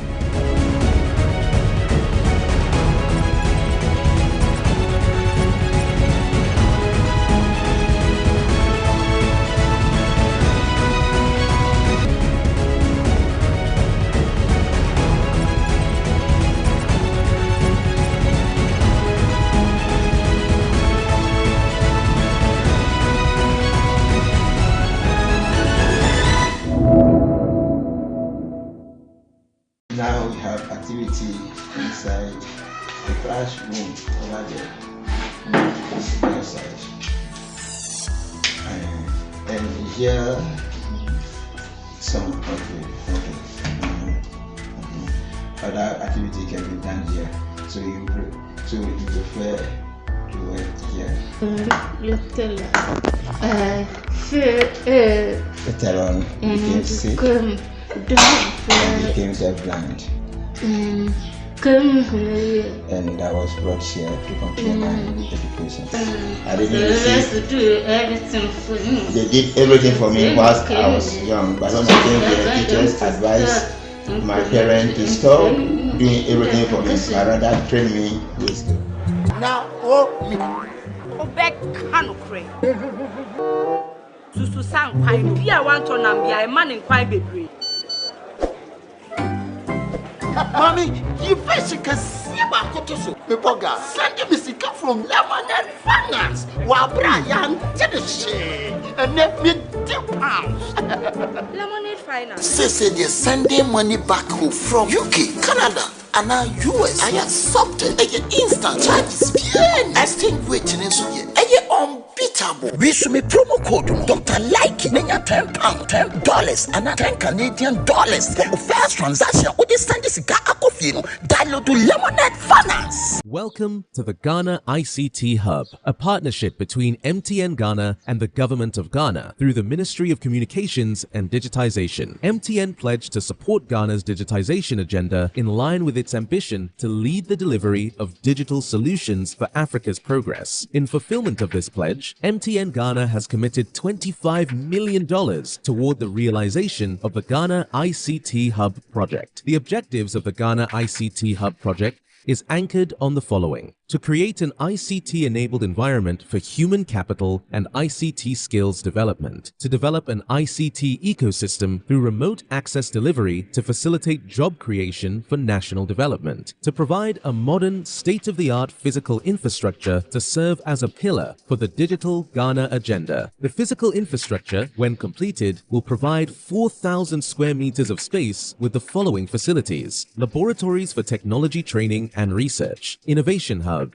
co-working spaces for tech innovation startups, Tier 3 data center, conferencing facilities, offices and meeting rooms, commercial lettable spaces, gaming area, restaurant, ancillary facilities. The technology laboratories will be fitted with the next generation ICT equipment and applications to provide the youth of Ghana with practical training in Industry 4.0 technologies such as artificial intelligence, AI, machine learning, cloud computing, 3D printing, robotics, Internet of Things, IoT, advanced manufacturing techniques, cybersecurity, genetic engineering. The project also seeks to establish a complete ecosystem at the hub through remote access delivery to facilitate job creation for national development. The ecosystem shall comprise of MDAs, technology companies, startups, incubators, research agencies, leading universities globally, foundations worldwide, to create a community. 1. The ecosystem community shall bridge the divide between academia and industry and provide solutions to challenges in the key sectors of health, agriculture, and educational sectors of the economy. 2. It shall also run an innovation program providing mentoring and networking for the youth in tech startups. 3. The ecosystem community shall establish an innovation fund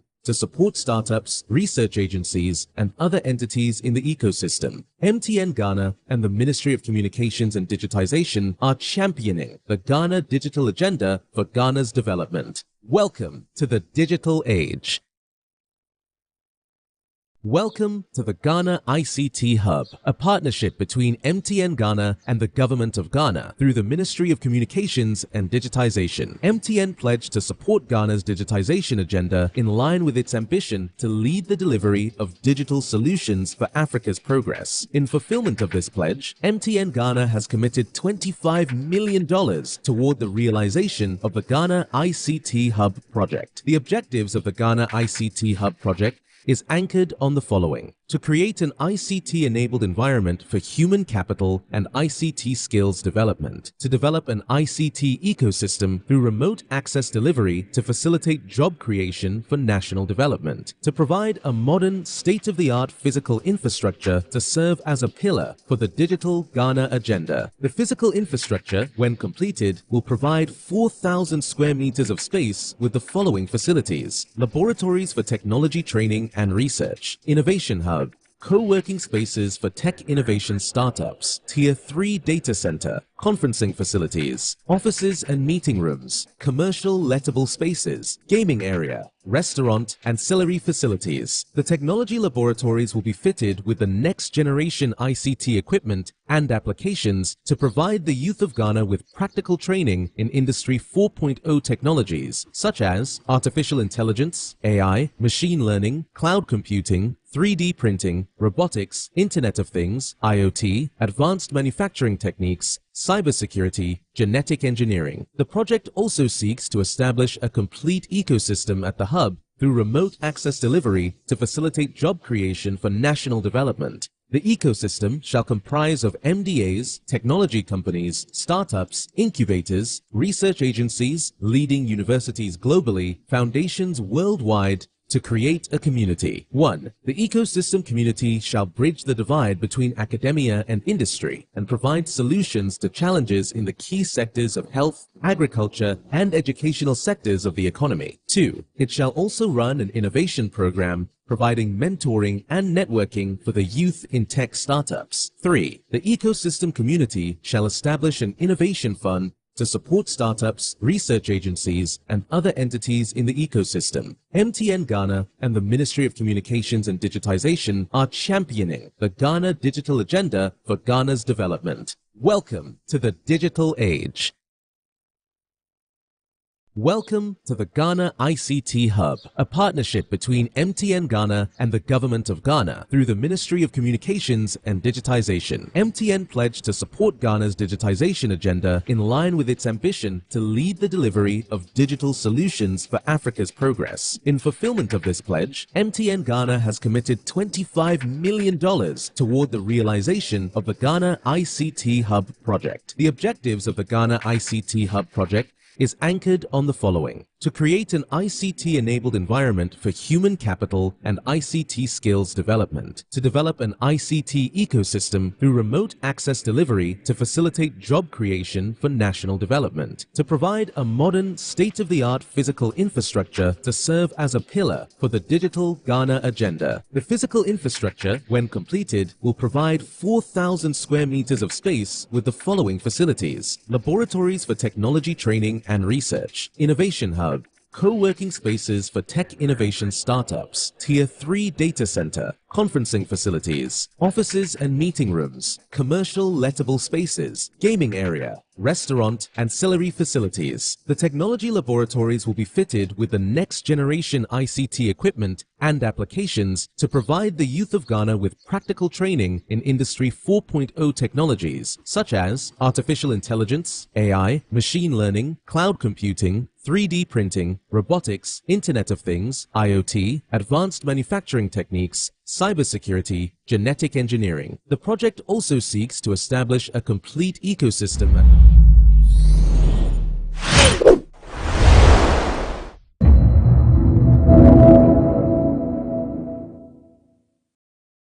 In 2019 across Spain, and it was an eye-opening experience for us having to play music, and man, people in Europe love Ghanaian music.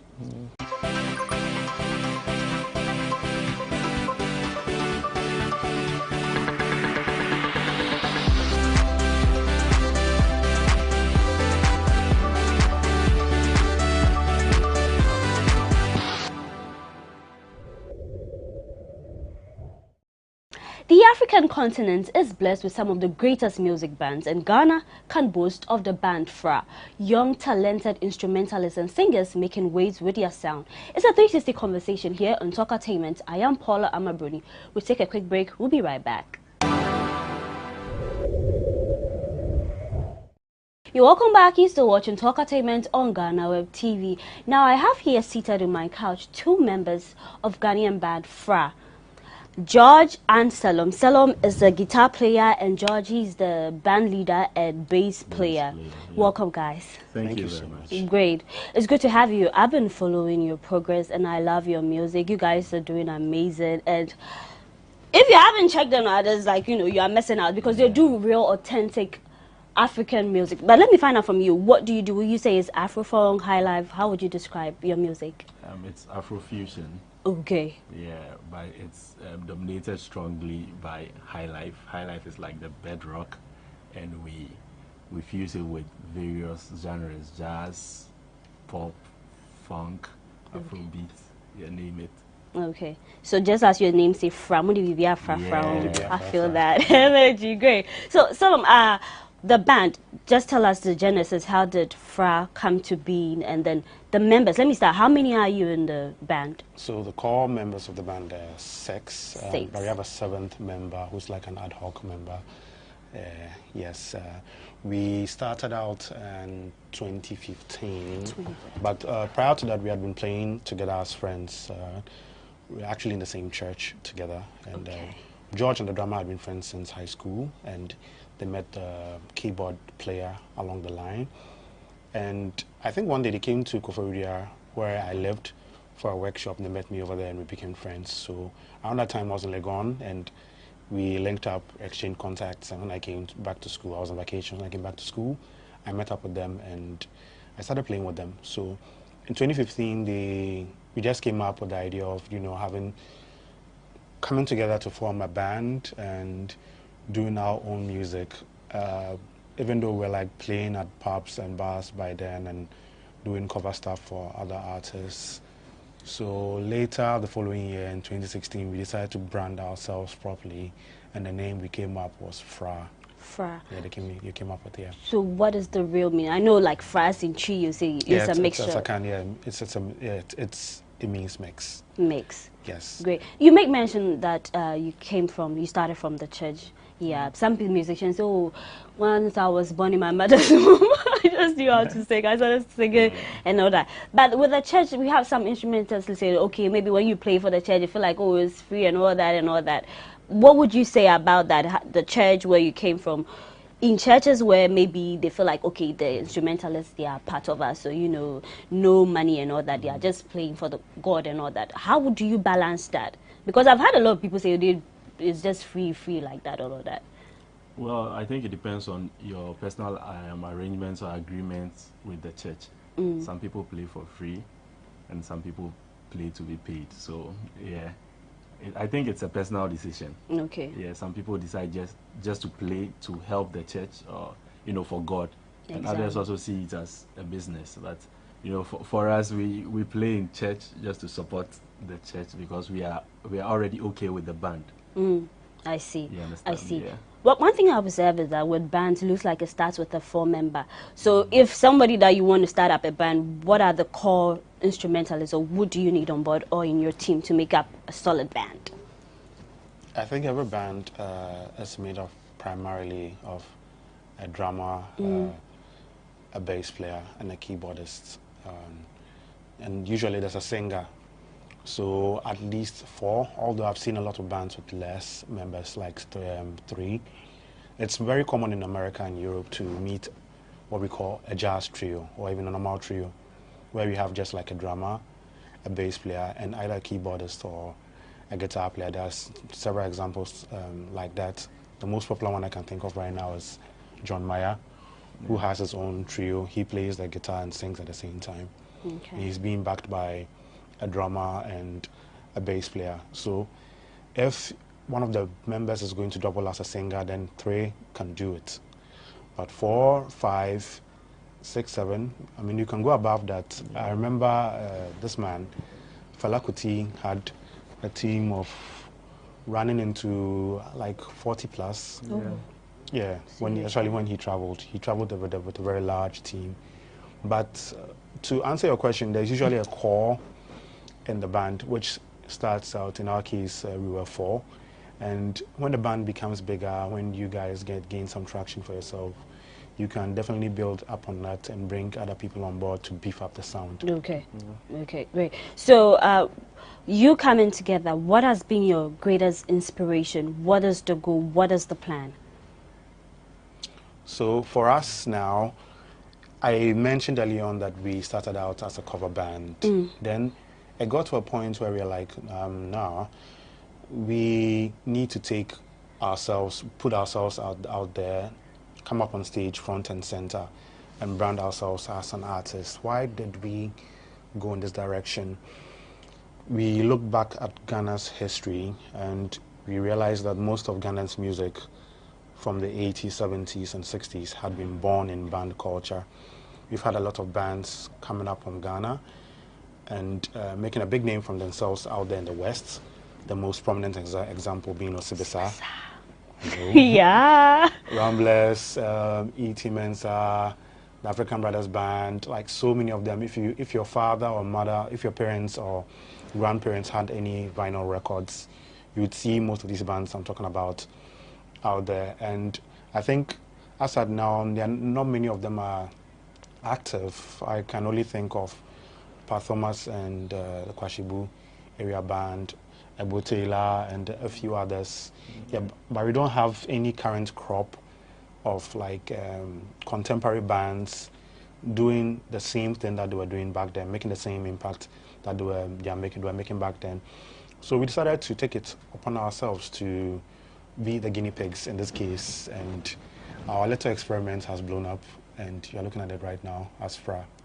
So proud, because if you're Ghanaian and you experience the quality, the kind of music that you do, the energy, everything, it's crazy. Yeah, George, so what do you think has contributed to Ghana not having like a lot of vibrant bands and all that? What has been the challenge? I stated earlier that back in the day, in the 60s and the 70s, when you are asked to mention your favorite artist, you definitely mention the name of a band.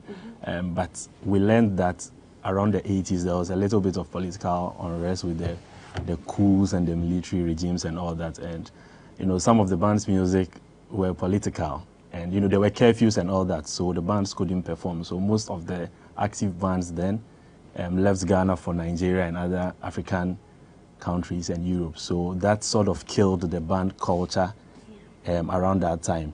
And fast forward, you know, electronic music started, the beats and all of that. So that has really played a major role in the band culture going extinct at a certain point of time until recently, where the Ebo Taylors and Pat Thomas's, Jedoublé and Boulé picked it up again.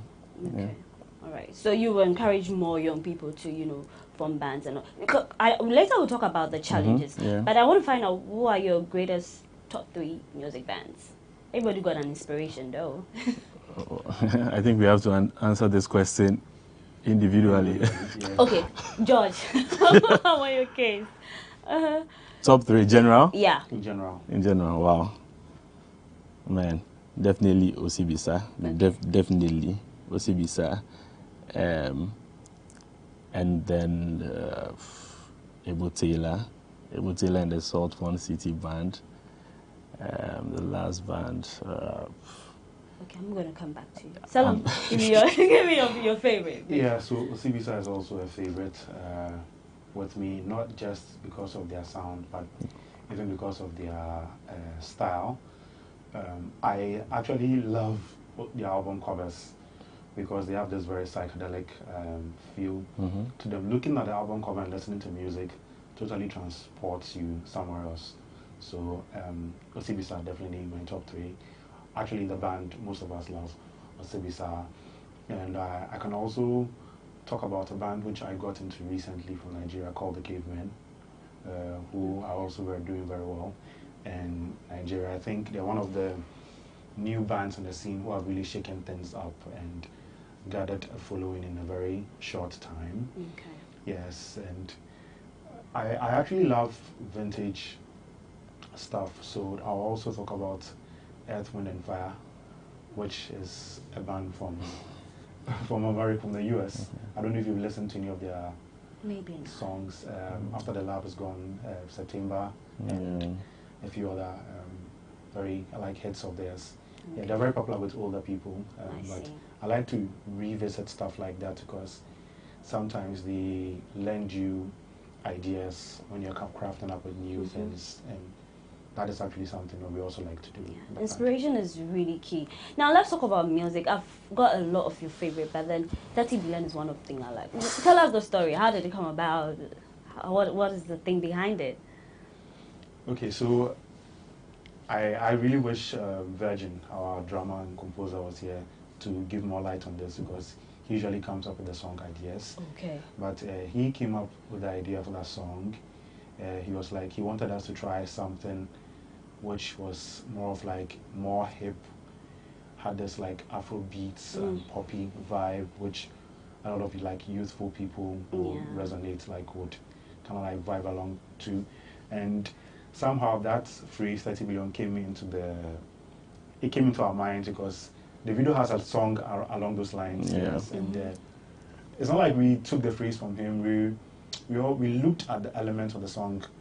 People who play songs like this like to go out to party, like to rave, so it's usually money, flashy lights, strobe lights and all that. So we thought of these things and we injected them into the lyrics. That's how come you have a 30 billion over there. So it's a song about money, but money makes the world go round. It's a song about partying. All right. As well. So if you haven't checked out 30 Billion by Fraz, it's a good tune. You should check it out. Then I'm Gone.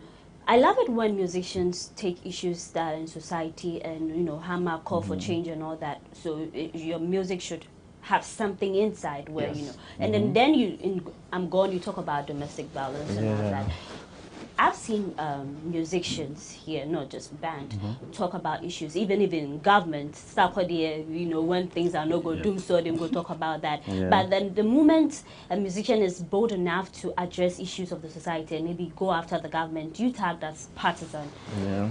Why is it so? Even though we all have political parties we belong to, but then the moment you want to voice out, you talk about domestic violence, but someone want to talk about politics and the hardship, and then they want to go after you and say you're partisan. How do you feel in that space as a musician, drumming something home, or you just don't want to play the politics part? Political. I think there are enough artists addressing political. So you leave it to them. Oh no. Okay, we can address it. We actually have a song called Doom. So although we didn't explicitly make it like a political song, it's kind of like a satire because we compared the erratic power supply during those days to the affection you receive from a lover who is inconsistent. Yes. Yep. Yeah, so the same way today you have power, tomorrow you don't. We just liken it to you having a partner being a man or a woman, and it's today they are mind day, tomorrow they are mind no day. They kind of playing this She Loves Me, She Loves You Not, Ping Pong Thing With You, and we made that into a song. So although it's not explicitly political, we used the situation in Ghana at that time. So you could read some political meaning into that. But we didn't want to go all out for a very good reason. And people hate it when you talk about the truth. People hated Jesus Christ for it. They hated Fela Kuti. He was actually banned from coming to Ghana because he performed, I think, at the Black Star Square, a song called Zombie, and which described the way and manner in which soldiers were being used by the government to bully people, to bully political opponents. They don't have a mind of their own. They're like zombies being given orders. And this instigated unrest among people who were at the concert, and I think there was a riot after that. People went from the concert to Osu area to go and riot, something like that, and the government was not so happy about it. So it was banned from coming to Ghana. Thankfully, Ghana's political climate is much calmer. Yeah. Even though sometimes they come after them, of course. You know, people are still, you know, partisan, very partisan in this side of our world. So later we'll talk about that, because some musicians, they'll campaign when things go bad. It's a whole lot. They say they always go after Sako, they don't go after Samini, but then we've all got choices, you know. So I'm still seated with the band Fra, Ghanaian band instrumentalist. I'm here with Salom and George. We're talking music and everything 360 about their band. We'll take a quick break. When we come back, we delve more into their music.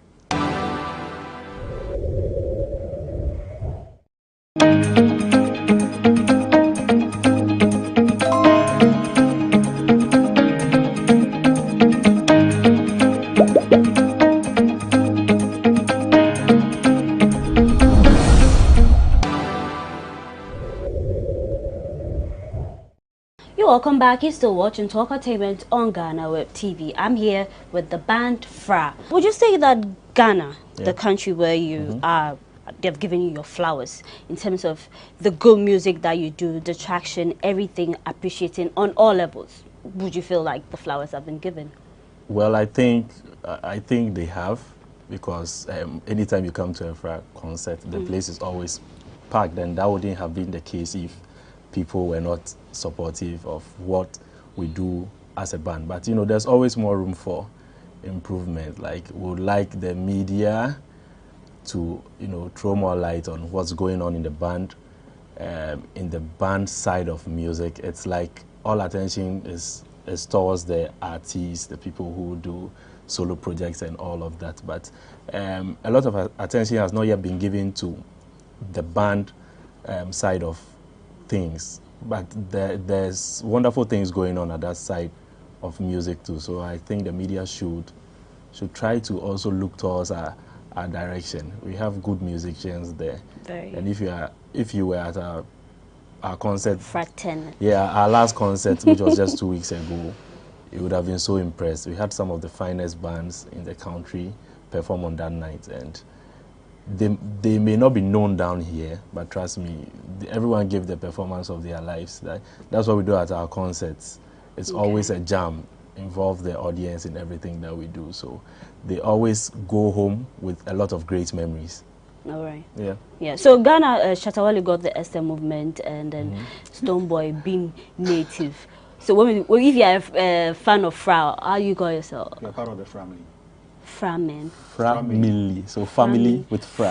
Hey, just said fraternity, family. Oh, okay. I love that. But then, currently, is there any artist or band that you wish to partner with, like collaboration and stuff like that? Well, I think I know you have a new project coming out. Yes, we do. I think we have already collaborated with a couple of bands and artists, but definitely there are more bands we would like to collaborate with. We already have a song with Checheku. He is a Ghanaian musician based in France, and he has a band. He actually introduced us to all these touring circuits and all of that, so he helped us, you know, get our first tour to some extent. So we have a song with him. We also have a song with Senku Live. I don't know if you know of the Senku Live band. They're also an awesome group that plays in Ghana. we have a song with them. But I would definitely like to do something with Wiala. Oh, Wiala. Definitely Sound Trophy. Probably Jeduble and Bule. Do you have something with Aduma? Oh, yes. Aduma was the first, first artist. Because I love her vibe, and I'm like, you know, when you mention, I'm like, yeah. Great. We do. We have two records with With Aduma. her. Yeah. Great. One on our first album. It's called Ima. Yeah, it's a guy's anthem. They really love it. You should check out Ima. Yes, and the second one is Hanimaya, which also features Queen Ayoko. So it features Aduma and Queen Ayoko. That's on our second album. All right. Yeah. Right. So music-wise, you guys are doing great music and all that. But Salom, what would you say has been some of the challenges working together as a band and, you know, selling your music, your sounds to everyone, you know, to the rest of the world? So the very first one has been the acceptance. You have friends and family, people very close to you, questioning what you are doing. And you know how it feels like when people are around you are questioning what you're doing. It feels like what you're doing, it's not really going to work out. So that constant negativity tends to get into the way. You need to be very mentally strong to look past it and remain focused on what you are doing. So I can reasonably see most of the band members, like the band has been very, very strong in that regard, with that resolve. We've stood our ground and we've been able to overcome that very first block, that is acceptance, people around you questioning what you're doing, whether it's actually going to work out, whether is this marketable, is this going to bring money. Your parents will always ask you, why have you gone to university and dropped your degree and playing in bars and pubs? It doesn't make sense to them. So that was the very first hurdle. The second part had to do with finances. So let me start with sponsorship. Right. So when you're going out to look for sponsorship as a band, the same way it's difficult for individuals to view you, the group, as an artist, corporate institutions also have that difficulty because they're used to seeing rappers and solo singers show up on their doorsteps with some kind of proposition for a partnership and all that. But when we do it, and also coupled with the fact that they think you're not so big, they tend to shy away. And we've had it's quite tough in that department. So far, we've had to be organizing most of our projects with a combination of band contributions, like individual contributions, and also the coffers that the band has, money we've made from doing gigs. Yes, in our when we are not doing our own music, we do cover events for weddings, and yes, weddings and all that. Also for other artists, we've actually worked with quite a number of artists, both gospel and secular. I can mention so many, and we save up that money and put it down and try to organize our own stuff because we don't have any investor or any company stepping in and saying, okay, I'm going to take care of this for you. Nah, it's not really been there. God being so good, I think with our last event, we had Ravens Consulting stepping in, coming on board with us, and I think that they are our very first investor, so to speak. So the finances have been very, very tricky. Very, very, very tricky. But can imagine. I think we are at that point where we are, at the peak of the mountain, about to slide down. It will happen, but you know, it takes someone who really appreciates music to, you know, appreciate sound. So me, when someone like, oh, they are not, I'm like, you don't know music. You don't appreciate quality sound. You're used to the, you know, less party thing. But if you really feel music, understand, you'll fall in love with Fra. So if we don't have to attend your concert, do you play at sport? How do you play? Or you have to wait for their concert before we see you live in action? You mentioned that you do like weddings and corporate events and stuff. Yeah, but most of those events are private events, so we can't put it on our pages and all of that. You understand? Yeah, with someone's party, that. wedding, they are private events. I think besides the main fraternity, we always try to hold another concert, something little, be it in the form of an album launch or something. This year, we're actually trying to do another fraternity out of Accra. Okay. You understand? Because we've been doing the past editions within Accra. We feel it's time for us to take fraternity out of Accra to another city. So we are still, you know, in discussions with people out there. You know, we don't live there, so we need to partner with people who are actually there. I think Takoradi will do, because, you know, they have, like, I've been to Takoradi a couple of times, and they also appreciate the sounds and all the things. So, Fra, have you told the world what are some of the events that you've been to? And of course, you're saying that this year there are plans for it, but then let's talk about selling your music, what you do, the quality to the rest of the people, maybe on the African continent or part of the world. Okay, so our very first trip together as a band, prior to that, I think some of the band members had traveled individually, but together as a unit, going out there to go and do our own music, was in 2019. We auditioned on a project called Bisabi by an organization called Casa Africa, and this was based on the recommendation of our friend Chicheku, who is very conversant with the touring landscape. So he advised us to get ourselves out there and that people in Europe would love our music. So we applied, we were picked, and we were asked to come and audition out of like 12 bands. Chicheku himself was there, so his band and Fra, we were chosen to go on a tour for 6 weeks in Spain. So that was, I think, our first major breakthrough. We did 9 shows in 9 different locations. Which year was that? 2019? In 2019 across Spain, and it was an eye-opening experience for us, having to play music, and man, people in Europe love Ghanaian music. I'm saying this because anytime we went on stage, every single venue we played at, the place was full right before we came on stage. And from the first song to the last song, even though they don't understand the language, the way they relate, the way they look at you, they try to repeat the words. It's funny when you hear Europeans trying to speak to you. Can you imagine? And all that. They try to repeat the words, they try to get themselves involved in the music, and it's very encouraging because we saw songs we wrote in our bedrooms, we sat down to piece together being repeated, choruses being sung by our audiences in Europe, and it didn't end there. We came back and we did a showcase in Morocco, in Rabat. That was later that year, called Vista for Music, and the feedback from that one too was very phenomenal, and we had a number of bookings from that particular show for the next year, 2020, in summer. That's so I think in 2020 we went to Zanzibar. There's a show called there's a festival called Southeast Abuzara, which is one of the biggest in East Africa. We also performed there, and that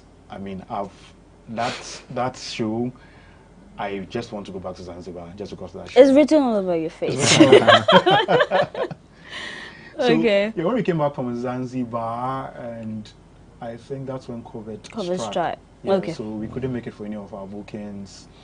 Later that year, 2020, we were just indoors. It was difficult. Yeah. 2020. Charlie, it was difficult for all sides. Yeah, there were no venues doing live music, so we were just indoors. What we were having was like the virtual thing where people play, then you could go to YouTube and go and watch. So that's what we did for 2020, and subsequently 2021, we did that again, but. With a few people in attendance. Yeah, with a few people in attendance. Yeah, we did that again. Okay. Later that year in 2021 was, I said like that year, it's just last year. In 2021, we had the chance to do a festival called Nyege Nyege. Okay. That was 2022. 2022, rather. Yeah, that was last year. That was last year. That was last year. I Yeah. thought 2021 was last year. I'm so living in the time capsule. So, last year, yes, we did Nyege Nyege in Uganda, and we went there with Adoma. Yep. So we did a set with her, and also we did a set as Fra as well. It was somewhere and Itanda Falls on the Nile River. Yeah, that experience was you had to sleep in tents and all of that. As earlier we had the conversation. Usually people love the band. You have to go out, get just somewhere. There's no network even. It was beautiful. Yeah, there's no network. I see. We're just off grid. You had to bath in the river. Yeah. Wow. But in Africa, one of my favorite bands, Southeast, like, would there ever be any something with them? Because they are cool too. Yeah, definitely. Never say never. We just need to, build a connection and it will happen. All right. But then in Ghana, when we talk about music, a lot of artists say that, okay, sometimes they do amazing, but when it comes to our awards, they are sidelined. But a band, would you say the Ghana Music Awards, the Ghana music industry, you have like a safe spot for you, a safe category that you know that, okay, this is it. At the end of the day, we are appreciating bands, we are hammering, and then letting people get the attention that, okay, bands do, not just about the musicians. So when you talk about Ghana Music Awards, how would you say? I don't think so. They usually nominate us under Group of the Year, which I think is too broad. It's an umbrella term. Yeah, for the type of music we do, because you are in that same group with groups like Keche. I know. It's like, those people are mainstream, so you definitely wouldn't win the award. So I think moving on, award organizers or event organizers should probably do a band category. Yeah. Probably band of the year or something. That makes more sense, because when you put us under one umbrella, Group of the Year, it's too broad. I agree. Yeah. I totally agree with that. But then before we wrap up, what are the plans for the year 2023? 2023. Yeah. Yeah, so I think I was going to mention that we did a showcase in Portugal last year in October, which is called the World Music Expo. WMEX is the biggest meeting of music professionals in the world. They bring people from all over the world. I think about how many people are usually in attendance? Around 3,000 music professionals. So you get to connect with these people. You get to expose yourself to them and sell your brand and your band or your music to them. And a lot of things can come out of that: record deals, bookings for tours, marketing opportunities for your music, having the ability to get you out there on Spotify and Apple Music playlists. So we did WMEX, and the response once again was very good. And out of that, we have some bookings for this year, 2023. So we'll be going back on the road. Okay. God willing, in June. Yeah. And then maybe later in the year we could have another fraternity. Yeah, in another region, as I said. In a region, great. Since you missed the last one, you have to travel. I was working, poor me though, but it was great talking to you. Then what for the fans? Where can they find you, your music, and also on social media? Where can we connect? So you can find us on all social media as The Band Fra. The Band Fra. Yeah, and it's same on all online music stores. Just search Fra. I think it's Fra there with the exclamation mark. Don't leave it out. Okay. FRA with the exclamation mark. You find our music everywhere on YouTube. Yeah, we're everywhere. Great. So thank you very much, George and Salom, for today's conversation.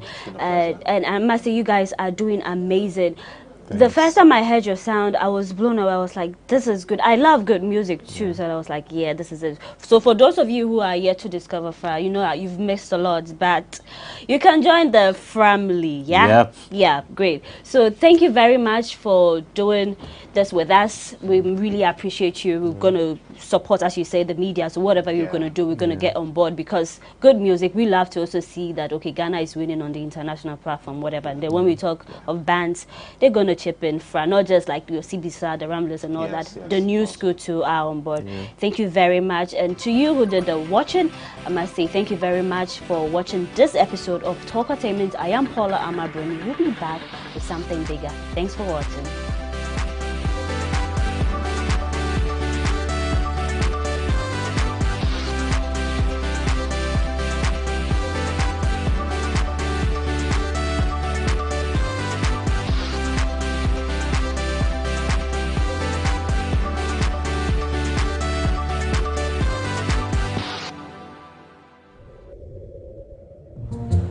Now, oh, me. Obek Kanukre. Susu sang kwai. Bia wan to na bia e man in kwai bebre. Mommy, you first can see about Kotoso. Pepoga, send me sika from Lemonade Finance. While Brian did the shit and let me £10. Lemonade Finance. Say they're sending money back home from UK, Canada, and now US. I accepted a instant charges. Exchange rate in Suya. Unbeatable. We should be promo code Dr. Like £10, $10, and $10 Canadian for the first transaction. With this Sunday cigar akofino, download to Lemonade Finance.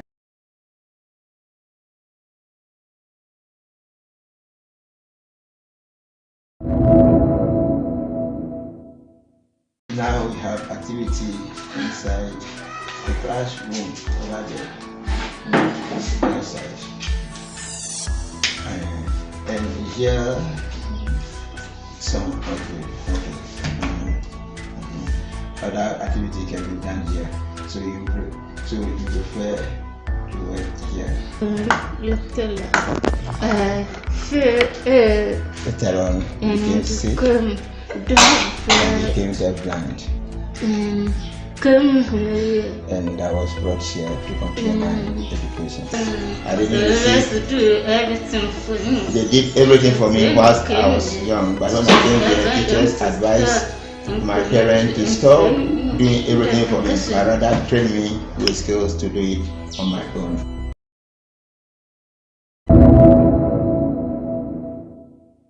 Now we have activity inside. So I was doing the agency job, small. People were laughing at me. Agent who doesn't have a place to sleep. How can agent be sleeping in a kiosk while you give people mansion to sleep in?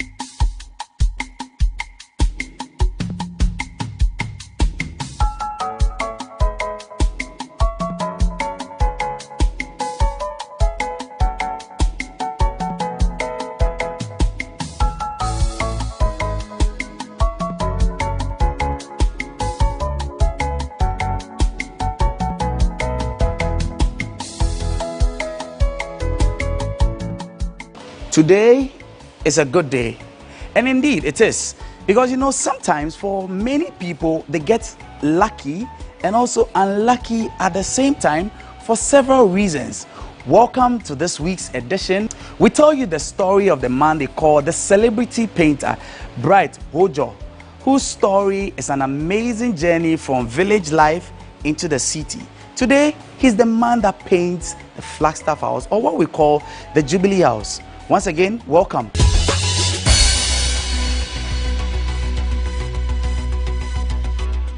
I began our conversation by asking Bright to tell me about himself and what his upbringing was like. My name is Bright Elom Iyao Hojo, popularly known as the celebrity painter. My parents are Clement Kwesi Hojo, that's my father, and my mother is Vera Akpene Abeye. Both of them come from Leklebi, Dugan, in the Volta region, where myself I come from. I started my school at Leklebi, Dugan, EP Primary. Okay, actually, before I come to Accra, I would say I was in class 6 by then. But my parents were in Accra, and I was staying with my grandmother. So it got to a time, they said, no, I have to leave the village and come to the city. So my mom came for me to Medina Estate. So when I came to Medina Estate, I stayed with my mom and my stepfather, because my father and my mother were no more. They are separated. So I was there for some time, and my stepfather said, no, I can't be with them. I need to go and stay with my father. My father, there is a stepmother there too, but I have no choice, I have to move. So I moved to pig farm to stay with them. But I was not comfortable because my stepmother, you know, stepmother and their issues. So I was there for some time, I was not comfortable, so I called my mom to tell her the problems I'm going through. So from there, my mother came for me back from pig farm to Medina. So I have to start schooling by then. So they took me to Medina Estate Primary. And they took me to class 3. Meanwhile, I was in classes in the village. So imagine, when I came to Accra, Charlie, the learning is different. So I didn't know anything. So they sent me back to class 3. But I didn't say no, I will not go. So by then, that means I was a grown-up. More than the class 3 people. I have no choice. I have to be in that class and learn hard. So I was there. From there to JSS. So at the JSS, it was time for speech and prize giving day. I did marvelous things. I did school bus, I did the combo, I did helicopter for so many people to come and see. I even have it on tape and hard copy. So from there, when I completed JSS, because I was paying my own school fees by then, I have no money to continue or to further my education. So when I was with my mom and my stepfather, it got to a time my grandmom also came around. So she was frying bofrot and kose. So I used to take the kose and the bofrot to go and sell, sometimes barefooted, because there's nothing for me to wear. But I was not discouraged. And after the kose too, I used to go to UPS and Legon to wash things for students, for me to get something small. From there, because of food, I need to go to Presec to go and wait for the students. After eating, they're left over.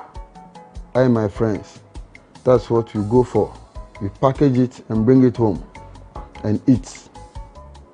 It went on for several times, just because of something to eat.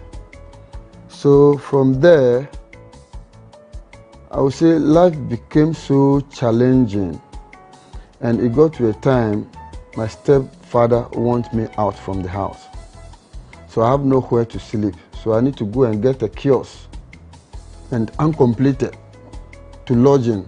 That is where I was while the struggle was on.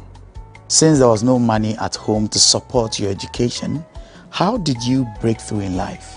After the GSS, I couldn't continue because of financial difficulties. So I have to go to Action Chapel. By then they were building Action. So I went there to do construction for a whole 1 year to pack money to further for my education. When I was doing the construction at Action Chapel, a friend of mine again came to me and said they are digging a gutter at East Legon, and the money was better than Action, so you should go there to give it a try. So indeed, I followed him. When I went, the money was good.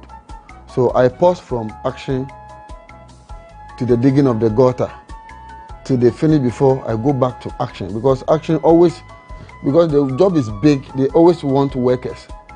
So you can break and go and come back, they will take you because they don't have a choice, because they need workers.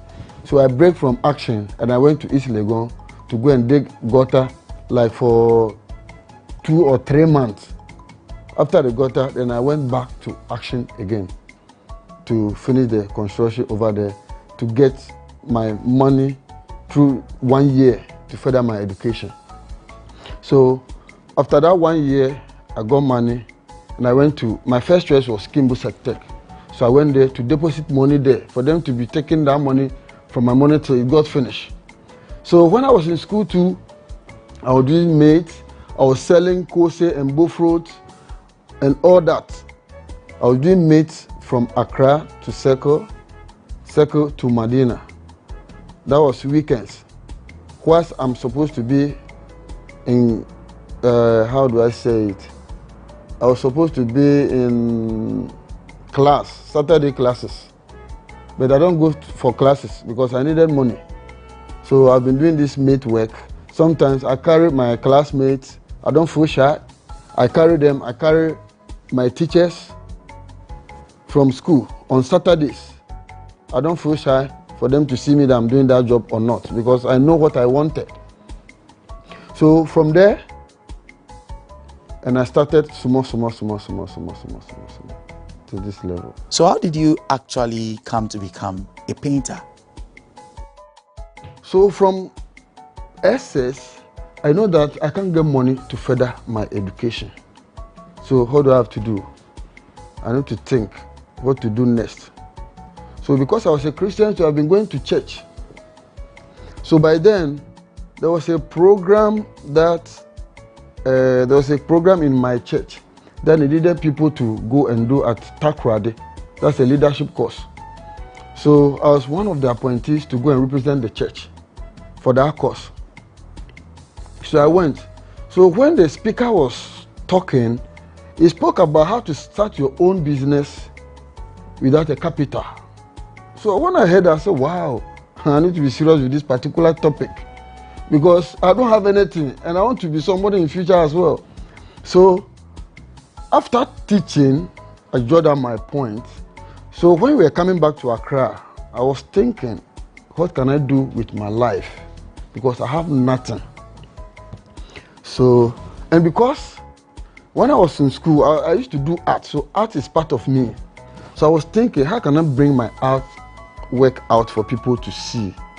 Here I am, nobody knows me. Okay, so from the talk, I realized that no, I can do something without a capital. So I was thinking about what should I start with. And something came into my mind as agency, as an accommodation, renting and all that. With that, I know I don't need to go and register. I don't need to use money. What I can do is get my board, write on it. I have this room for me to go around to search for the room. Then I start from there because I know with agency, you take registration. After registration, you take commission. So that's where I started from. So when I get to a single room, then I'll tell you, my brother or my sister, I'm a painter. If you can allow me to paint for you, that's where I started from. I started painting small. Sometimes when I paint, they don't pay me because I was nobody. Small. It got to a time I wanted to stop because by then too, I got a challenge from my stepfather. He said, still I have to move from where I was. It was a big challenge and a big blow to me. So, okay, what can I do? Because I don't want to go back to my father again. So, I used to go and sleep with friends. Sometimes when you go, they will not give you the chance. They will tell you their girlfriends are coming around. So I need to go and sleep in uncompleted, sometimes in a kiosk with mosquito and all that. But I was not discouraged. I said, no, I must make it because I know where I'm coming from. So I was doing the agency job, small. People were laughing at me.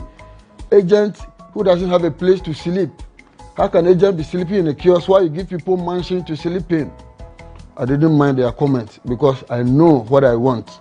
So I was there when a friend came to me and said, my brother, there's a guy who has a land and said he wants somebody to build on it. If he can do it, let's go and see the person. I said, okay, it's a good idea. So I followed the guy. We went to see the landlord. The landlord said, oh, I have this small place. I want somebody to build a single room on it. And I said, oh, why not? I can do it. So we went on agreement. I started the project with 100 cities. I get people to clear the place. Small. When I get 500, I go to the land. When I get 1,000, I go to the land. Any money I get, I go to the land. Till I finish the single room. By then, I used 6,000 to build a single room. So the agreement was I should stay in the building for 20 years. Then the landlord take the building. That was the agreement. So that was it. From there, I was there and I was doing the job small. With determination. So from there, I started getting money. So no, this time, people need to hear from me. So I started telling friends that when you get me a job, I'll give you 10% and all that. So jobs started coming because when I get a job, I pay the 10%. So people see that, wow, Charlie, this guy is trying. So anywhere I reach, I need to speak good about him so that job will come for him to pay my 10%. So from there, I was there. I said, no, this single room, I need to live there because now level is changing. So I moved from the single room to a chamber hall. I went to rent a chamber hall, and I rented my single room to somebody. So I went to the chamber hall whilst I was still doing the job. Small, gradually. So it got to a time, it wasn't easy. The up and downs. It wasn't easy at all. So from there, I said, okay, what can I do next? I need to start teaching people because the job started, widening up. I can't do it alone. So I need to start training people. I need to start working with visual students so that the job will open. So from there, then I went to register. So through the registration, after training people, now sometimes I need to relax to let them know what to do or not. So from there, I started doing advert, posting my works on Facebook, Instagram, and all that. I created my own page. Through the page creating, people started interviewing me from US, Nigeria, because of the jobs I do, how mind-blowing my jobs were. People started advertising on me. Through that, the thing blew up. And bloggers too started entering. They call me, they talk to me, they interview me, then it went viral. From there, small. And I'll say, I go to where I am now. That was when I gave a lady chamber hall self-contained. And I told her I know how to paint. So I gave her the estimate and she gave me half payment for me to start. When I finish, she will pay the rest. So I finished the job. When I finished the job, she didn't pay me. She was tossing me, I'll pay you today, I'll pay you tomorrow. Later, she told me, now crowd is sky then. What are you going to use money for? I said, but madam, you gave me a contract and I finished my contract, so I expect you to pay me. But trust me, the lady didn't pay. She didn't pay me. And I have nothing to do because by then I was a beginner, so I have nobody to rely on. Who am I going to tell my story? So, I left it. I couldn't get that money. But I was not discouraged. I was still doing it. Other people pay, other people don't pay, but I was not discouraged because I know what I want. I know starting anything new is not easy. Me, myself, I know that starting something for people to accept you is not easy. You need to fail and continue doing it. When you fail, you continue doing it. It will get to a time. You'll be perfect. And people won't take you for granted again. So I was not discouraged. Yeah, so I would say painting, I didn't learn painting. It is talent given to me by God. So I say when I'm doing painting, I don't hustle doing it. Like the way people see my work and they will say, wow, how many months did you use? How many days did you use? Whilst maybe I use only 1 day. Some of the jobs, when I use 1 day, people think I use months or weeks. It's because it's a talent. Talent, when we are going to do it, God directs you to do it. That is the difference between talent and somebody learning it. You see, I'm an SS graduate, but I teach people from university. Through my talent, I do seminar for universities, secondary schools, and constituencies. Through my talent. So the talent is the best thing for everybody to build on because that's what God has given you. But nowadays, people move from talent to other people's talent. That's why I see that people will be doing some things and they are not doing it right because that is not what God has chosen them to do. So it is always good we build on the talent given to us from God. With that, you don't hustle, you don't suffer doing it. You describe your painting as a talent. At what point in your life did you discover this? I got to know my talent at the age of, I would say, 10 years. I started drawing small.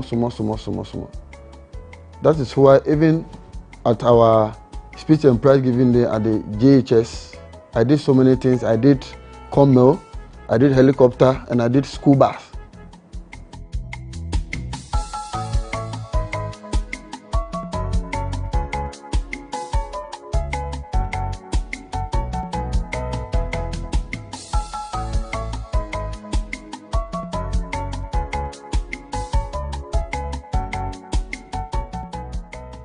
They call you the celebrity painter. How did that name come about? How I got my name celebrity painter is from the way I work for celebrities and I work for prominent people. So one day, my friend just saw me and said, boss, the way you are working, the way you are helping people, doing seminar for people, one day you could be celebrated. So why can't you take the name celebrity painter? It will help you in future. So through that, and I got the name the celebrity painter.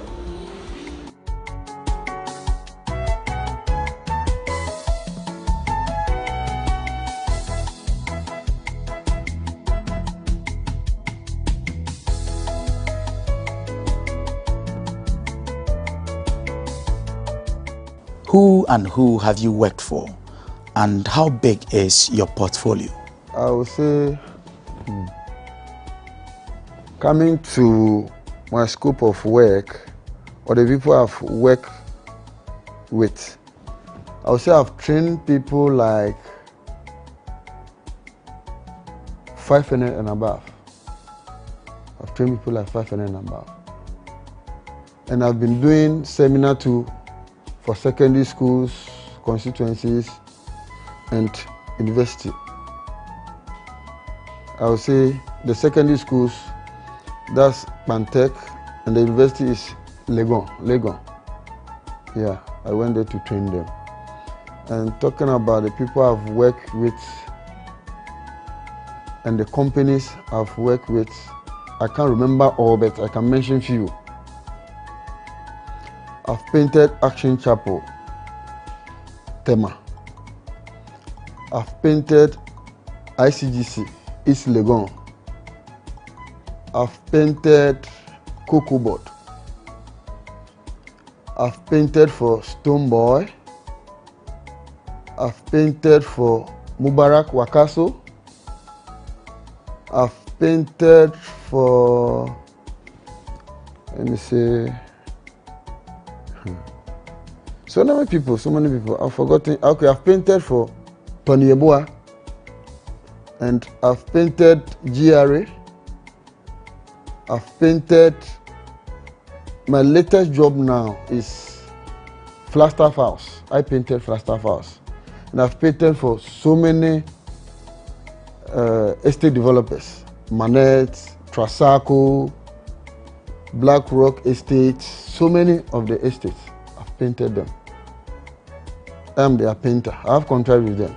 I'll be painting for them till. They can't go without me, and I can't go without them. Because they believe me, and I also believe in them. Are you married? Got any children?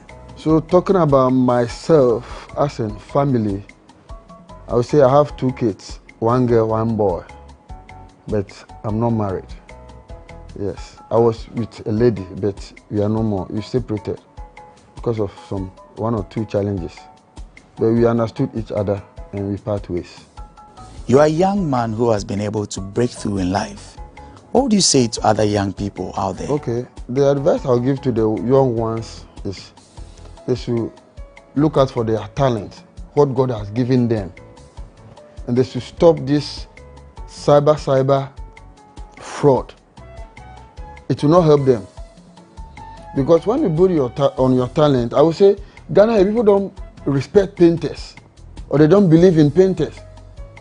But I would say with me, with my work, when you meet me, you need to salute. Because I will let you know that the painting is not anything that you think is, you don't respect it. No, because of course, before you build, the only person that can bring the beauty of your building is a painter. So therefore, if you don't take a painter serious, then you yourself, I can tell you are not a serious person. Because for you to invest so much in your building, and for the person, the last person to bring your beauty out, you take that person for granted. I don't see why you should even build at the first place. So painters should never be taken for granted. And the youth too have to build on their talent. Because there's nothing that when you are focused, you can't reach where you want to be.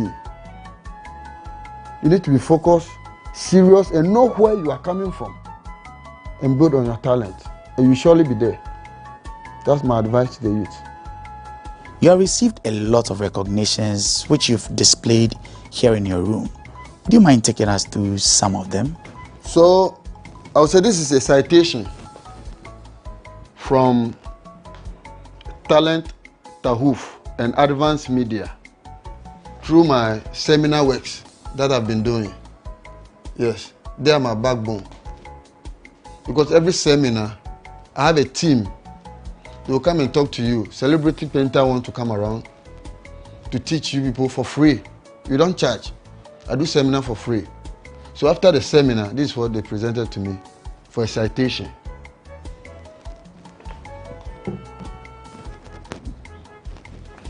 Yeah, this is an award last year from GhanaWeb.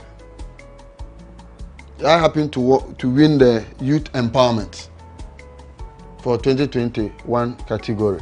So this is the award I got from GhanaWeb. This is also another award. This award, I took it at Kempinski Hotel. It's the Whole Africa Award, special recognition, Africa.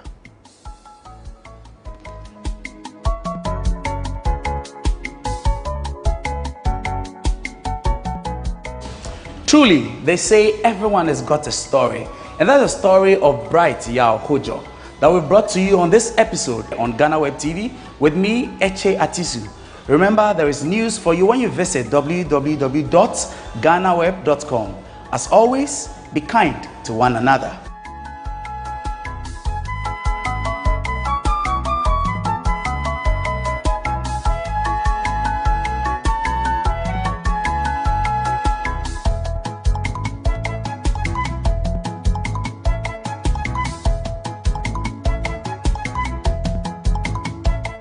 Welcome to the Ghana ICT Hub, a partnership between MTN Ghana and the Government of Ghana through the Ministry of Communications and Digitization. MTN pledged to support Ghana's digitization agenda in line with its ambition to lead the delivery of digital solutions for Africa's progress. In fulfillment of this pledge, MTN Ghana has committed $25 million toward the realization of the Ghana ICT Hub project. The objectives of the Ghana ICT Hub project is anchored on the following: to create an ICT-enabled environment for human capital and ICT skills development, to develop an ICT ecosystem through remote access delivery to facilitate job creation for national development, to provide a modern, state-of-the-art physical infrastructure to serve as a pillar for the digital Ghana agenda. The physical infrastructure, when completed, will provide 4,000 square meters of space with the following facilities: laboratories for technology training and research, innovation hub,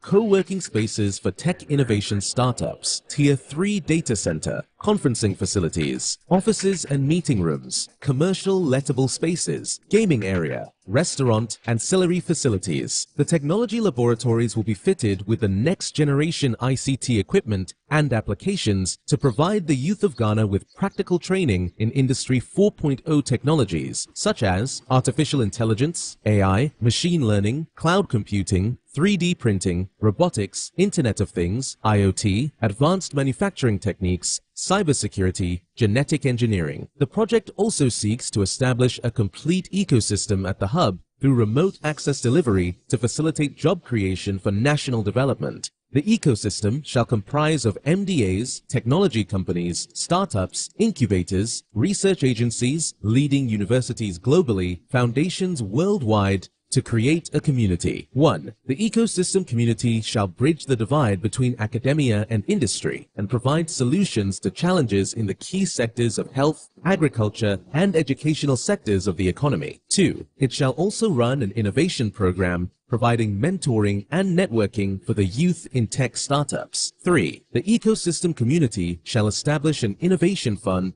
to support startups, research agencies, and other entities in the ecosystem. MTN Ghana and the Ministry of Communications and Digitization are championing the Ghana digital agenda for Ghana's development. Welcome to the digital age.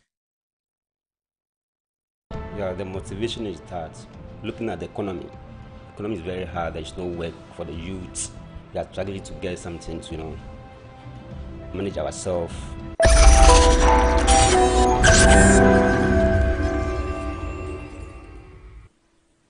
Akufo-Addo's government has been on a journey of expanding the country's tax base. One of the most recent ones is a 10% tax on earnings from lotteries, games of chances, or what we call sports bettings. This is Say It Loud on GhanaWeb TV. My name is Echi Atisu. We are here in Dome, Pillar 2. We're speaking with some young men who have been engaged in the act of betting, which is very popular. Let's speak to some of them. This is Richard. Richard, you are the one who penned the statement from the Concerned Bettors Association of Ghana. Okay, tell me, what exactly is the motivation to have penned that letter? Yeah, the motivation is that looking at the economy is very hard. There is no work for the youth. We are struggling to get something to, manage ourselves. So street boys have been struggling to get something to go and try their luck, to get something to establish themselves. So if you are putting a 10% tax on betting, those who are betting, is something which is very bad, because already they have taxed the company. So if you are taxing those who are into betting, that is very bad. It sounds like this is beyond just the monies you get. I want us to more or less understand where all of this is coming from. Why betting is such a big deal for all of you. Abednego, you also bet, right? Why do you actually bet? Just to multiply my income. Yes. So that's to say that the income you get already is not it's not enough for you? Not at all. At all? Not at all. At all? Not at all. Pablo, do you agree? Yeah, I agree. Because let's take it. Last year, we were our fare was increased multiple of times. Like that's our fuel, right? Yeah, it was increased, and it affected our fare. So let's take it. I'm being paid 400 cedis a month, and I save 50 cedis every month out of my salary. And now it has been what? The fares has been increased several times, like 4 times or 5 times in that year. So if I'm earning that 50 cedis, I'm saving that 50 cedis for maybe to get a business being done. And now because of the multiplier of the fares and things that are being the economy we are all facing, then that means that 50 cedis I can save. So that's to say that for you, it's being able to balance the increase in livelihoods, yes, and all of that. Levite, you also bet. Yeah. I want to find out, how long have you been betting? For 4 years now, I would say. 4 years? Well, that's a long time. And that means that you've made a lot of money between the period? Quite. A sizable amount. Yeah. And you also agree with the likes of Pablo and Richard that this is to add up to your income? Yeah, very true. Because, for instance, I'm a student, and it's not all the time that you can go to your parents for money. And right now, you don't have a really legit certificate for a job, so you can't get really a big job, that can fetch you enough income. So this is why we do, quite safe, And if you read the letter, things were captured in. If the government go ahead to implement this 10% on this winnings, then guys will go back to the dubious way of, getting money, which is very bad.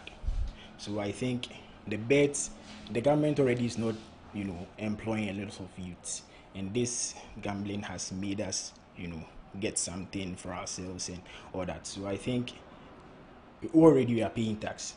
When you transfer mobile money from your account to your bet account, there's deduction. When you win, you transfer it from your bet account to your mobile money account. Even when you transfer it to your bank account, still there's deduction. So the government is making an argument that they want to expand the tax margins in the country, and betting seems like a very big area now, which is where a lot of monies are coming from. You've admitted that you got a lot of money from there. Is that not the case? I agree. Francis, you also agree, because he has been doing this for 4 years. You as well, how long have you been?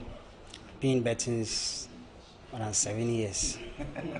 You be like you be the Methuselah for betting inside. That's right. Yesterday like this, I made a bet sent to one of my guy. He staked the bet 300 cedis and he won 1,600.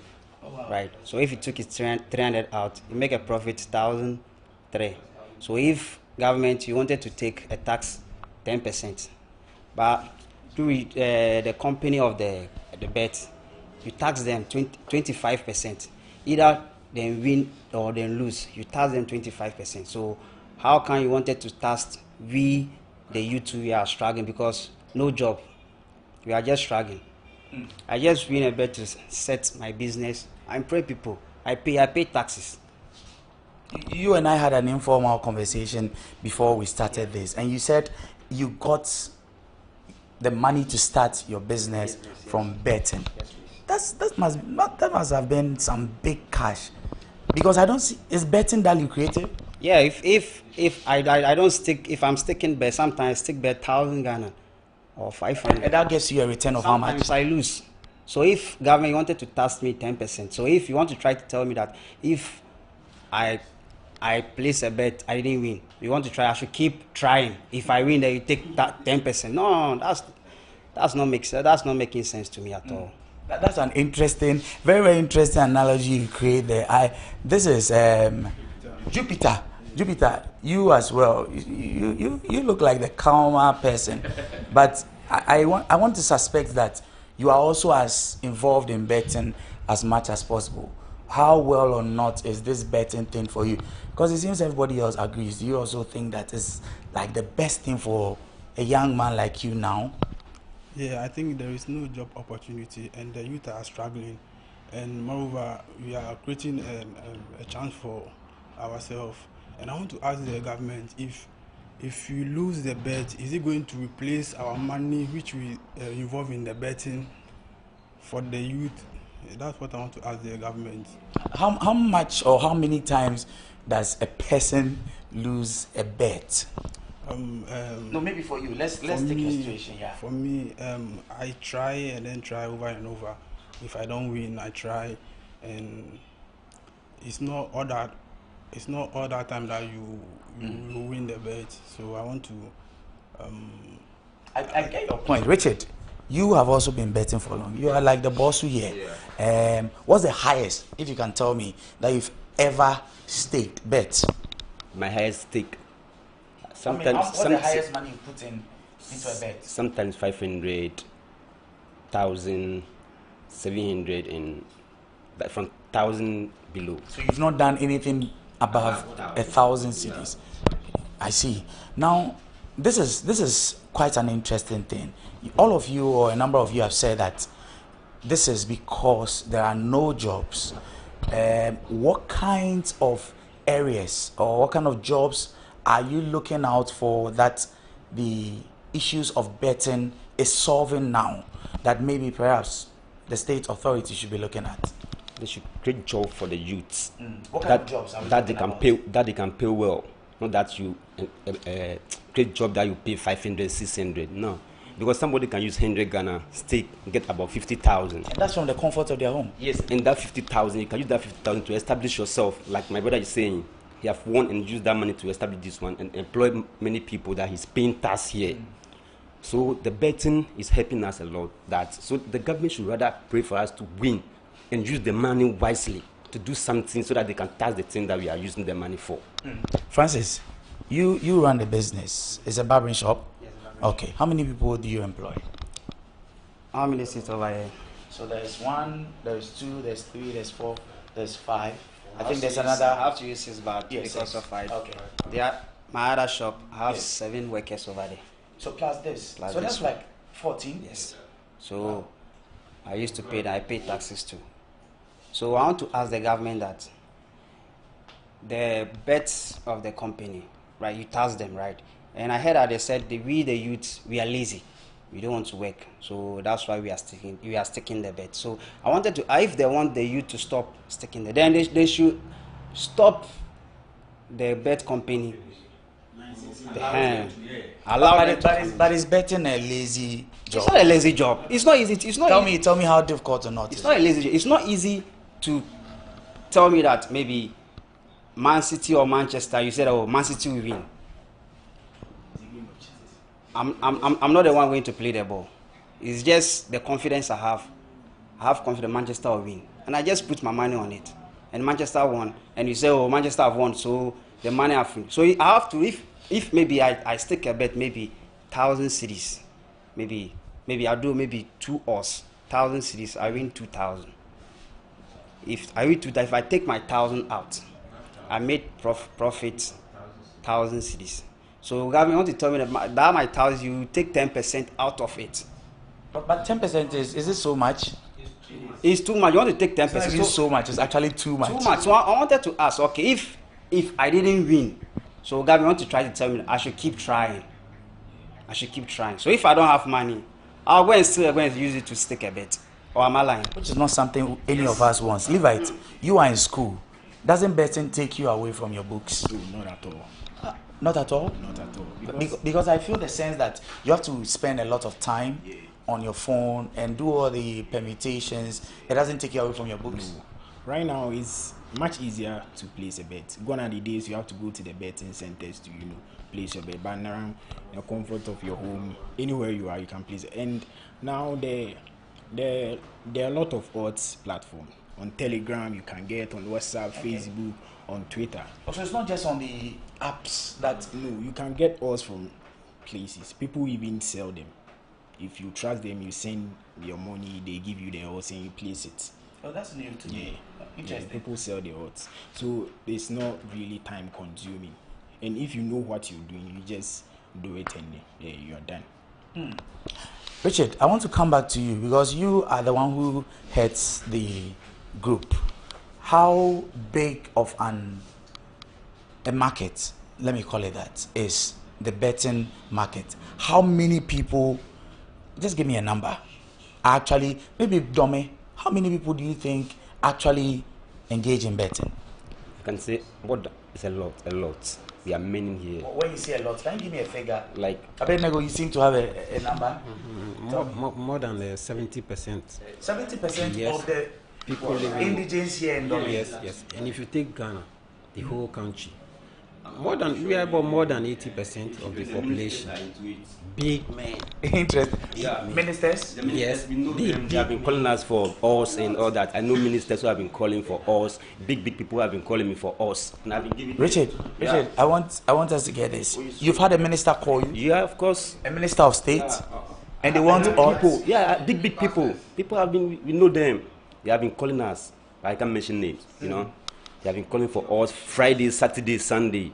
My phone, forget it. They have been calling for us. Can you give him 10 us? I have 5,000. I need 10 us. I need 5 us. I've been doing for them. So you wanted to say something? Yeah, I'm trying to make a point here. Let's say, let's take this month for example. If I try, let's say throughout the month, and I win once, it means I lost more than what I win. If I lose